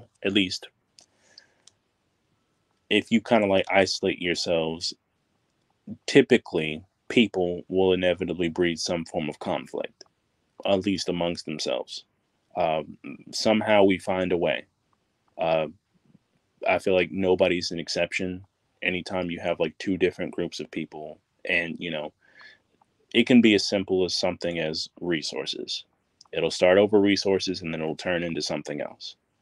If there's somebody else around there, if there's some outside force looking at you and you're not friends or whatever, they can kind of just pick a side, choose to fund that side, and then make them more or less the de facto rulers in the area, pretty much with the agreement that, like, they give us this once they win. That's kind of how that works. That's kind of how it worked with Spain. That's generally how you colonize people outside of just like outright, because again, if you just show up and you're a bunch of like, people that look nothing like the people of this continent, and you're basically running around gunning down people and waging war on us, it's a whole lot simpler. You've laid down your cards on the table and you kind of know what it is. So then you've made it easier to basically go about that option that I mentioned earlier, basically us banding together due to an existential threat to us and our people and everybody that we understand and we know. That's what I'm saying. I'm just saying, like, if you're going to go about the tribe route, you kind of need to be very buddy with your neighboring tribes. Like, at least there definitely needs to be some sort of safeguard to basically keep that from happening. Because otherwise it's like that is kind of, again, inevitable. You may not think so, but it's like, in my mind, if I were to like try and, if I wanted some resources in an area and I just wanted control and I didn't feel like doing like, any sort of like, trade per se or whatever, that like, there's two ways I can go about it. I can basically get rid of all the people there because I don't need the people. I need the resources. The people are just like, man, and whether they live or die is basically pretty much solely to my discretion. And how, do I have the stomach to do what I know I'd have to do to get there? Or I can basically play kingmaker or whatever, or I can, more or less fund one side in exchange for like, this once they win. Or, again, and to be honest with you, like BJ mentioned kind of like, what they do now, but it's like, the reality of it is like what they do now is like, frankly, worse. They're not really, it's not really colonialism, functionally speaking. What the West does now is just imperialism. They basically just like show up and then tell people what to do.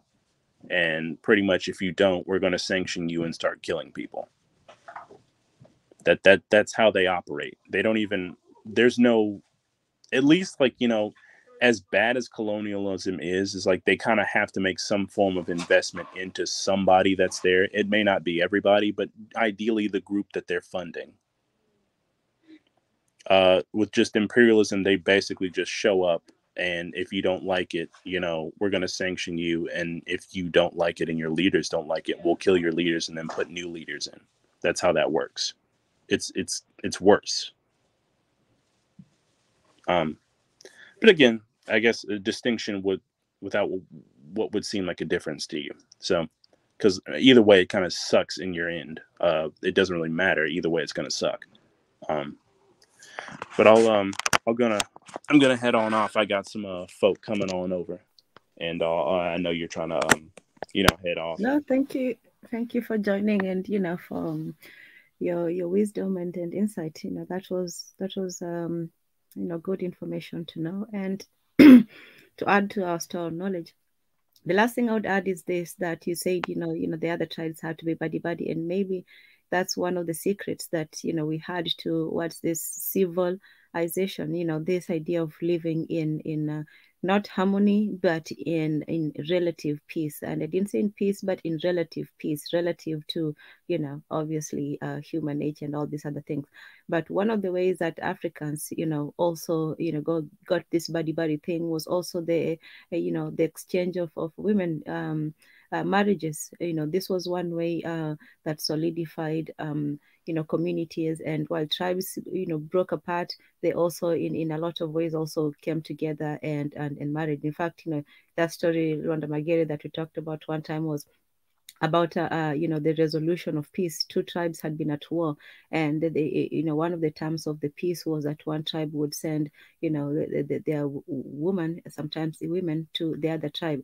So the reason for that was that once you married into a tribe, and this is what people, if somebody would say, oh, now they're selling the women. No, it was not selling into slavery. It was a peace agreement that once you marry into that tribe, the tribes are supposed to be at peace, because now you have ties towards each other. So marriage, one of those ways of assuaging some of those tensions was for people to also marry within each other and within tribes. So yes, all right, well, it's been a very interesting conversation. We can continue next time. Thank you all for joining. It's been great. We will close out unless somebody has one last word to go. I don't. I'll give you 3 seconds to go. Well, just thank you for having me. Thank nice you. Talk. Yes, and have a good one. Yep, right. Mary. I know it's probably or over there. So I'm gonna go enjoy a holiday. I hope you guys. Yeah. Have a good one. Have a great one. Okay, so the year is about to end. I hope you all had a great one, and we'll see you probably on the other side. Who knows? So thank you all for joining. Thank you, Dagui. Thank you, Mondetezi, Kaizo, here from the beginning, but probably fell off. But I thank you all for a wonderful conversation. And I'll just close out with a prayer to the ancestors, prayer of gratitude for giving us a very good discussion, helping us to have insight, to share information, and to just have a good, interesting discussion. So thank you all. And for everybody in the comment section who also contribute with your knowledge and information, I thank you as well. Asanteni and kwaherini. All right. We'll see.